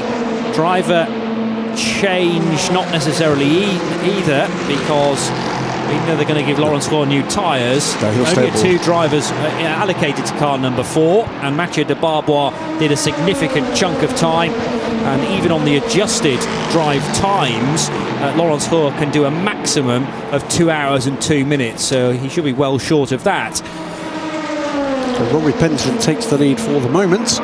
Adrian Chiller, it is in third and a wee way back in the MV2S car. It's a great run from them this afternoon. The number 5 car, first timers for the European Le Mans Series this year, and they're hoping to return again next year. This is one of the longest stops, by the way, if you're wondering why the lollipop has not been lifted yet, with all the duties in the pit stop having been completed. Well, a minimum pit stop reference time for 2 of the 3 stops is required in the LMP3s, which cannot be breached. In Michelin Le Mans Cup this weekend, it was 130 seconds. So probably about the same sort of figure. Let's just check that as the car trundles its way to pit lane exit and emerges into the sunshine. Car 4 has spent 1 minute and 51 seconds in the pit lane. That's 110, isn't it? That's correct. There we go. So, and in fact, they even gave it an extra second to be sure. That is the number 19 car. This is the other title contender, and they've just had the day. Have they puncture for that car? And problems earlier in the race for the 19. Currently running in 10th position with Matt Bell at the wheel. And he's working the gap at the moment to the Team Virage car ahead. Just see that's the number 8 between the two, which is in a different lap to Matt Bell. That's the difference this afternoon, that fortune has dealt what's been a long-time championship leader. It's a bitter one for Cool Racing to take. The LMP3 car to briefly hold the class lead. Rory Penttinen is now in, car number 9 from the Graf team. And MV2S Racing could therefore have a moment in the sunshine as the class leader. They're about 50 seconds behind MV2S Racing's Adrian Schiller at the wheel of car 5. If they stay out, I think that will happen. We get Nielsen Ligier. It's the number 6 car up the inside the number 93. It's been another quiet race for the number 6 car. In the hands of Austin McCusker, ex-IMSA Prototype Challenge champion, and been plying his trade here in Europe this year. Looking at a variety of options, I'm sure, for next season on both sides of the pond, but it's been delightful to see him here. Down through the gears again for Felipe Larza. He is losing touch with Miguel Molina because of all this traffic. Remember, they were nose to tail in the early stages, but has to be aware of P2 and P3 traffic wanting to get by. Of course, all of these cars will need to then overtake Spaniard Miguel Molina, who leads GTE, so that might level the playing field a little bit. 104 laps, I should say, completed now for Tom Gamble. 12.6 seconds still the leading margin over Louis Delatraz, then Ferdinand Habsburg for Algarve Pro Racing, Will Stevens for Panis, Nick De Vries for G-Drive Racing. All of those cars will have to stop one more time. Indeed, Rahel Fry pushing hard, and maybe a little too hard, being warned for track limits. Third placed driver in the Iron Lynx 83, 4.6 seconds back from Felipe Larza. The podium position once again for the Iron Dames. DKR, by the way, cycled back through into the lead after that quick flurry of pit stops, because the MV2S car did indeed stop on that lap. So it's now DKR from Santa Loc into Europol competitions, number 13, and the number 2 United Autosports cars. They are your 1, 2, 3, 4. As taking plenty of curb there on the exit of turn 4 is Ferdinand Habsburg in the Algarve Pro Racing car. He has ahead of him Louis Delatraz, 2.2 seconds further up the road. The Pro-Am part of LMP2 is being led by Cool Racing still. And Charles Milesi, who's one of the star drivers of this weekend, having taken back-to-back pole positions, running as the lead Pro-Am category. Santalot Racing in for perhaps its final stop of the race as we head back to Hayley Edmonds in the pits. I'm joined here by Mathieu de Barbua. C'est bien prononcé, it's well pronounced. Driver of car number 4 for DKR Engineering. What a very strong first stint that you had there. Just take us through it, and the fact that you managed to take the lead from United Autosports. Yeah, I'm quite happy about my stint. I mean, the pace was really good, and we have a little fight with the number 2 United that was pretty cool and pretty intense. Big gap, of course, with yourselves at the moment, and the next car is what? If I'm going to quickly have a look at that, around 40 seconds behind you. So, I mean, how's Lawrence approaching this final part of the race? Is he a bit, cool, no pressure, or is he still pushing? No, I think he's still pushing. His pace is really, really good. So I think if we don't make any mistake, we can take the win. That's just your first year on ELMS, and you could potentially, if everything kind of goes to plan, go away with the championship. I mean, just take us through how it's gone for you this year. For my first year, I'm really happy about this. I mean, I'll try to help the team to finish first, but for me, it will be a third place if we finish at this pace. So I hope that we'll finish first, and like that, I can be third of the championship. Thank you very much. Interesting comments from Mathieu de Barbois there. He said, at this pace we will finish third, interestingly. Now, Hugo de Wilde doing the chasing, and Wayne Boyd in the number 2 car for United Autosports in 3rd position, but Laurence Roux certainly capable of staying in front of those guys. Just wondering whether he's looking at a slightly different predictor from me in terms of how the points are going. DKR Engineering was up against, I mean, you said about the 19 car, which has not had any luck at all. And but of course, De Bois on a different amount of points from Laurence Roux. Correct. That is what he's referring to him. Because yes, him directly cannot be drivers' title winners, but might well be 3rd on this current as it stands table. But it'll be Laurence Roux who's the driver's title. But there's no taking away from DKR Engineering. As a collective, they will be title winners in P3. Final stop for the 3rd place car. That is the 24 Algarve Pro Racing car for Ferdy Habsburg. Pits now for the 37 minutes to go for what will be the final routine stop, and he'll be good to the finish from there. Pitted just a handful of seconds back from Louis Delatraz, who is losing time to Tom Gamble at the moment. So out of 15, turn 15 and across the main straight will go the car that is running in 4th position. Make that now 3rd for Will Stevens, because Ferdinand Habsburg has indeed come in for his stop. And this will be the final stop of the race if all the rest of it goes to plan, because with 36 minutes to go, you can comfortably make that sort of distance in an LMP2 car. Speaking of which, one of those cars, Charles Lacey, who was just about the fastest car on track, has made an uncharacteristic error. Big lock up there from possibly the front right, and the smoke was then pouring underneath the car and issuing from the rear. Well, he's under a little bit of pressure for the Pro-Am win, Charles Lacey. It's who is next up? It's Gustavo Menezes in the G-Drive car. So the Algarve Pro 24 comes out between those two in 7th. So Charles Lacey will wait for another timing sector, but it's around 18 seconds before that they've lost, so my guess is he's lost 2 or 3 at least. Yeah, so, I mean, doesn't need to drive the thing on its door handles, because although Gustavo Menezes is doing the chasing, can keep it on the straight and narrow. They will take the Pro-Am win in this race in isolation. As far as the championship is concerned, from a Pro-Am perspective, John Falb and Rui Andrade came here on the most amount of points, 104. Now, how are Kwani and Lapierre doing in terms of that G-Drive racing crew? That is all about the championship, I reckon. Yeah. Having said that, it's a gap of 24 points, so no, Falb and Rui Andrade will probably have to have a non-finish to bring that into the reckoning for Cool Racing. 25 points, remember, on offer for this race alone. There was no pole position point in Pro-Am for Charles Lacey yesterday, although they will have got a point for the kind of overall LMP2 points proceedings, but that doesn't help them out when they're trying to win the Pro-Am title. Even so, even if the Cool Racing car slipped a second, they would still be fine. So looking for where the battles are going to be as we get towards the final 30 minutes. 15 seconds is the lead battle. Louis Delatraz is slipping back a little further. Will Stevens still 37 seconds back from that. That does not look doable on pace.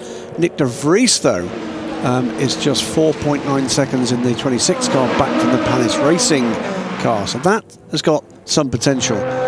In the Pro-Am class, we were just saying, 15 seconds it is between the top two, but with Ferdy Habsburg between them. That's the Cool Racing 37 car in the hands of Charles Lacey, Ferdy Habsburg, the 24 LMP2 car from Algarve Pro Racing, and the G-Drive 25 Aris. Those 3 cars in 6th to 8th overall, and at 6th and 8th places are the leading 2 Pro-Am cars. DKR Engineering, Laurence Roux, and he has a 14-second gap to the Inter-Europol 13 of Hugo de Wilde. And further 30 seconds back is Wayne Boyd in the number 2 United Autosports car. So it's the 4 DKR Duquesne, the 13 into Europol, and 2 United Autosports Ligiers, with Rory Penttinen still very much in touch in the Graf Ligier number 9. In GTE, as we've been watching for much of the afternoon actually, the Iron Lynx number 80 car, is beginning to get a bit of a gap now, 2.5 seconds ahead of Felipe Larza, Miguel Molina in the 80 Iron Lynx Ferrari. Proton competition number 93 with Felipe Larza, the Porsche 911 RSR 19. Rahel Fry is dropping back from that battle, 7 seconds back now in the Iron Lynx Iron Dames, the 83 black and pink Ferrari in 3rd position. And is she under pressure? The answer is not at the moment. Another 40 seconds back. But Jimmy Bruni is having a bit of a battle at the moment with David Perel for 4th position in that class. And why is that? Because Jimmy Bruni has just done a 1:47. That's not a great lap from him. That is either traffic or he's had a bit of a moment. That's given David Perel a chance to get on the back end of heat number 77. More warning flags for track limits, and these concern the 29 car of Ultimate and Mathieu Lehay, and also Mattia Drudi at the wheel of the number 11 Euro International LMP3 car. Just warning flags at this point. And speaking of the 11 Euro International car, that's being caught by the Graf machine. Now this is number 8 David Drew, 4th position, that involves Matt Bell. Drudy on the inside of Bell, and there's contact, and that will send Matt Bell skating off at turn 11 briefly. He actually gathered the moment up very neatly indeed. Lost 2 places. David Drew going through, yes, and Drudy likewise, but Drudy was the aggressor for me there, so that will be looked back upon, I'm sure. And Matt Bell, the man from Newcastle in the UK, yeah, tough to call that, because the door wasn't closed, but nor was the 11 car fully alongside. Nothing like it. No, actually, the contact happened because the Euro International car hit the curbs and just snapped slightly left and then impacted the Cool Racing car. But that's dropped Matt Bell from 7th to 9th. Yes. So further points being lost as far as the number 19 car is concerned. Big lock-up this time for David Drew in the 8 Graf car. So this is still the same battle within LMP3. And Drew trying to pressurise Mattia Drudi. Likewise, the Team WRT cars now trying to get through from a different class, LMP2, but the lights are flashing for Ferdinand Habsburg. Not Habsburg, 41 is being driven by Louis Delatraz, I should say. And Habsburg a little further down the order now, running in 7th, car 24. Matt Bell does not appear to have a lot of pace in that car at the moment. And looking at the pit stop time for Matt, it was 1 minute and 8 seconds. They've not fuel only that car, have they? Well, it's a possibility. Yeah. Are they trying to take as much track position as they possibly can and hope for the best? It's possible that Matt Bell is on very old rubber indeed. Yeah. And that is starting to prove costly now compared to Mattia Drudi, who got through, albeit with some contact. And David Drew, the innocent party, was not going to be asked twice in that situation. Those down at United Autosports enjoying watching on, with DKR Engineering leading that class. The best of the United Autosports in LMP3, though, is Wayne Boyd in car number 2. And of course, United lead the race overall, courtesy of Tom Gamble at the wheel of his 22 United Autosports Oreca. It's been another very good race from Tom Gamble. It was, it's taken a little bit of a while to get up to speed in P2, but once he's found that pace, he's kept it. And there's the other switch. The 11 goes to the middle part of that group, the 8 to the front. Where is Matt Bell? There he is, being dropped off the back of it here, and I do wonder whether that was the strategy, try to give him track position and hold on for the best. It doesn't appear to have worked here.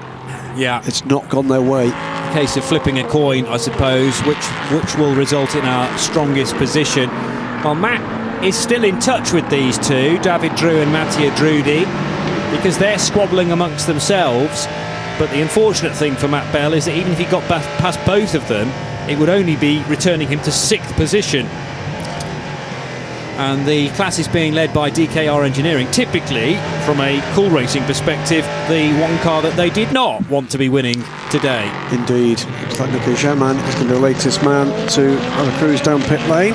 Car 32 is reported to the stewards for abusing track limits. Car 4 must repair the rear left light on the next pit stop. But they don't have a next pit stop. It's very unlikely they will.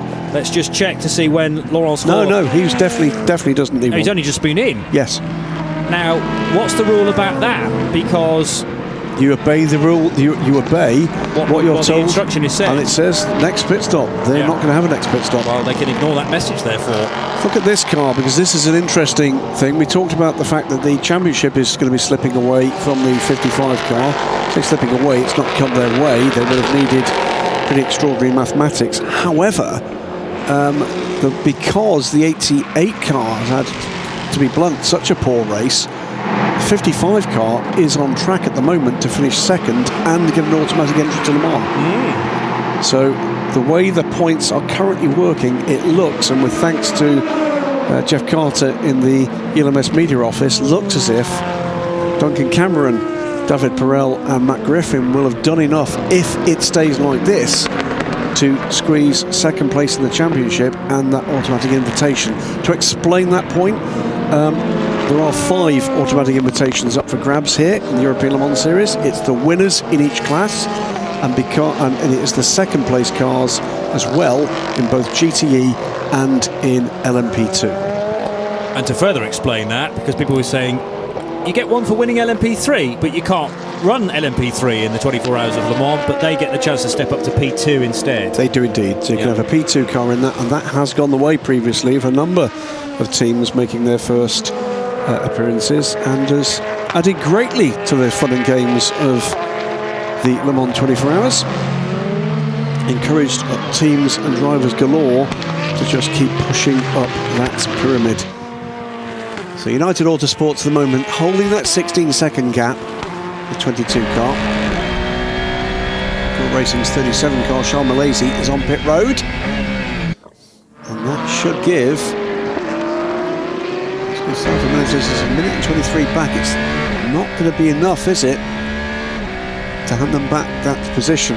Already rolling Charles Malaysia. So we'll see where the car emerges. Gustavo Menezes has not crossed the line yet to complete the lap. Molyneux over the brow and heading through turn 9, the corner known as Craig Jones, and then into Portimão, the 2 right-handers at the top of the hill, which overlook the paddock. You then thunder down towards, very close to where our commentary position is, at turn 12 rather, and into 13 at the top of the rise once again. And into Sagres corner for Miguel Molyneux, leading the GTE part of the race, and now by not exactly a comfortable 1.7 seconds, but a lot better than it was at the early phase of this stint for the 2 GT cars at the sharp end. The black and white Iron Lynx Ferrari and the all green Felipe Larza-driven Porsche from Proton Competition. So still lots that can emerge here into the last 25 minutes. This is the magic time now, isn't it, Graham? I'm sure it's magic. Pixies and everything. I think they're all involved. It's the dream world thing that Freddie Habsburg was talking on about earlier. And Freddie Habsburg, by the way, is back up into 5th position. We'll wait and see just exactly who is going to need a splash in this last 25 minutes, because that's the other factor here.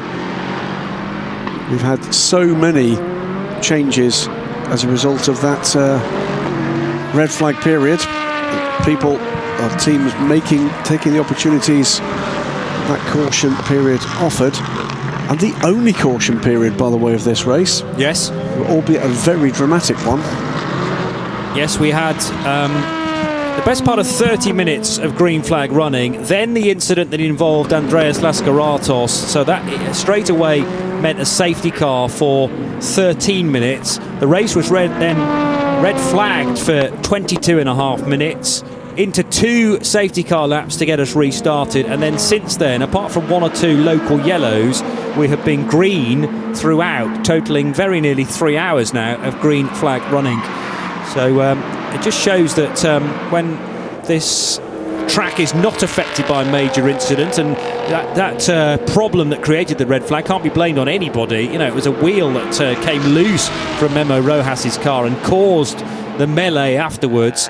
But otherwise, this track provides quite a bit of runoff, so if you make the odd mistake, normally you can recover the situation.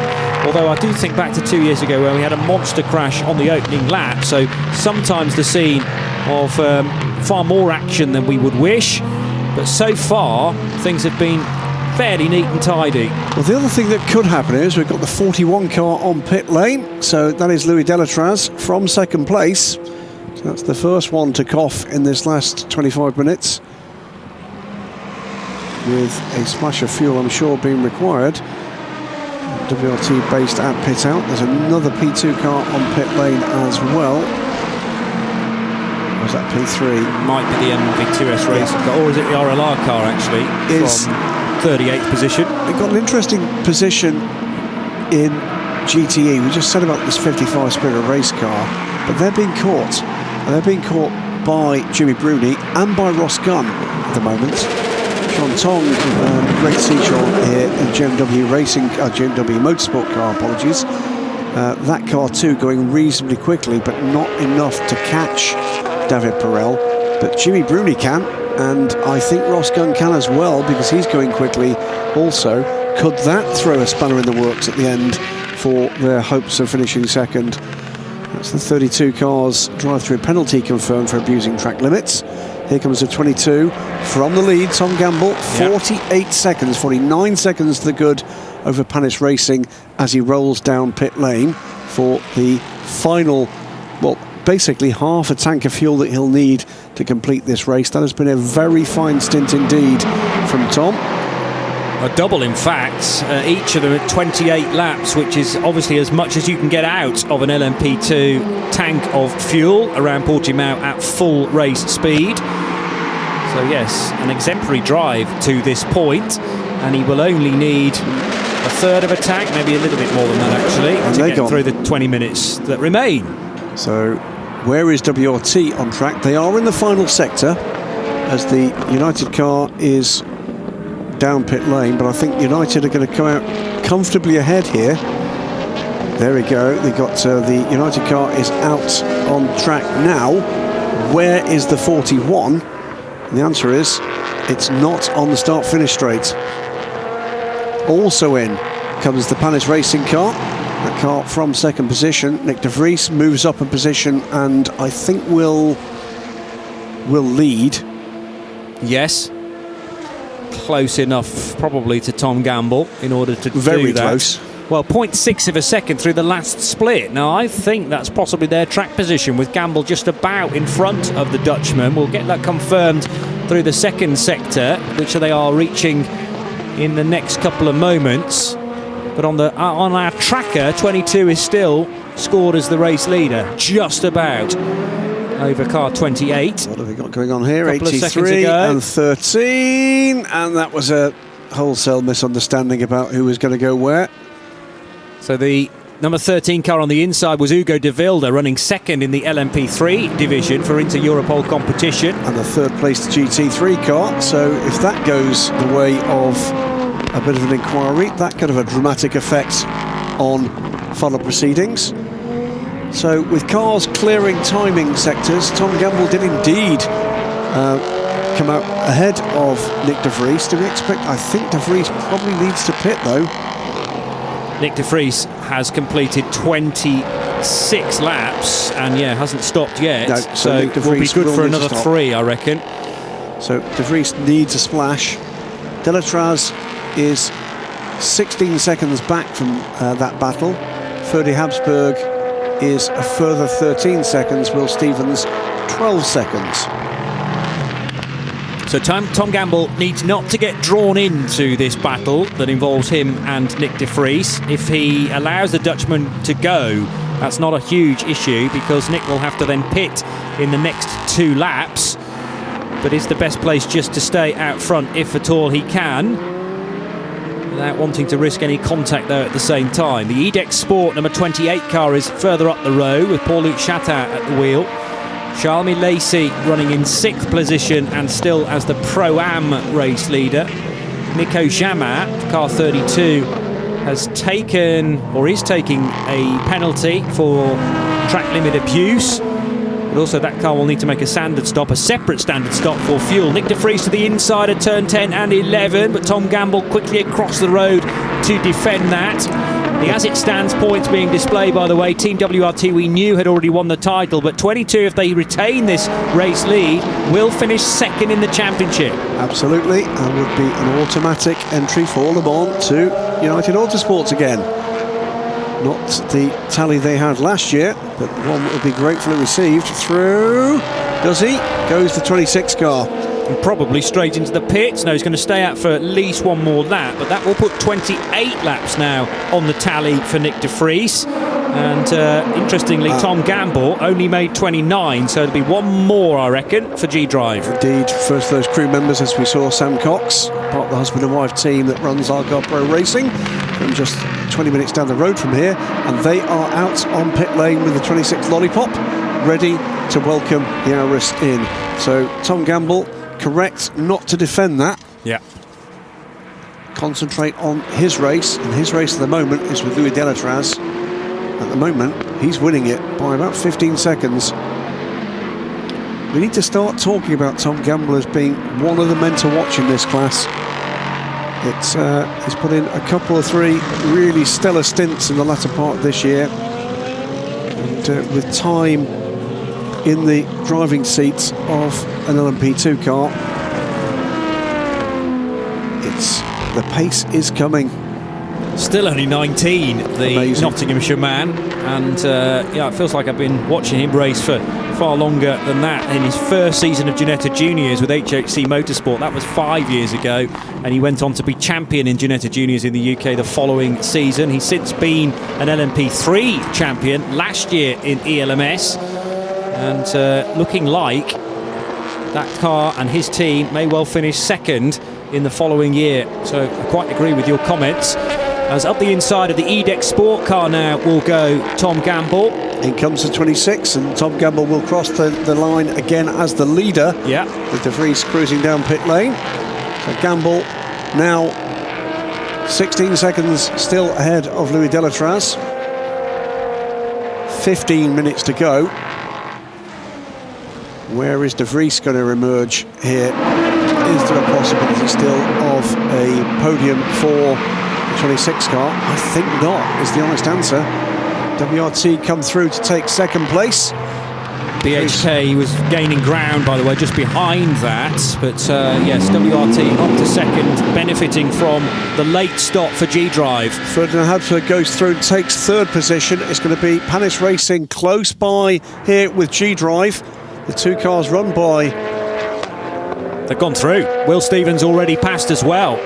So Panis up to fourth position now to get ahead of Nick de Vries. So from the lead of the race, he tumbles down to fifth spot. And let's see what he can do in the remaining 15 minutes. Will Stevens, well, he might be able to get him in sight, but I would imagine the lap times from Will and from Nick are going to be very similar indeed. So what an engaging race this has been. We've seen, 3, 4, 5 cars in the lead of this race, and leading well. Panis Racing in the hands of Will Stevens, held up a little bit here by the 55 car. 55 car just clawing away to try to get to the finish. Now, how is it going for David Perel? 4.5 seconds still clear of Jimmy Bruni. He's managing to fend off that attack. And Ross Gunn, again, he's just clawing back by tenths on Jimmy Bruni. So it's 10 seconds between those three. A bit under that. And Sam Cox, team manager of Algarve Pro Racing. Wife, and she wouldn't mind me saying long-suffering wife of Stewie Cox, who, gets a very bad press from his first appearance on TV, which was part of the Chris Hoy documentary. Yes. And he is a unique character. I have to tell you, I love him dearly. I think he doesn't care about what people think of him. And all I can tell you is Algarve Pro Racing have an awful lot of very happy customers. They're a fantastic unit. One of my favourite quotes from Stuart Cox was a few years ago at Le Mans when they were going through three free practice sessions, and he was asked the question, is everything going to plan? Are you on top of things? And he said, yeah, all we're doing really is dotting the T's and crossing the I's. Excellent, well done. I thought, yeah, we know what you mean, Stewie. Stewie, you know, we love you dearly, and you know, if you think we're taking the mickey, we're doing it in absolutely the good best faith. possible taste. He is, you know, he's part of this family, and good grief with Miss Smith who weren't here. I'm happy to tell you they will be, and there's some exciting stuff to come from Algarve Pro Racing. And I'm sure they're chuffed as well to know that there'll be a home race on the calendar for next year. Indeed. Again. Back to Portimão for the finale in 2022. But with returns to tracks such as Imola and the Hungaroring for the new season, so there has been some adjustment. That announced last time out at Spa-Francorchamps. There'll still be the 80 car heading through. I'm just about to say Barcelona round, but actually, having said that, I was going to say, is there a home race for Miguel Molina? Let me just check. There is. We are still going to Barca, aren't we? Yes. But it's later on in the year. That's the change. So the 28th of August, which will be a warm one, rather than April as it was this year. Most surprising thing I've read on a message today comes from Jeff Carter in the ELMS media office, and it's only because you tend to get focused in on one race. 22 car, champions last year, last one in Monza last year. Wow. Yeah, okay. That's amazing. Thanks for that one, Jeff. Swooping through turn 9 goes the 80 car, about to be lapped by 13, which is running second in LMP3. Ugo de Vilde trying to put Lawrence Stroll under pressure, but that's not working at the moment.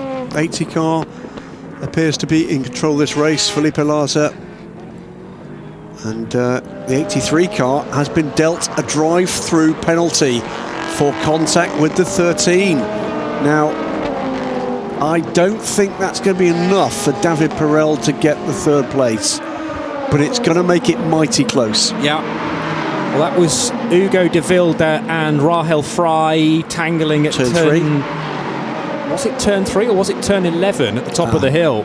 But I certainly remember the incident between the GT car, which is carrying a bit of damage now on the front, on the right-hand side, and on the rear as well.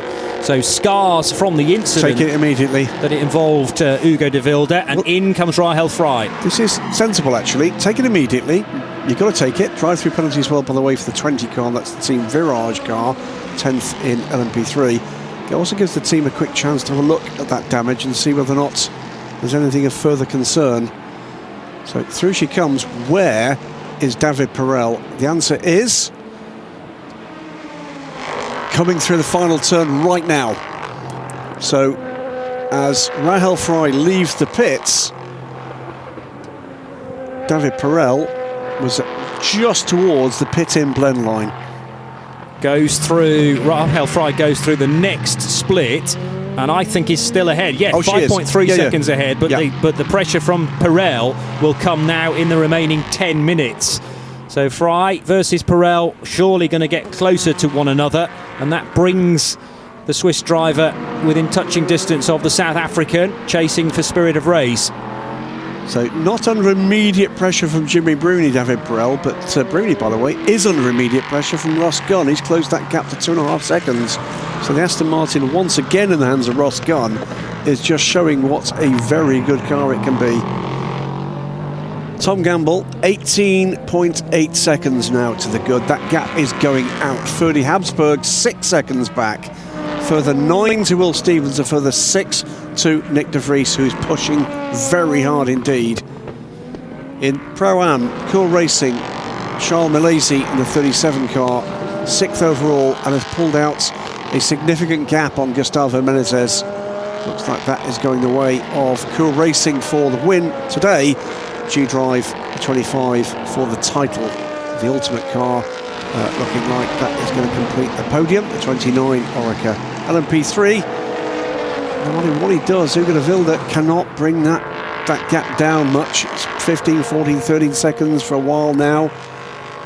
DKR look like they're on the way to that title. Wayne Boyd pops up now in 3rd place, ahead of Rory Penttinen in the Graf car.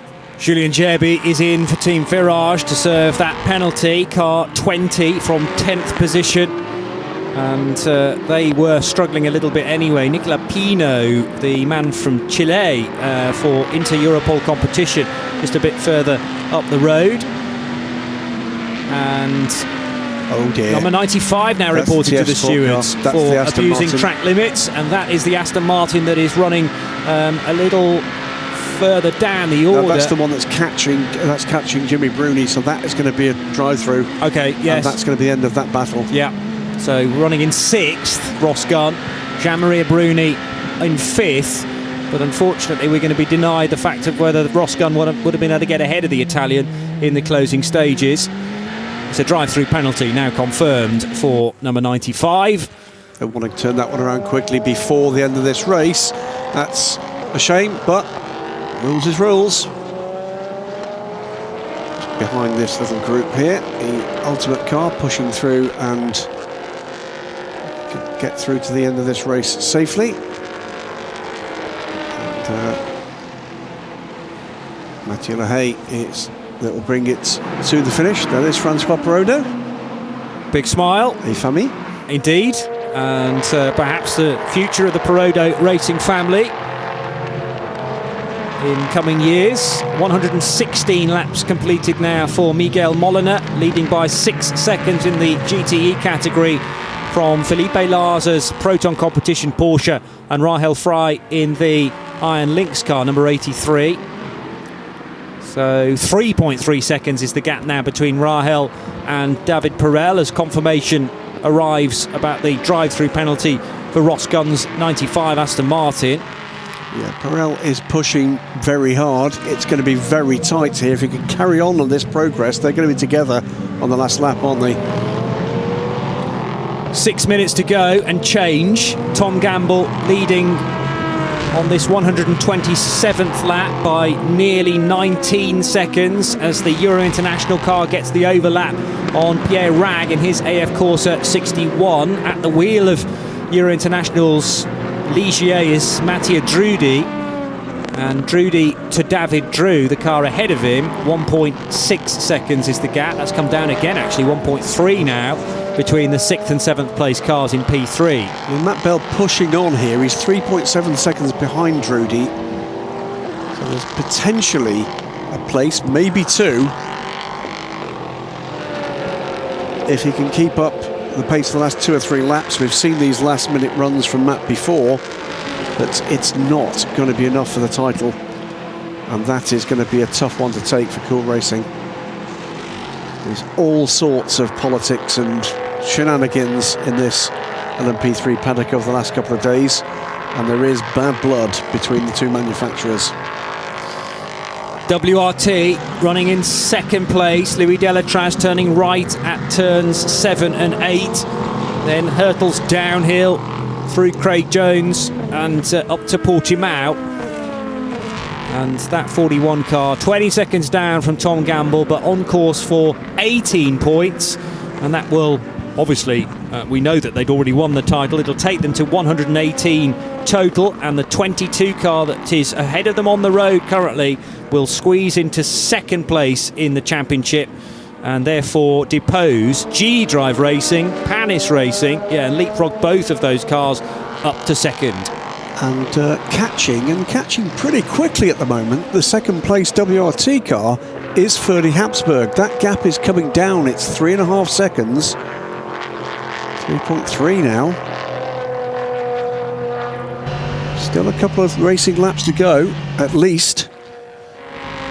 Remember, the checkered flag will wait for the LMP2 class leader, the overall leader. As soon as that clock hits 0, the next lap completed will be the time for the end of the race. Mathieu de Barbois watching on his teammate Laurence Roux. And de Barbois won't finish as a driver's title because he missed a round, but should squeeze into 3rd position in the driver rankings. Iron Lynx on course then for victory in the GTE Championship. They'll move to 126 points with 55 confirmed in 2nd place if the positions don't change further. And 55 Spirit of Race will get an automatic entry to the 24 Hours of Le Mans next year by virtue of the fact that they jump ahead of the AF Corsa 88 crew of Francois Perrodo and Manu Collard, together with teammate Alessia Rivera, of course. WRT warning for track limits at turn 1. It's 3 minutes to go. The gap is 3.5 seconds, Delatraz to Habsburg. Don't think that's going to be done, but it just takes one slip. Yeah. So race leader heading across the line. Need to clock whether there is over a lap time left on the clock next time Tom Gamble squeezes through, because we will have this lap, one more, and possibly an additional one on top of that as well. So it'll take us to 131 laps potentially. 2.4 seconds the gap. Rahel Fry in third in GTE. David Perel. Again, doable. If there's a slip somewhere, you've got to catch and pass, remember. Habsburg 3.3 seconds away from Delatraz. To the outside of the 77 Porsche goes the race leader. Tom Gamble then sweeping by Jean-Marie Bruni, running in 5th position.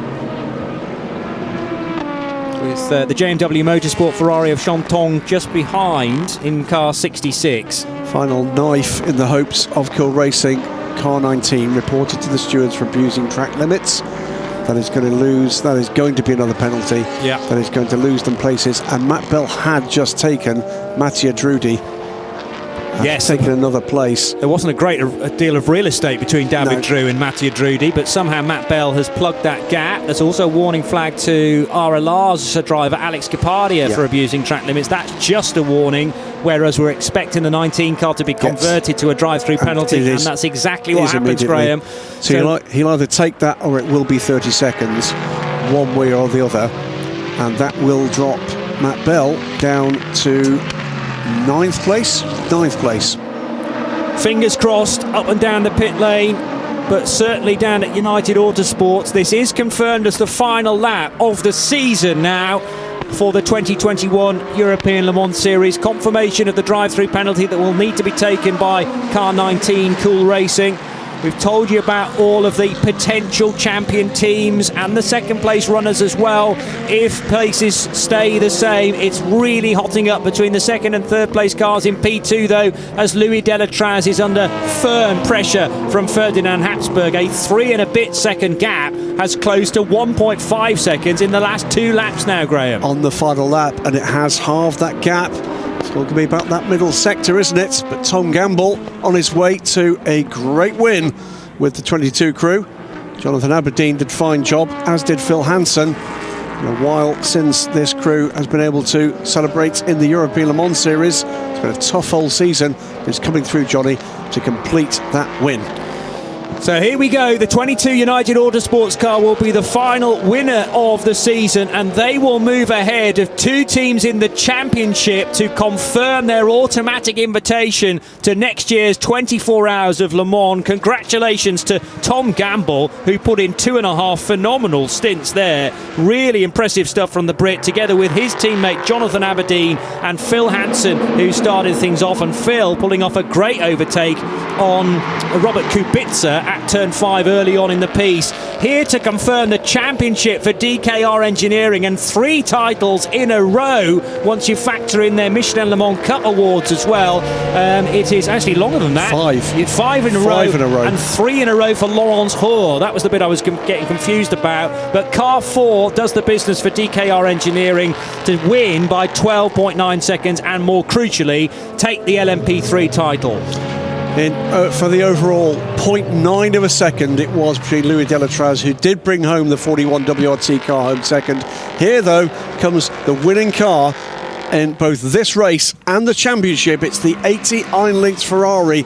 They take the win here at Portimão and win the championship.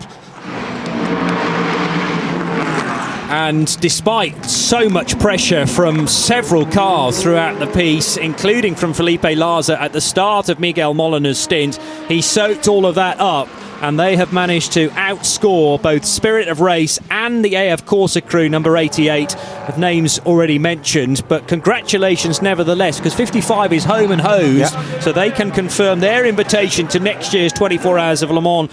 Duncan Cameron, Matt Griffin and David Perel. The award goes to the car, of course, but I wouldn't be surprised if it's a very similar lineup that heads to Le Mans next June for Spirit of Race. So, multiple things to wrap up here. Pro-Am in LMP2 goes to Cool Racing. Charles Milesi brings that car home, but it will be the championship there. Goes to G-Drive Racing, the 25 car. Gustavo Menezes joining that crew later in the season, of course, but it'll be Rio Andrade and John Falb that take that title. The news I can give you now, with that title confirmed in LMP3, is that does mean that DKR will confirm that they will move to LMP2 next season. They would only do it with basically the prize fund that comes with that. Yep. They will move up to LMP2, and in fact Lawrence Hurt and a number of DKR race engineering's drivers will be here next week to test an LMP2 car. So that's excellent news. One of a number of teams that will step up into LMP2 from LMP3 and elsewhere next season. Watch this space for the news on all of that lot. To confirm as well, Rahul Fry did manage to come home for the podium finish in third under pressure from David Perel, but Perel, that was enough, as Johnny Palmer just told you, to confirm that the 55 Spirit of Race crew will gain an automatic invitation to the Le Mans 24 hours. Great run from Ferdinand Habsburg, couldn't quite do it, under a second at the line, but United Autosports from Team WRT and Algarve Pro Racing, that is your 1, 2, 3. What a season. It really has been, and big story regarding DKR Engineering that you just brought to us. I wonder how many Luxembourgish teams we've had in LMP2 in the past. Not that many. Them. Just I them. think that's it. Yeah. I think, them. As I was corrected, and correctly so. They've been to them on before. They had the only Lola I can remember with a BMW badge on the front, an open top Lola at Le Mans, and ran a couple of I think Le Mans Series races or ELMS races with that car. Well, was that a P1 car or a P2 car? P2 car. P2. All right. But I can't remember another one. The team's champions in GTE confirmed as Iron Lynx, and Miguel Molina bringing the car home under stern pressure, but as was at Matteo Cressoni, and setting the foundations in the opening hour and a bit was Rino Mastronardi. So there will be driver ranking changes potentially there as well regarding Cressoni, certainly. Yep. He'll move to gold. Being told there is a car in the pit entry. Okay. There's a Ferrari stalled in pit entry. So Not therefore, sure. all of the cars having to head into the paddock the wrong way down pit road. They've been taken slightly further along to gain access to the pits via the pit lane exit route. J&W Motorsport Ferrari parked up in a peculiar location as well. Yeah, I wonder if that was a problem right at the end there for Sean Tong. He crossed the line just ahead of Ross Gunn, so the J&W Motorsport car has gone through to finish 6th. Giving a bit of the order as you see the celebrations for the 22 crew. Big smiles there. 22 United Autosports car can be home to win from the Team WRT 41. Algarve Pros 24 is your podium. Panis Racing, another fine result for them, 4th with a 65 car. G-Drive's Aura Zero on the 26 comes home 5th. And then you get the first of the Pro-Am cars, the 37 Cool Racing car. In LMP3, DKR Engineering, that number 4, Duquesne, wins the race and the title from the Inter-Europol competition car. Number 13, United Autosports, number 2, both of those Ligiers, of course. And then the number 9 Graf, the 42 Santalot car in the top 5, and what at the moment is a one-off race for that team. Yeah. And then Iron Lynx winning race and title in their number 80 Ferrari. The Proton competition number 93 Porsche couldn't quite do it, so it's been an all Ferrari winning season this season. The 83 Iron Lynx Iron Dames effort comes home with yet another podium, and the 55 Spirit of Race Ferrari, 77 Proton competition Porsche, the JMW Motorsport 66 Ferrari, and the TF Sport number 95 Aston Martin. That is the top 7 in GTE. The camera shutters firing as out of the car gets Tom Gamble from the 22 race winning machine to join his teammates Jonathan Aberdeen and Phil Hanson for the group shot, which is the crucial one to obtain. Laurence Roux, Mathieu de Barbois, deep in conversation as well. I'm sure very, very happy with that. Laurence Roux with his 3rd ACO Rules title in a row and confirming 5 titles in a row for DKR Engineering. That's the 4 that they got in the Michelin Le Mans Cup, 2017, 18, 19 and 20. And now, the one year they don't win Michelin Le Mans Cup, they go and win the ELMS at LMP3 level and get themselves an invitation to Le Mans next year. Here's the 37 car, which started from pole position and will win the Pro-Am category. Charles Milesi coming home at the wheel of that car, but we must get some reaction from today's winners, car 22. I'm joined here by Tom Gamble, driver of car number 22 for United Autosports. Now, it was a collective effort. Each one of you did a fantastic job. It was a combination of course, great driving, but also strategy. Just tell us about your fantastic 2.5 stints, Tom. Yeah, I mean, it felt like ages I was out on track, but no, it was a mega job. Obviously, Phil had a great start and put in all the hard work to get us up there, and Jonathan maintained it, extended the gap, and then it was just a case of me getting in there and trying to finish the job. Obviously, like I say, there was a couple of different strategies with people on tyres, so in the end it panned out perfectly, and full credit to the team as always. They did a fantastic job. It's great to finally get that win at the last one. And just a quick word with you, going out there on Phil's tyres for more than 50 laps. How was that? 31 laps. I'd only done 31. Gentle owner. One gentle owner. No, it wasn't too bad. I think with the red flag, the strategy went all over the place. A lot of cars had way more aggressive tyre strategies than we had. But the pace of the car's been strong all week. It just goes to show if things went our way this year, what could have been, to be honest.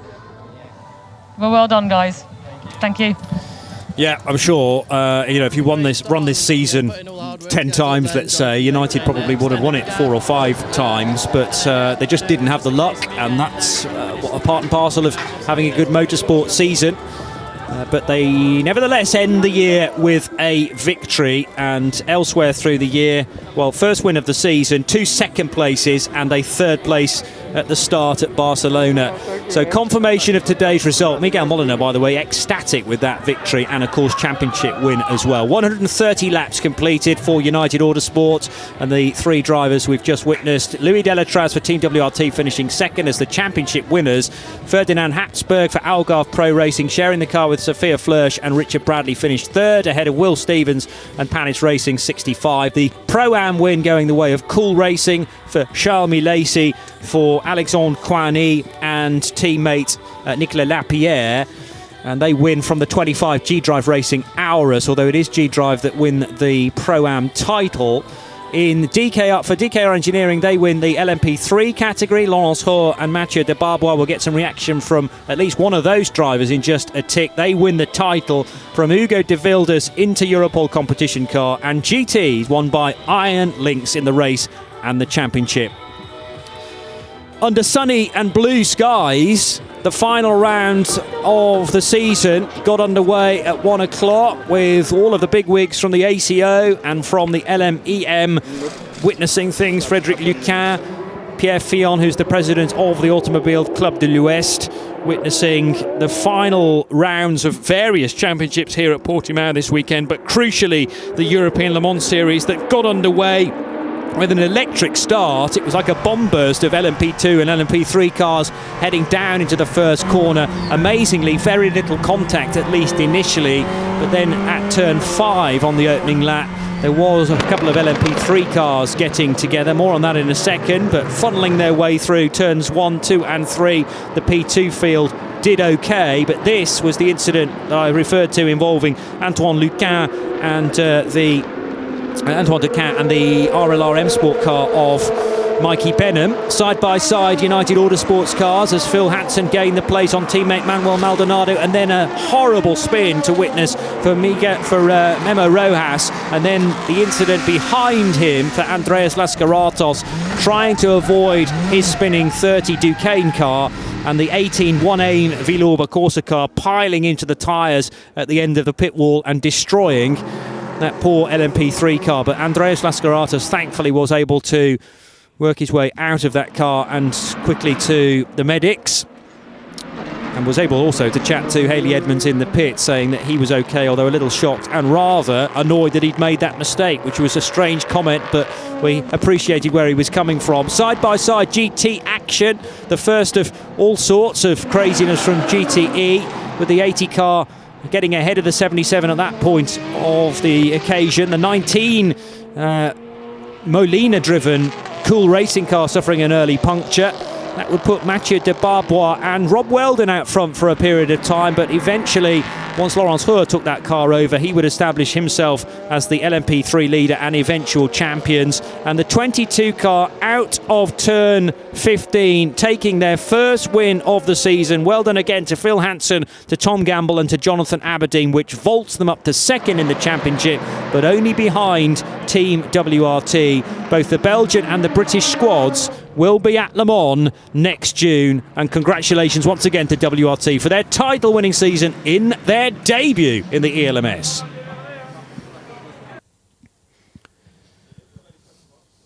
So we will be working our way on picking this for a few days yet, but congratulations to all of those championships that have been settled. For DKR Engineering underneath the podium for the 22 car, which will seal the invitation to next year's Le Mans, and there's confirmation of the top two finishing LMP2 teams. Winning the trophy, Team WRT, but second best United Autosports, ahead of now Panis Racing on 74.5 points, G-Drive Racing 74, Duquesne team a retirement today, but they'll finish as fifth place team ahead of G-Drive's 25 car. So the other Auras from Pro-Am, even though it's a Pro-Am entry, it also has been scoring full Pro points as well, and a sixth place finish is highly commendable for the Pro-Am title winners. Louis Delatraz, Robert Kubica, Yifei Ye are the 2021 Drivers' Trophy champions in the ELMS. Jonathan Aberdeen, Phil Hansen, Tom Gamble benefiting from today's win. Then Julian Canal, Will Stevens, and they have been driving together all year. Their third driver has been altering, so they're on 74.5 points ahead of Franco Colapinto and Roman Rusinov, fourth in the drivers. We'll have a look elsewhere in the titles in a moment. In fact, there's more now because the Pro-Am Team's trophy has been won, as mentioned, by Rui Andrade and by John Falb. They race for G-Drive Racing in the number 25 Auras. 122 points seals it from the Cool Racing 37 crew, who won today. Charles Milesi and Alexandre Coigny with Nicolas Lapierre as well. The 29 crew are from Ultimate, finish in third in the championship. So John Falb and Rui Andrade are the first ever LMP2 Pro-Am driver title winners. From Coigny, Lapierre, and then Jean-Baptiste and Mathieu Lehay in the 29 car. And Charlie Eastwood, Sally Yolich, sadly neither took part in today's event because of a crash in free practice 2. Means John Falb becomes a champion in the LMS in both LMP3 and LMP2 Pro-Am. So a double title winner now. As Eduardo Freitas leads race control. Just comes in as a chat with the drivers as they gather for the final podium ceremony of the year. A happy scene. It's the Iron Dames. Could have been winners this year, but didn't quite make it. They just have to come back and do it again. Well, yeah, and why not? DKR Engineering continue this phenomenal run of titles then. 5 now in a row for the Luxembourgish team. 118 points means that they seal the LMP3 team's trophy. From Cool Racing, who finished second on 102 points. Then the number 2 United Autosports car that led for a significant chunk of today's race. 72.5 points gives them third position ahead of Inter Europol Competition's number 13 car and the 8 machine from Graf.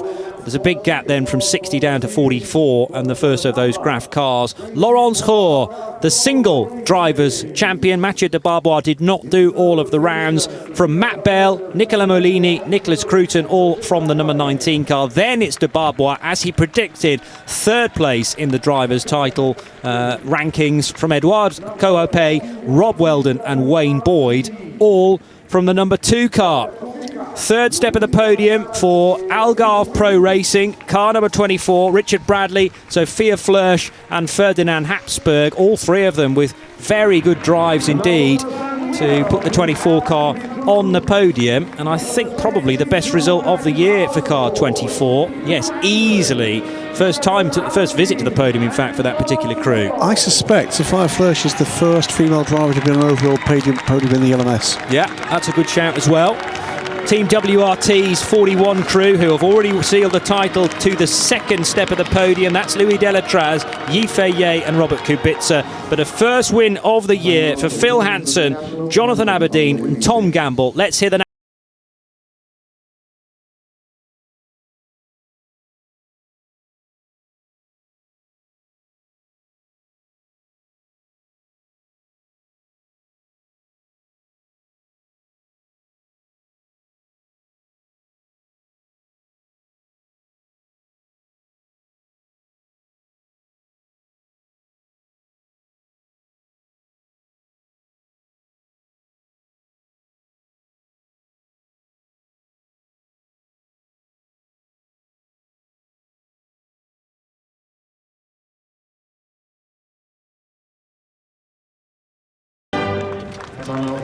Phil Hansen, Jonathan Aberdeen, Tom Gamble taking the number 22 car's first victory of the season, and much anticipated it was too.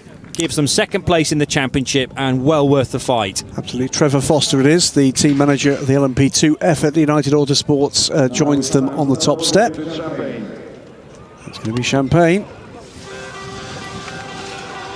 Trev has all of the technical skills, absolutely none of the champagne avoidance skills, sadly. Well, he hasn't picked up his bottle of champagne, obviously keeping that back for the whole of the team. Tactical. Well, yeah, unless, I suppose he could surprise you. Revenge is a dish best served cold, so strike when they're least expecting it. But I think he's just going to keep that bottle of champagne and take it back to the team and drink it sensibly. Not like these racing drivers. That's Trev for you. Good stuff. This could either go very well or badly, and it goes well. We're delighted. Of course it did. Now, hang on a minute. Yeah, that one's all right as well. Dropping the champagne bottles from a great height, but both were caught. It's the WRT guys, they're used to this now. But there is Vincent Voss in the trademark flat cap. Great season for them. Absolutely fantastic season for them. And is this going to work? Yes, it does.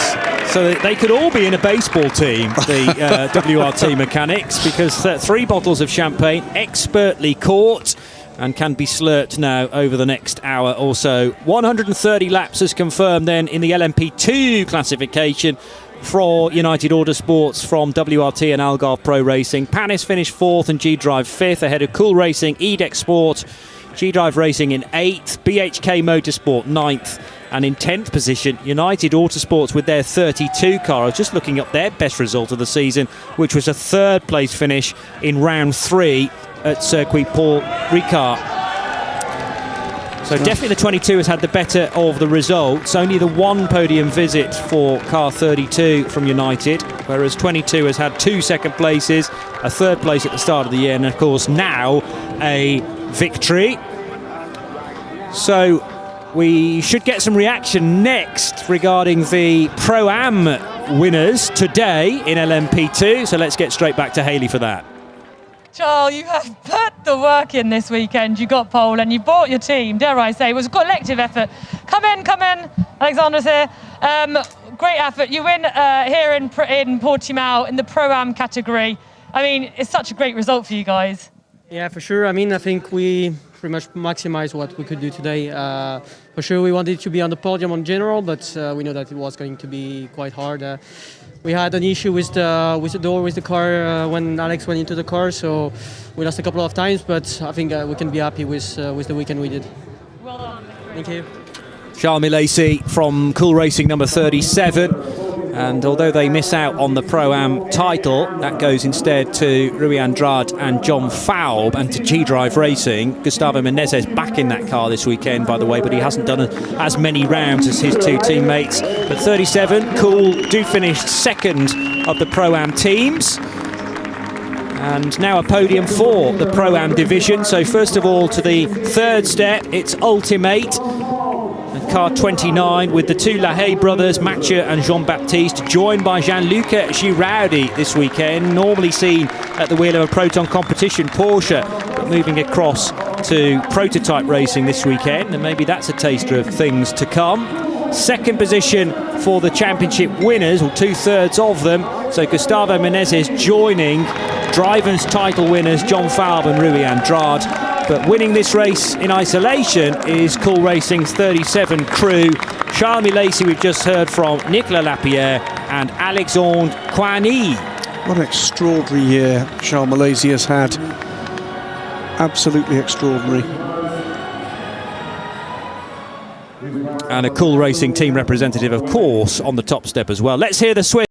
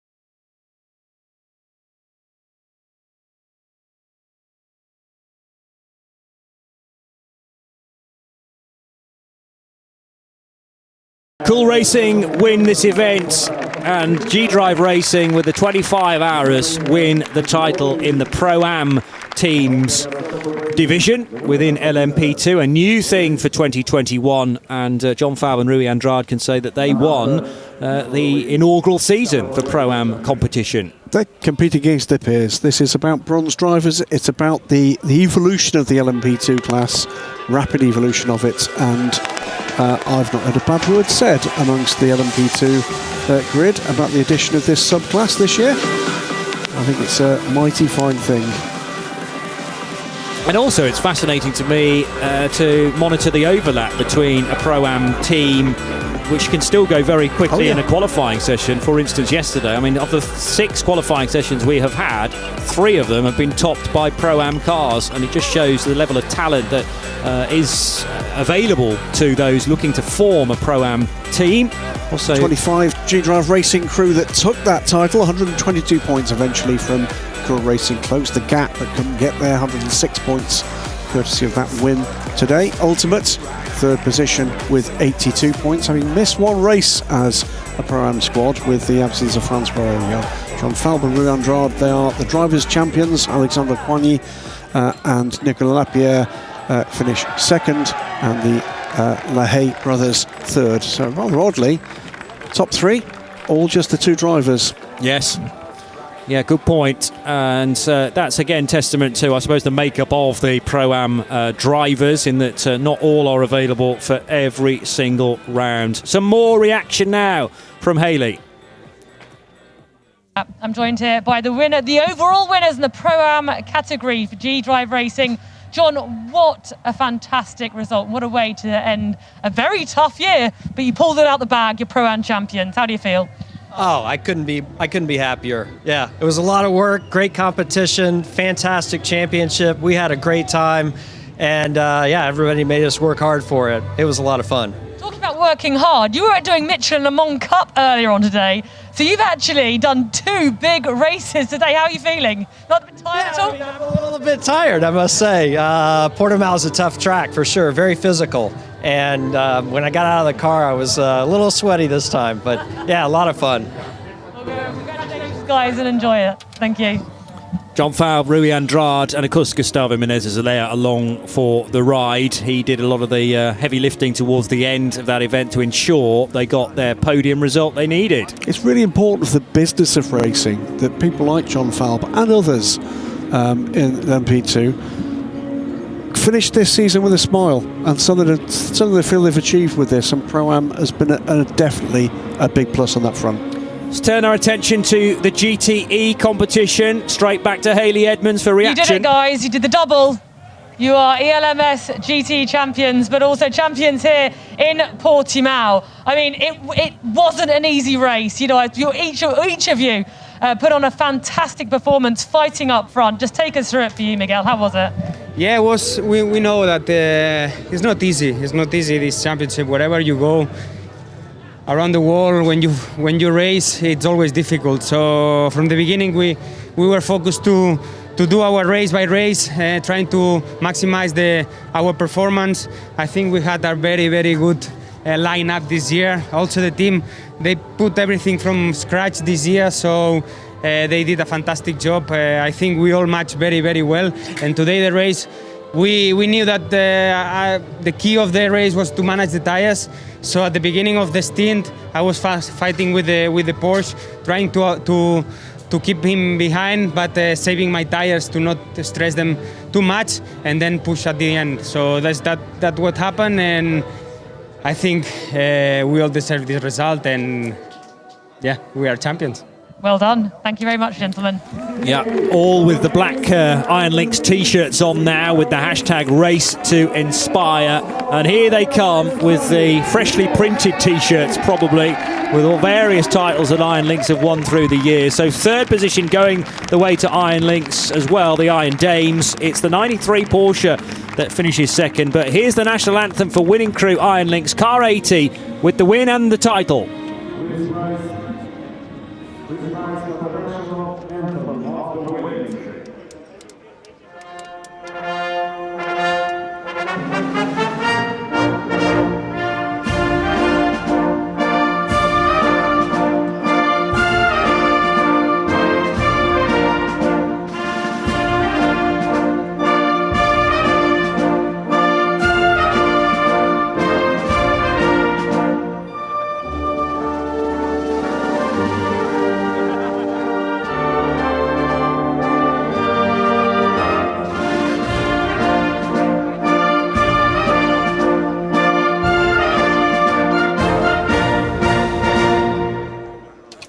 Back-to-back podiums then for the Iron Dames. Rahel Fry in the 83 car with Sarah Bovey and Michelle Gatting backing up their third place finish at Spa last month. For the 93 Porsche, that is a best result of the season, having flirted with the podium but not actually quite getting there previously, Proton competition, so not even a third place to this point, but they are finishing second today for Michael Fassbender, Felipe Laza and Ricard Leitz. But a win and a title for the 80 crew of Matteo Cressoni, Rino Mastronardi and Miguel Molina, who we heard from a few seconds ago, Graham. Absolutely joyous scenes there as well. And I think judging by the cameraman on the left-hand side there, you'll be seeing that in an episode of Road to Le Mans at some point very soon. But great to see the Iron Dames back. Great to see the Porsche crew on that podium, and happy champions.